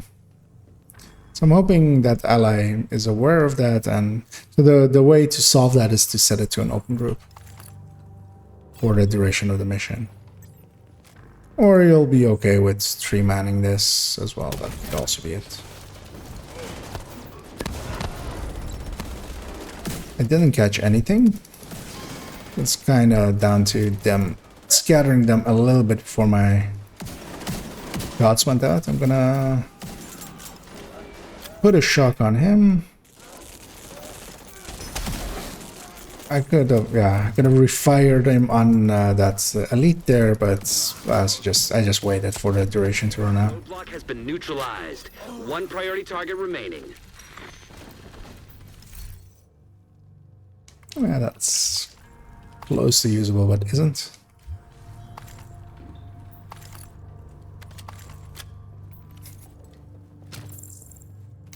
I am curious here, though. This shouldn't be a hard fight, so they 23 on the on the gear and a hardwired. Okay, that's not a skill combination that a hardwired should really go for.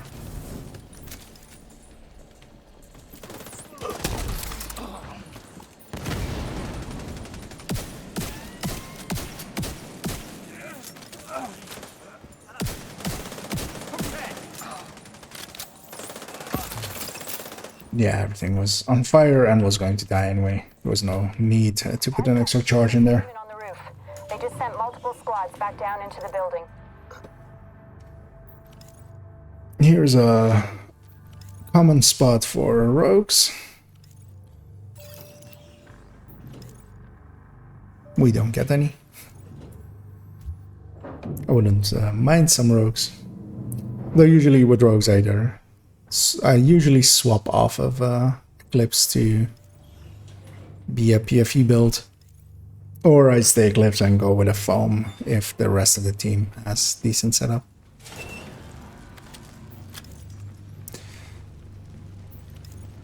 So on Invaded there is a chest back here which often gets skipped.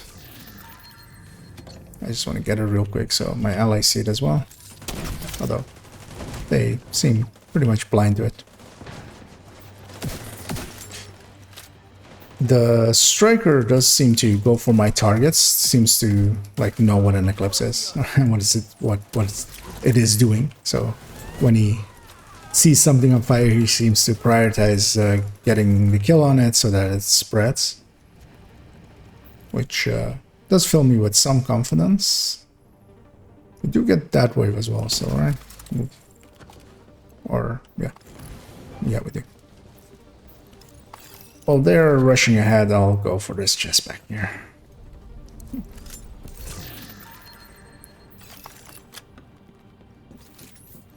It's unlikely that they will struggle with the coming waves, even though they do seem to want to rush in.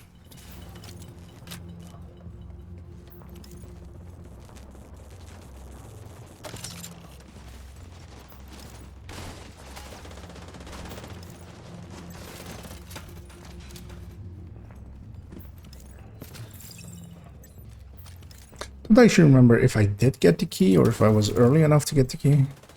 I did actually, so we do get an extra 2 chests in here.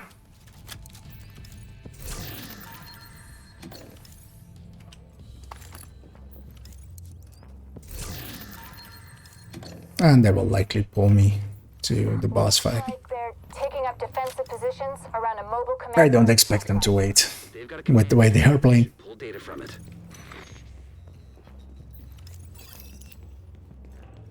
The only thing I do hope is that I am close enough to get the key chest to the left here.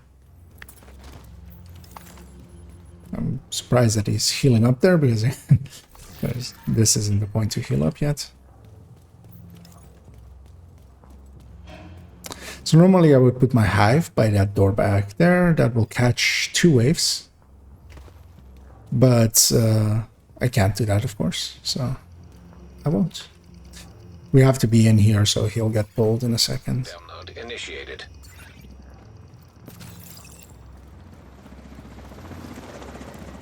And usually I go up here, so I can shoot down, which is quite handy.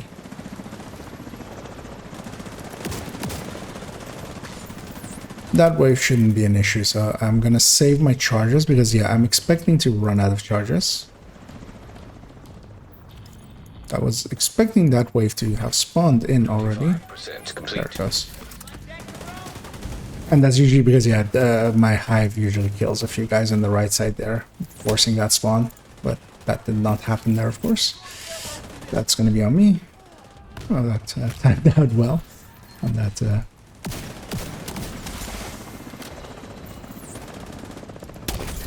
Let's see if I can get a fire going on there. So now it's going to be the chopper on the left and then the door underneath it.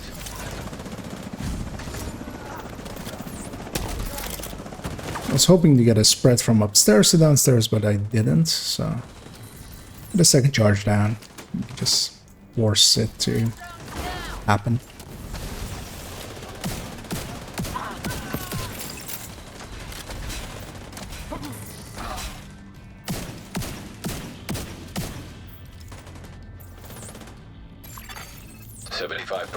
Complete. I just want to make sure that that charge did hit, so I over-aimed it a little. Because yeah, I did use too many charges, and this fight does eat up a lot of charges. So the boss will spawn out of that door in a second. Gonna put a charge down, put one down there as well. And usually both waves spawn together so I can ignite them together and get most of the things on fire. Gonna put a second one back there, Because most of that other wave died already.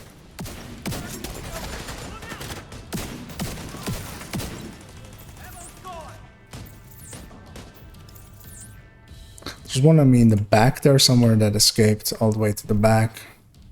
Likely it's also just one enemy, so I will push into it.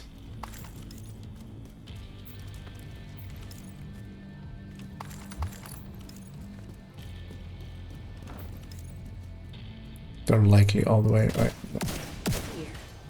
There's their drone, and there they are. That should be on target, but wasn't. It's all 3 priority targets down for the count. It's gonna grab all the resources. Roger that. Agent, you're gonna have your hands full. Okay, they seem to be in a hurry. I'll not keep them up. That also means that I'm dropping them after this after this one.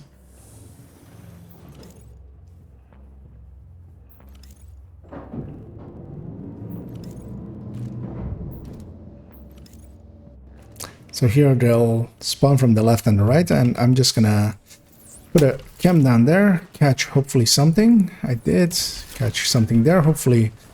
And one thing I can do here is get that heavy's chest off quickly and make him a lot easier to die. System restored. That wasn't really well aimed. Neither was that. I'll try to catch something from there. And I'll fail again. Let's see if there I can do it. Okay, I'm just gonna do it with a flame wheel.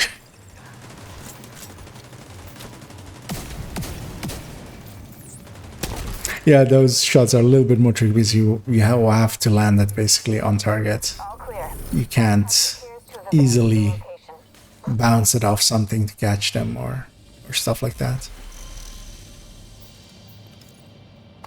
And yeah, that would have been better with 4 people. Easier as well, likely. We don't get to see what the outcome of it was there. And I will actually drop this group because I'm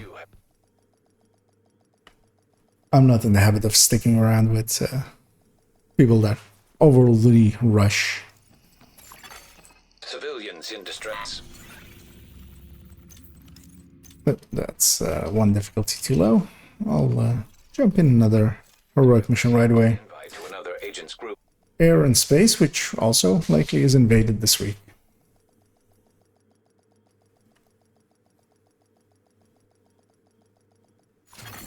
A 75% complete.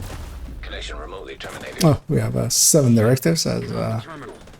someone that Tusk has already established a foothold. had directives saved from on their map from the last season.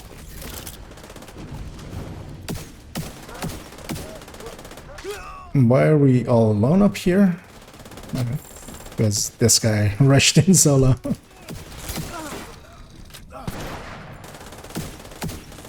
Gonna attempt to get a shot going on him.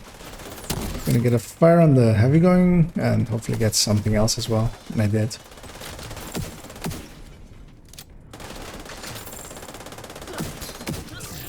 Because yeah, well, the fire doesn't do much on him. The bonus to damage does help. From me being a survivalist. Yeah, invaded the chest is back here actually. Yeah.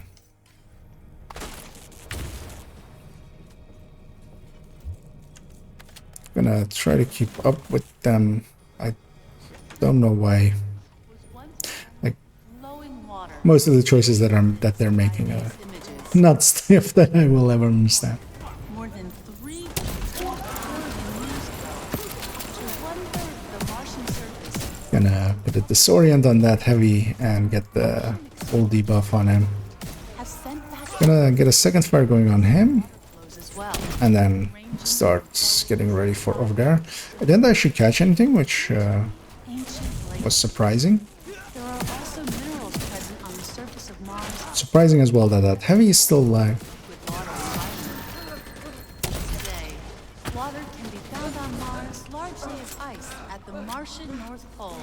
And we did get one escapee, which is also surprising.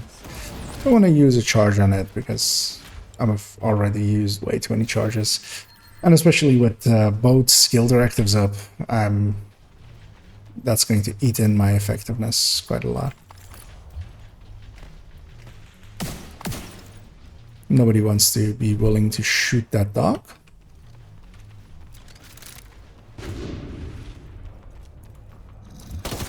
So I'll go do it.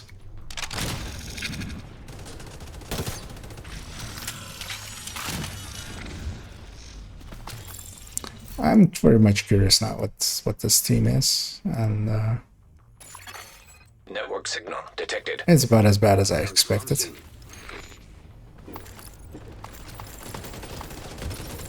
Even the striker is not set up in a way that a striker should be set up.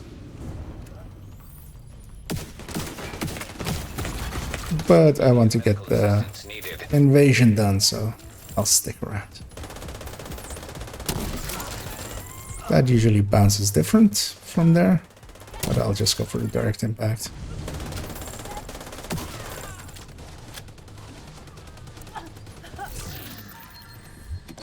I would love to throw my hive down there, but I won't be able to, of course. But I'll be able to set down a charge. Yeah, whenever I see those red lines is when I ignite it, knowing that they're heading into it.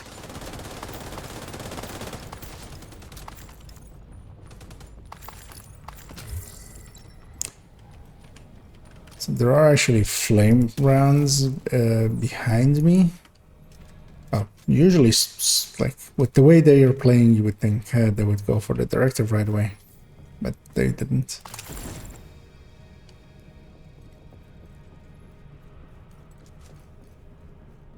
Because the objective is over here to hit this. Data corrupted. Which, Damn it. Guess we keep looking.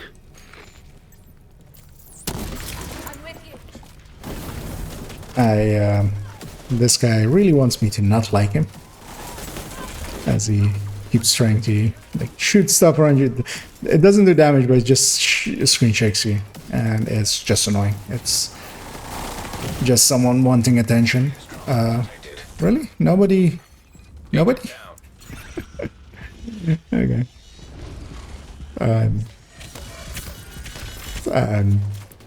I'm gonna play this differently from this point forward, because I basically lost all confidence in my team of a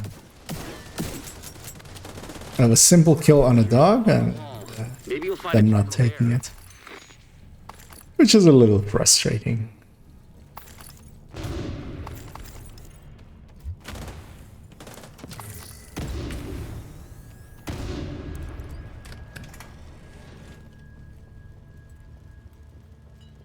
But yeah, there's a super easy way to stagger that dog, and they should just do that.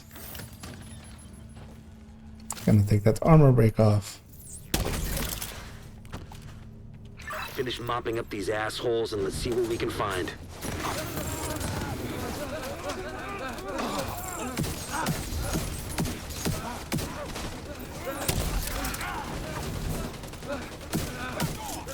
But this boss fight shouldn't be that much of an issue.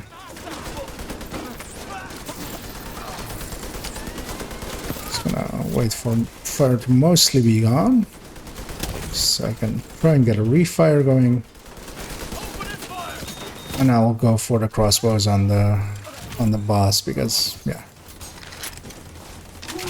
they leave stuff alive for way too long. That should have just broken him, and that should be a easy kill on him. System disrupted. System. There's also disruption runs in play, of course, making it even more annoying for skill builds. It's probably bricked, but check out the server just. I'm gonna grab this loot. I'm gonna go grab this, and hopefully somebody hits the objective in the meantime. If they don't, I'll go grab this loot. I'm gonna do something that I only do to show my frustration with teams, and that's just the suicide at the end, and just use that to leave group. If you ever see people doing that, eclipses especially, that means that they're frustrated with the team. That used to be a universal sign of that, but it's somewhat forgotten. I mean, also it was never that universal, but yeah.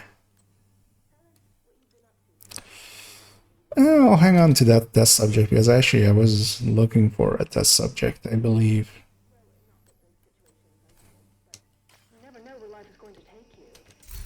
I had one already earmarked for optimization, but I didn't fully optimize it. I think, at least. No, I want to favorite it and put it in the stash. Just briefly going to check if that was actually the case, or if that was on the other account. Oh, no, mind, actually. Yeah, that was on the other account that I'm looking for one just for testing purposes for a build. So here it'll just get deconstructed.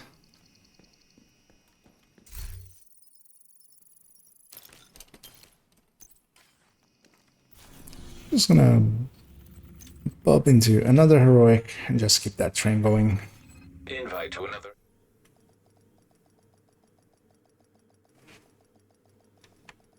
And depending on, I didn't actually check which mission we're getting to. It's just normal. The normal variant of District Union, but with 5 directives. Get in there and hunt them down. So the 5 directives are mostly Another agent has joined your workable for an Eclipse. Because yeah, cool skills basically just means that I don't get to use my hive, which eats into my damage output by a lot, but it's also not the end of the world. There's already an Eclipse with a shield? Yeah.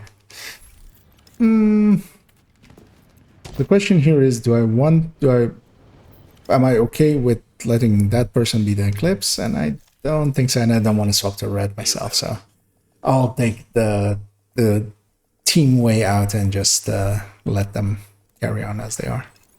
And I'll join a different team.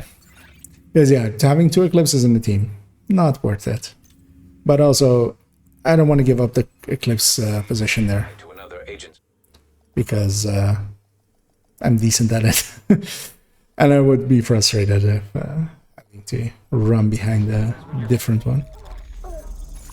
2 directives. Oh. This is a chance to wipe out the hyena leadership in one decisive blow. None of the markers are active. Okay, there it goes. Name markers come up. local power offline. Circuit breaker detected. So here we only have Ragers and a Fog of War. I do get to use my hive. Yeah, that very much works out, because for parts like this,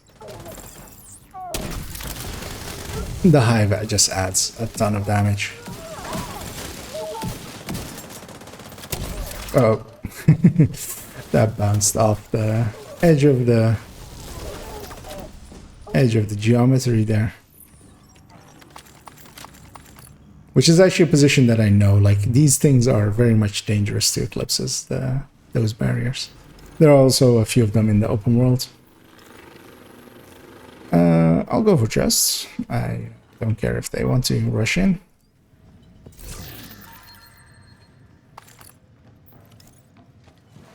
And they very much are in go mode. Seeing as they are, I'll give them an inspect real quick.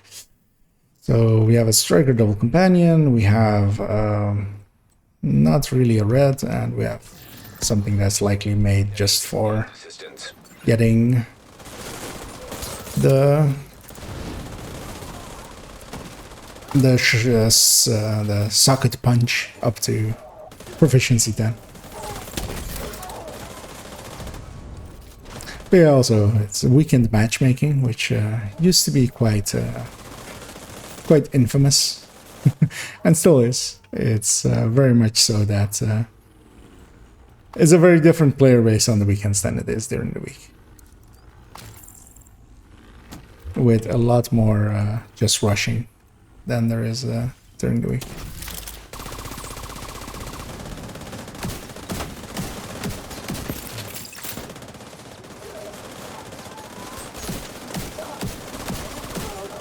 It's not to say that you can't get good groups on the weekends, but they're rare.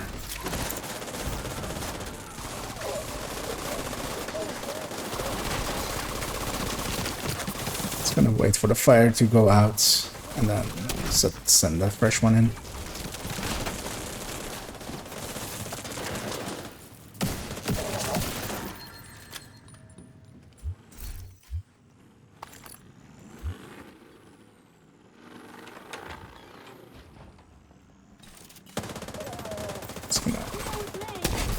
Try to get a fire going somewhere. That's on an elite, that's not gonna spread fast, so get a second fire going.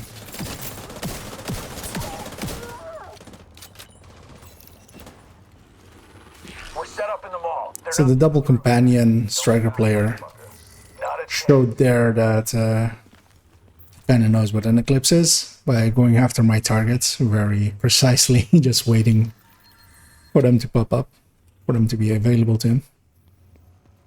So that tells me already that I can trust him to spread my fires.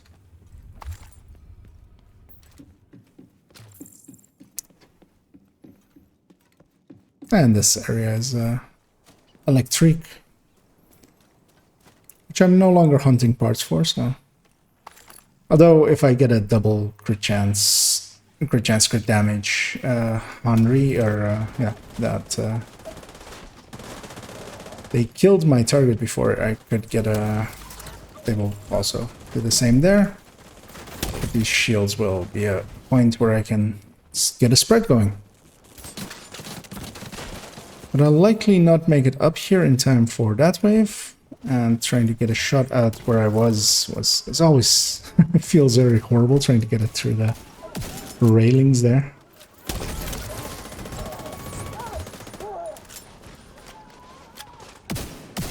And at least on this run, I'm having the luxury issue that they're killing my targets a little bit too quickly. But that also means that stuff is dying. So it's one of those, you know, first world issues of my targets are dying too quickly. But yeah, that means that they're dying as well, which means that the team is strong. I will go for the key chest here as well. The only thing I'm not a fan of is their incessant rushing, but you can't escape that on the weekends. I shouldn't have gone for ammo, I'm full.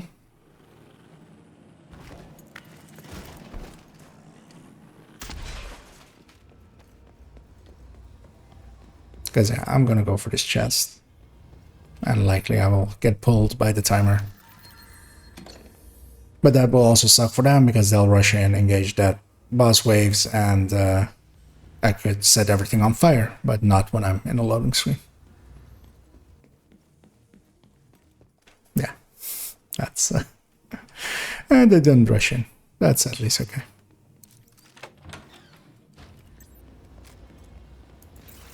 Because yeah, Eclipse can make at least this fight very much easier.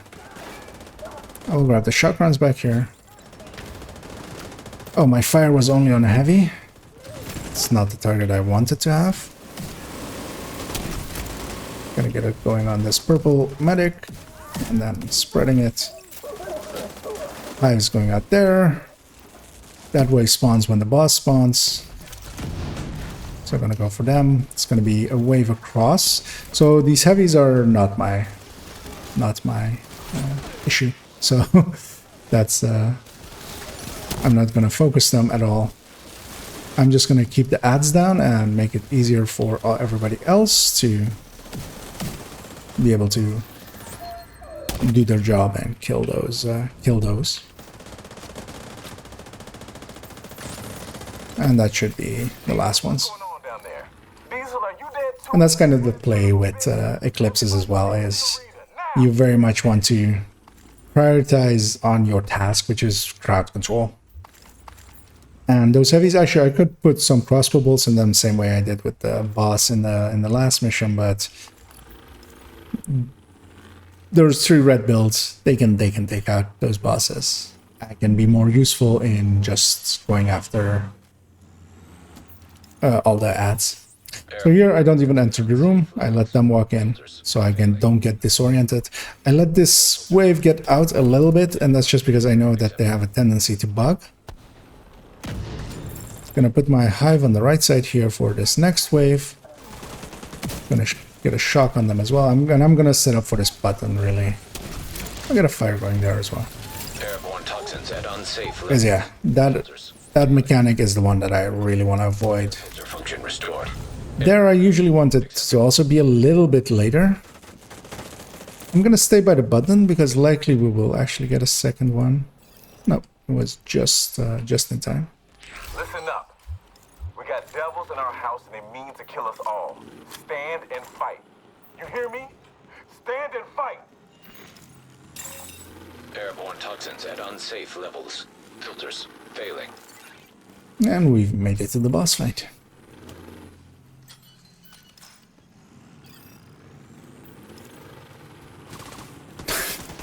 Auto engaging with the drone is a bad choice. Scattering everything before I can get a fire going.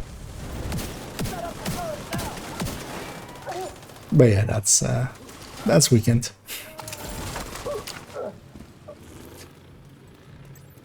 We do have a heavy on that end. Gonna put my hive over there just to weaken that wave a little. Waiting for the wave up here to spawn. Yeah, Fog of War makes it a little harder to know exactly when everything's happening. So much easier without it, but of course, the extra XP is it's easy, especially for missions. The difference with or without is for most missions it's not a difference where it matters enough. I'm gonna put my flame grenade there, which is usually the place that they jump down, though it's a little bit far, so I'll add some fire to it.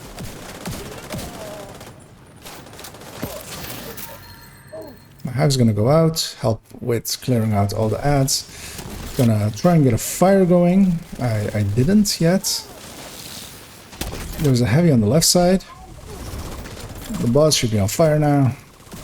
It's gonna spread some shock through that guy. And we only have this heavy left. There we go. The hyena leadership leaves the faction in disarray. I'll send teams to start securing the supplies and the equipment those bastards were hoarding. And now let Odessa know. The theater settlement will be able to rest a little easier now.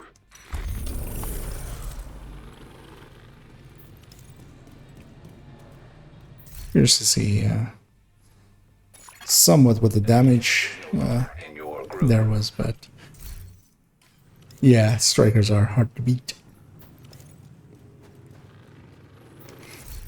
Oh yeah, I'm just gonna do as well GGC around and drop group. You have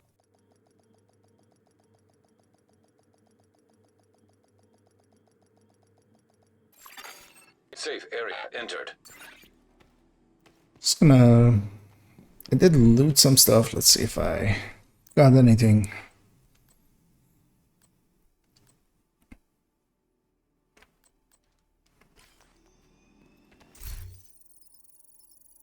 Also gonna quickly pop these 5 caches.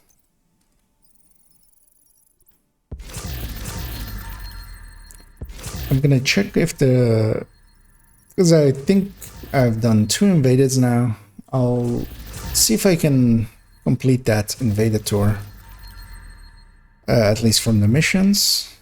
And maybe do the stronghold as well. Because what's... although the stronghold is manning. Not one that I'm really a fan of doing. It just takes a while.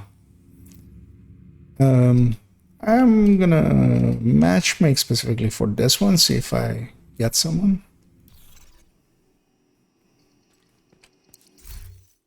And in the meantime, I'll do some cleanup here. Receive. And I do get invites, so... Because yeah, I'll likely do a few more missions and then that'll be it for my run this evening.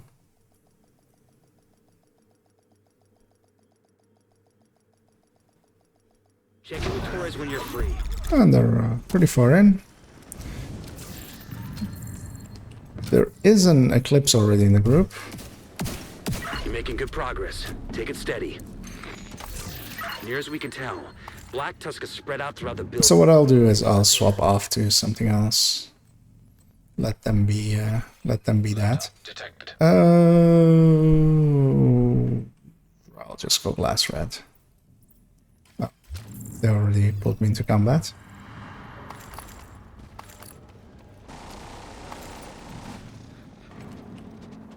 That means that I don't want to spend any charges here because then I would be on cooldown again.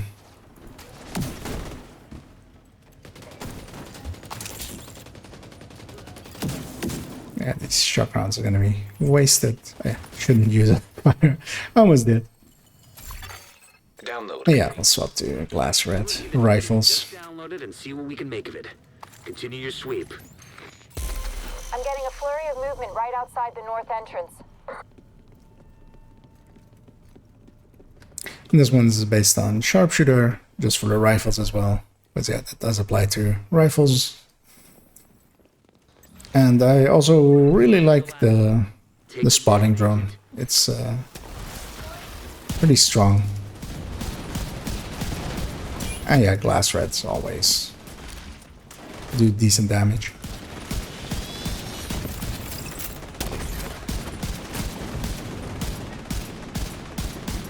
Gonna try to get a spread going with my Eclipse.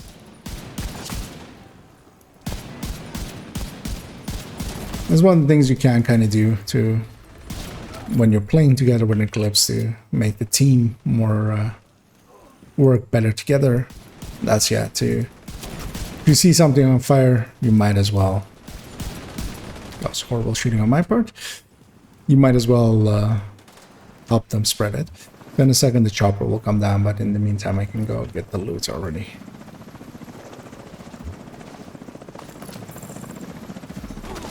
So we'll have this wave and then it's going to be one from the gate. I'm gonna focus down this heavy.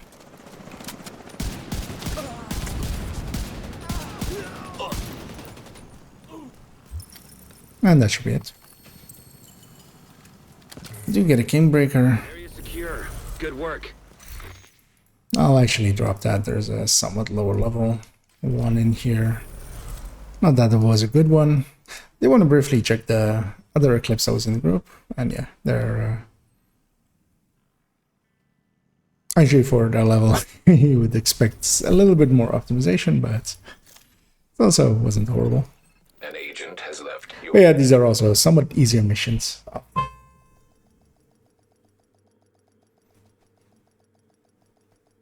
The old... you have left the group. The old ones from the base game, together with their invaded ones, usually aren't hard.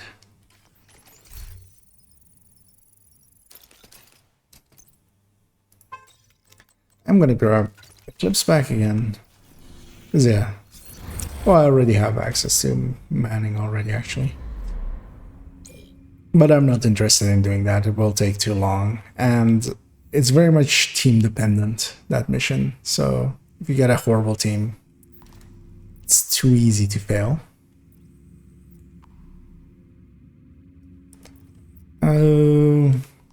What I'll do is actually unbrand the matchmake, and if it does show manning, then not accept it. You have received as expected. Just gonna briefly check what they are doing. Yeah, let's give it another try. Usually it does not grab the same mission twice, but sometimes it does. Lincoln? I will gladly take Lincoln. Very much an Eclipse mission. You're free. And yeah, I'm getting my Eclipse legs again a little bit. We need you to secure the Not that I ever really lose them, but In the memorial compound. They're moving south. There's a gate between you. It looks closed from here. Agent, we need to find a way to open that gate. oh, we've already. Okay.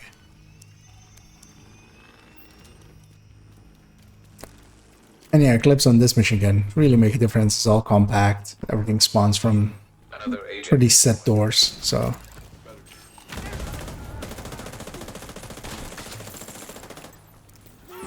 Yeah, what I like doing is setting that wave on fire, pushing in, getting my hive out here so it assists with this group, and then there's another wave here again, which I'm just gonna kill that guy to get the spread on. It's gonna be in the back now.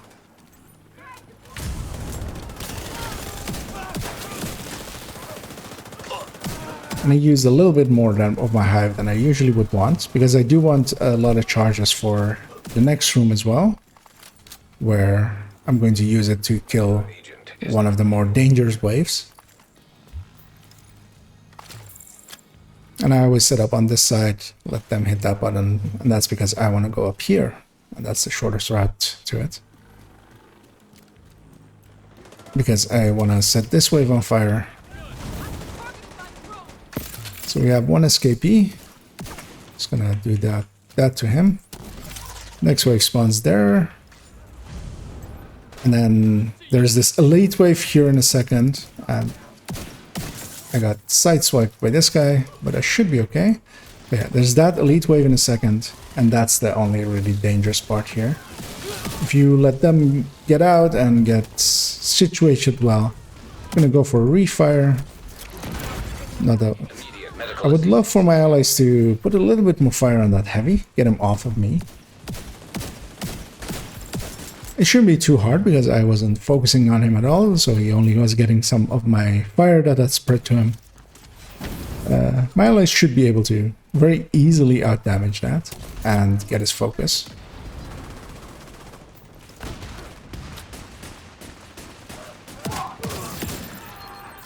Can go for a refire there. And there's just only one red alive. I repeat. Oh, the zone, or this mission is 511 today, so that's not Check the interior while I get Henry's going to provide anything useful to us, but it's resources, which I'm pretty short on, so I don't mind getting some extra.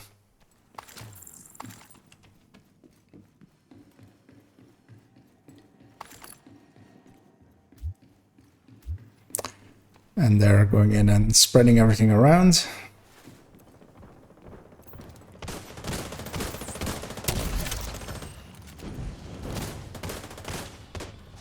And basically all they're doing is making it take longer. If you let the Eclipse go in first, even if you have to wait for them for a few seconds, they can set everything on fire and make this a lot more consistent. And there, because of that, I had to heal up. I'm not in a position for that. My hive goes over there.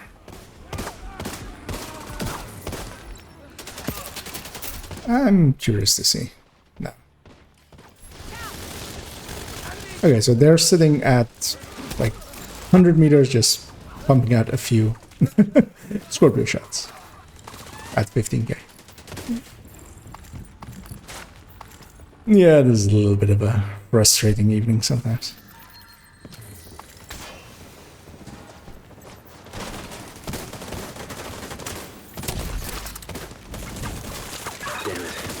True sons have turned the memorial into a base. There's an area beneath you with increased security. I'm actually even curious if they actually have set up this correctly. Stay alert.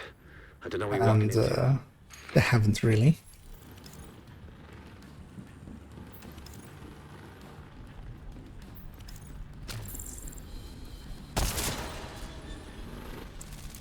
So the owner of this mission has looted it already, but some of it wasn't in this session, so some of the chests are available to us. The only downside is they're going to rush in, and actually if they do, Heads up. I might Isaac just ID'd those shells as chemical. leave the group. Let the True Sons escape with those. Just to be Gotta honest. find a way to close up that tunnel. Yeah. I don't want to deal with that group scattered all around. I'll leave that to them. Because nothing they can do is going to keep that group bunched together, and the second, if the initial thing isn't the fire, that wave just becomes very annoying. You have received an See if this is manning, which yeah, the game really wants you to send you to your invaded missions first, so usually when I will matchmake it will try to put me at manning. And also once you have left the group and declined one, usually it basically puts you in a timeout, which seems to have been doing now. invite to another agent's group. Receive. District Union Arena, which we actually just did, but I wouldn't mind another run at there. Check in with Torres when you're free.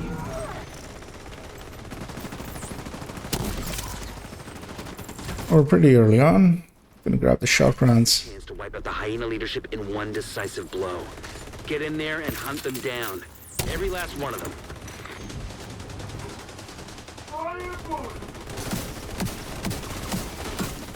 Just gonna put shots on them just to CC them a little bit.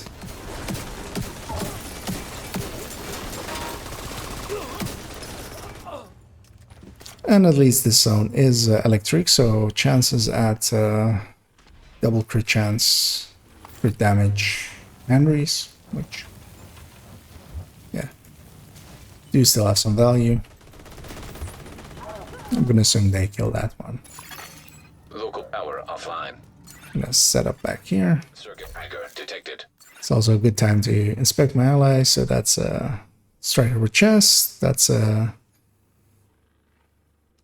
red, but not with any talents, and 2-piece striker, 2-piece heartbreaker with ninja. So not even using either of the sets to their full potential. Like the things that make those sets is very much their talents, and trying to go for the stats on them is just a mathematical bad choice. You will gain more just by going high-end pieces than trying to get the bonuses of them that way.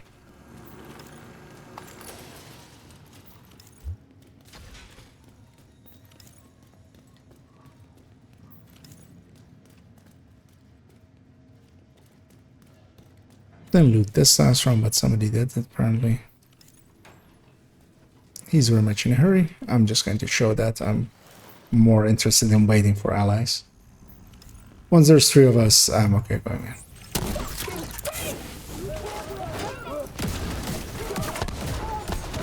Try to get a spread going. I'm gonna get my hive in the back there.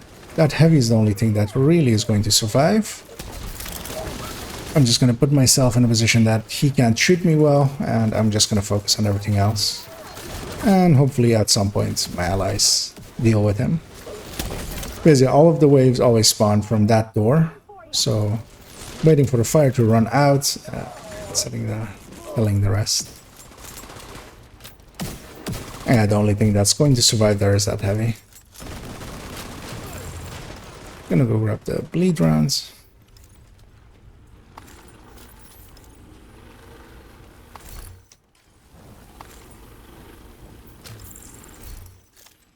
So yeah, I'm curious now. That's armor regen, okay. The blue cores, or the blue miners.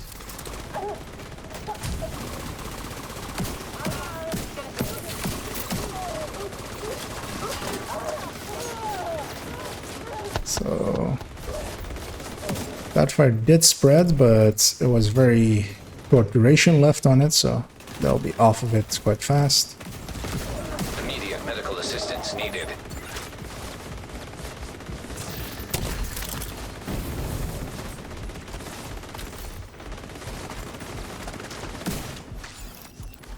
There we go. Yeah, this very much is a mission where clips can very much make a difference. Try to get a fire going over there. And spread it.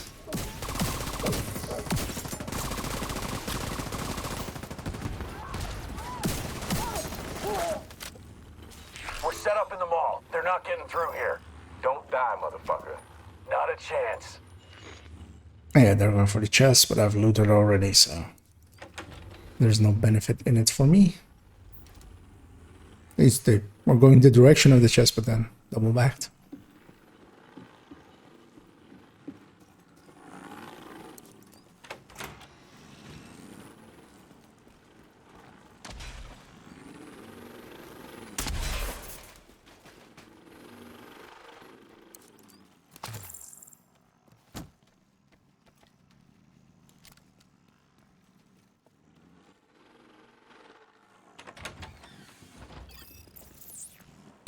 Let's try and get a fire going, and that will spread slightly.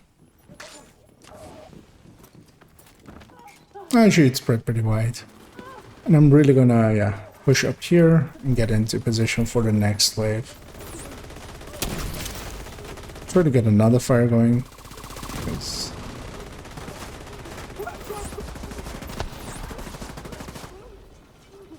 And here I've allies that don't go after the fire. It's very nice when somebody is in the team and is competent and knows what is happening when someone is playing Eclipse and helps spread the fire. Which made the last run a lot cleaner. Because yeah, one of the players very much was aware of what was happening there. Yeah, I usually toss my hive down there. Get that last wave. There, sweetie? Hello? Fuck. Everybody get yourselves ready. This situation is serious. And I'll get it back up to full before we reach the next fight anyway, so. And that's why all of these long runs between areas exist. Is just for skill cooldowns. So last time I went for the chest real quick and then grabbed these resources, so I can this time.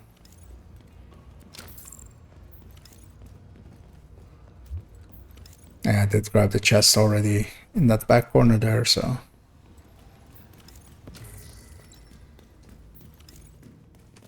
Just gonna keep up with my allies.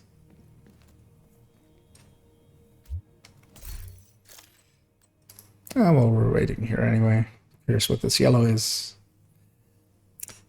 This is also all weapon handling, which, you know, is a choice.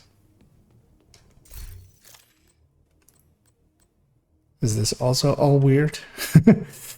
No, except for the group and the Bullet King, it's fine. Because yeah, that group should be a Seska, and that Bullet King should be anything but a Bullet King.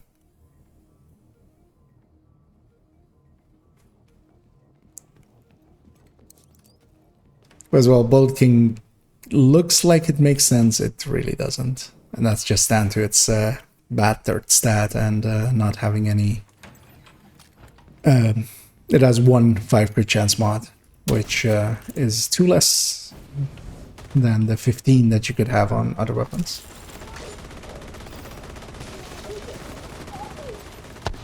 Yeah, again, I'm gonna push up on the left side, set myself up to catch the next waves as they spawn.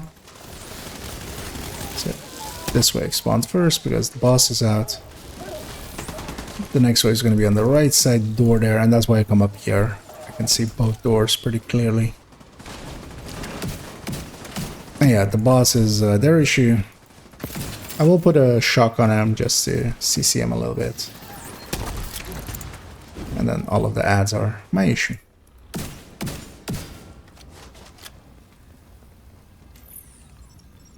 Yeah, the difference an Eclipse can make in that fight is very noticeable.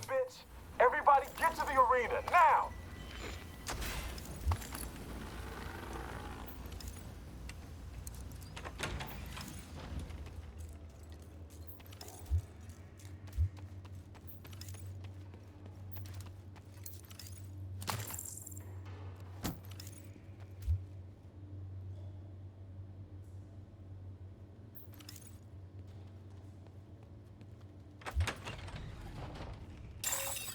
Airborne toxins And again, I'm just gonna wait outside. failing.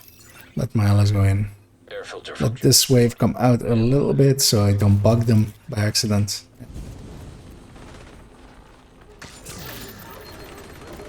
And one ally is somewhat uninterested in fighting, it seems. Might be a pacifist. Airborne toxins at unsafe Yeah, gonna levels. hit the button as soon as it's available. Air filter function. This wave as well. I'm gonna let them get out a little bit. Although they didn't. And I still have shock rounds on my Scorpio, so.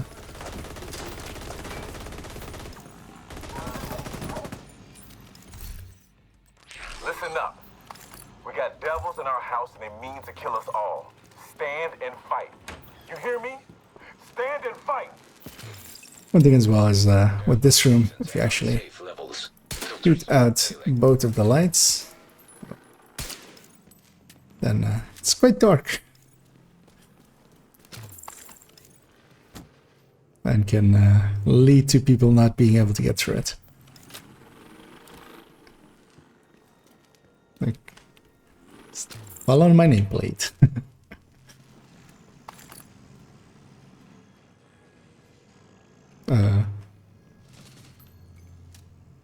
Wait, what? Okay. So we went on a mystical, magical journey. But yeah, that wasn't the player that was outside. He was already in the box and then left. And I'm gonna start off the fight with that guy. Serious trauma. Snipe shot at the face, take me all the way to Healthgate. That grenadier might come for me as well. So with this, actually, I'll put my hive over here to catch the last two waves for this time.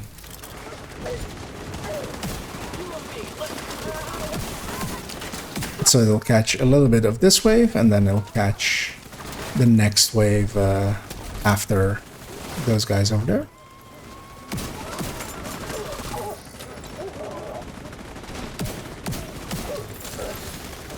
So these guys. I'm gonna go for flame rounds on the left here. Oh, they've already exploded. And that guy's dead. That's gonna be the boss.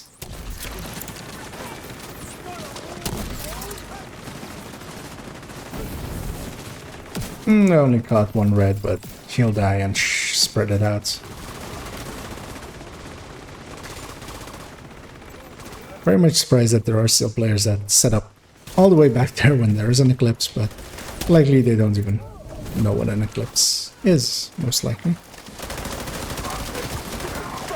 We will get a backspawn in a second, because we've taken way too long to kill the boss, so we will get that wave likely as well. Oh no, actually. Oh, okay.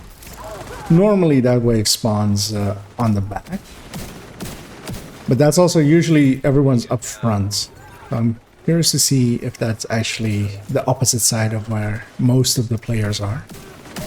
Because yeah, usually I don't see them on this side. It's almost always in the back. The leadership leaves the faction in disarray. I'll send teams to start securing the supplies and the equipment those bastards were hoarding. And I'll let Odessa know. The theater settlement will be able to rest a little easier now. Yeah, that was a easy cleanup job. I am curious to see if which player was actually doing a little bit of damage. Because only one other player was. At least that's what it felt like. And yeah, that was, well, it was split between, well, actually no, it's, yeah, it was that guy, and then split between him and me. I do not want to run it again with them. So I will leave the group as soon as it's done loading. You.